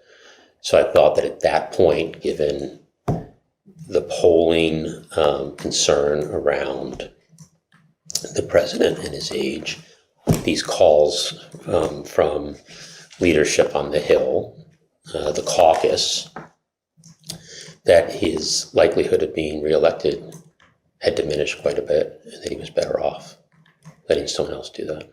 In retrospect, do you think he should have dropped out earlier? No, I think he made the decision at the right point. That he was in a close race, but I think post the debate, it would have been very difficult to make up ground. Off the record.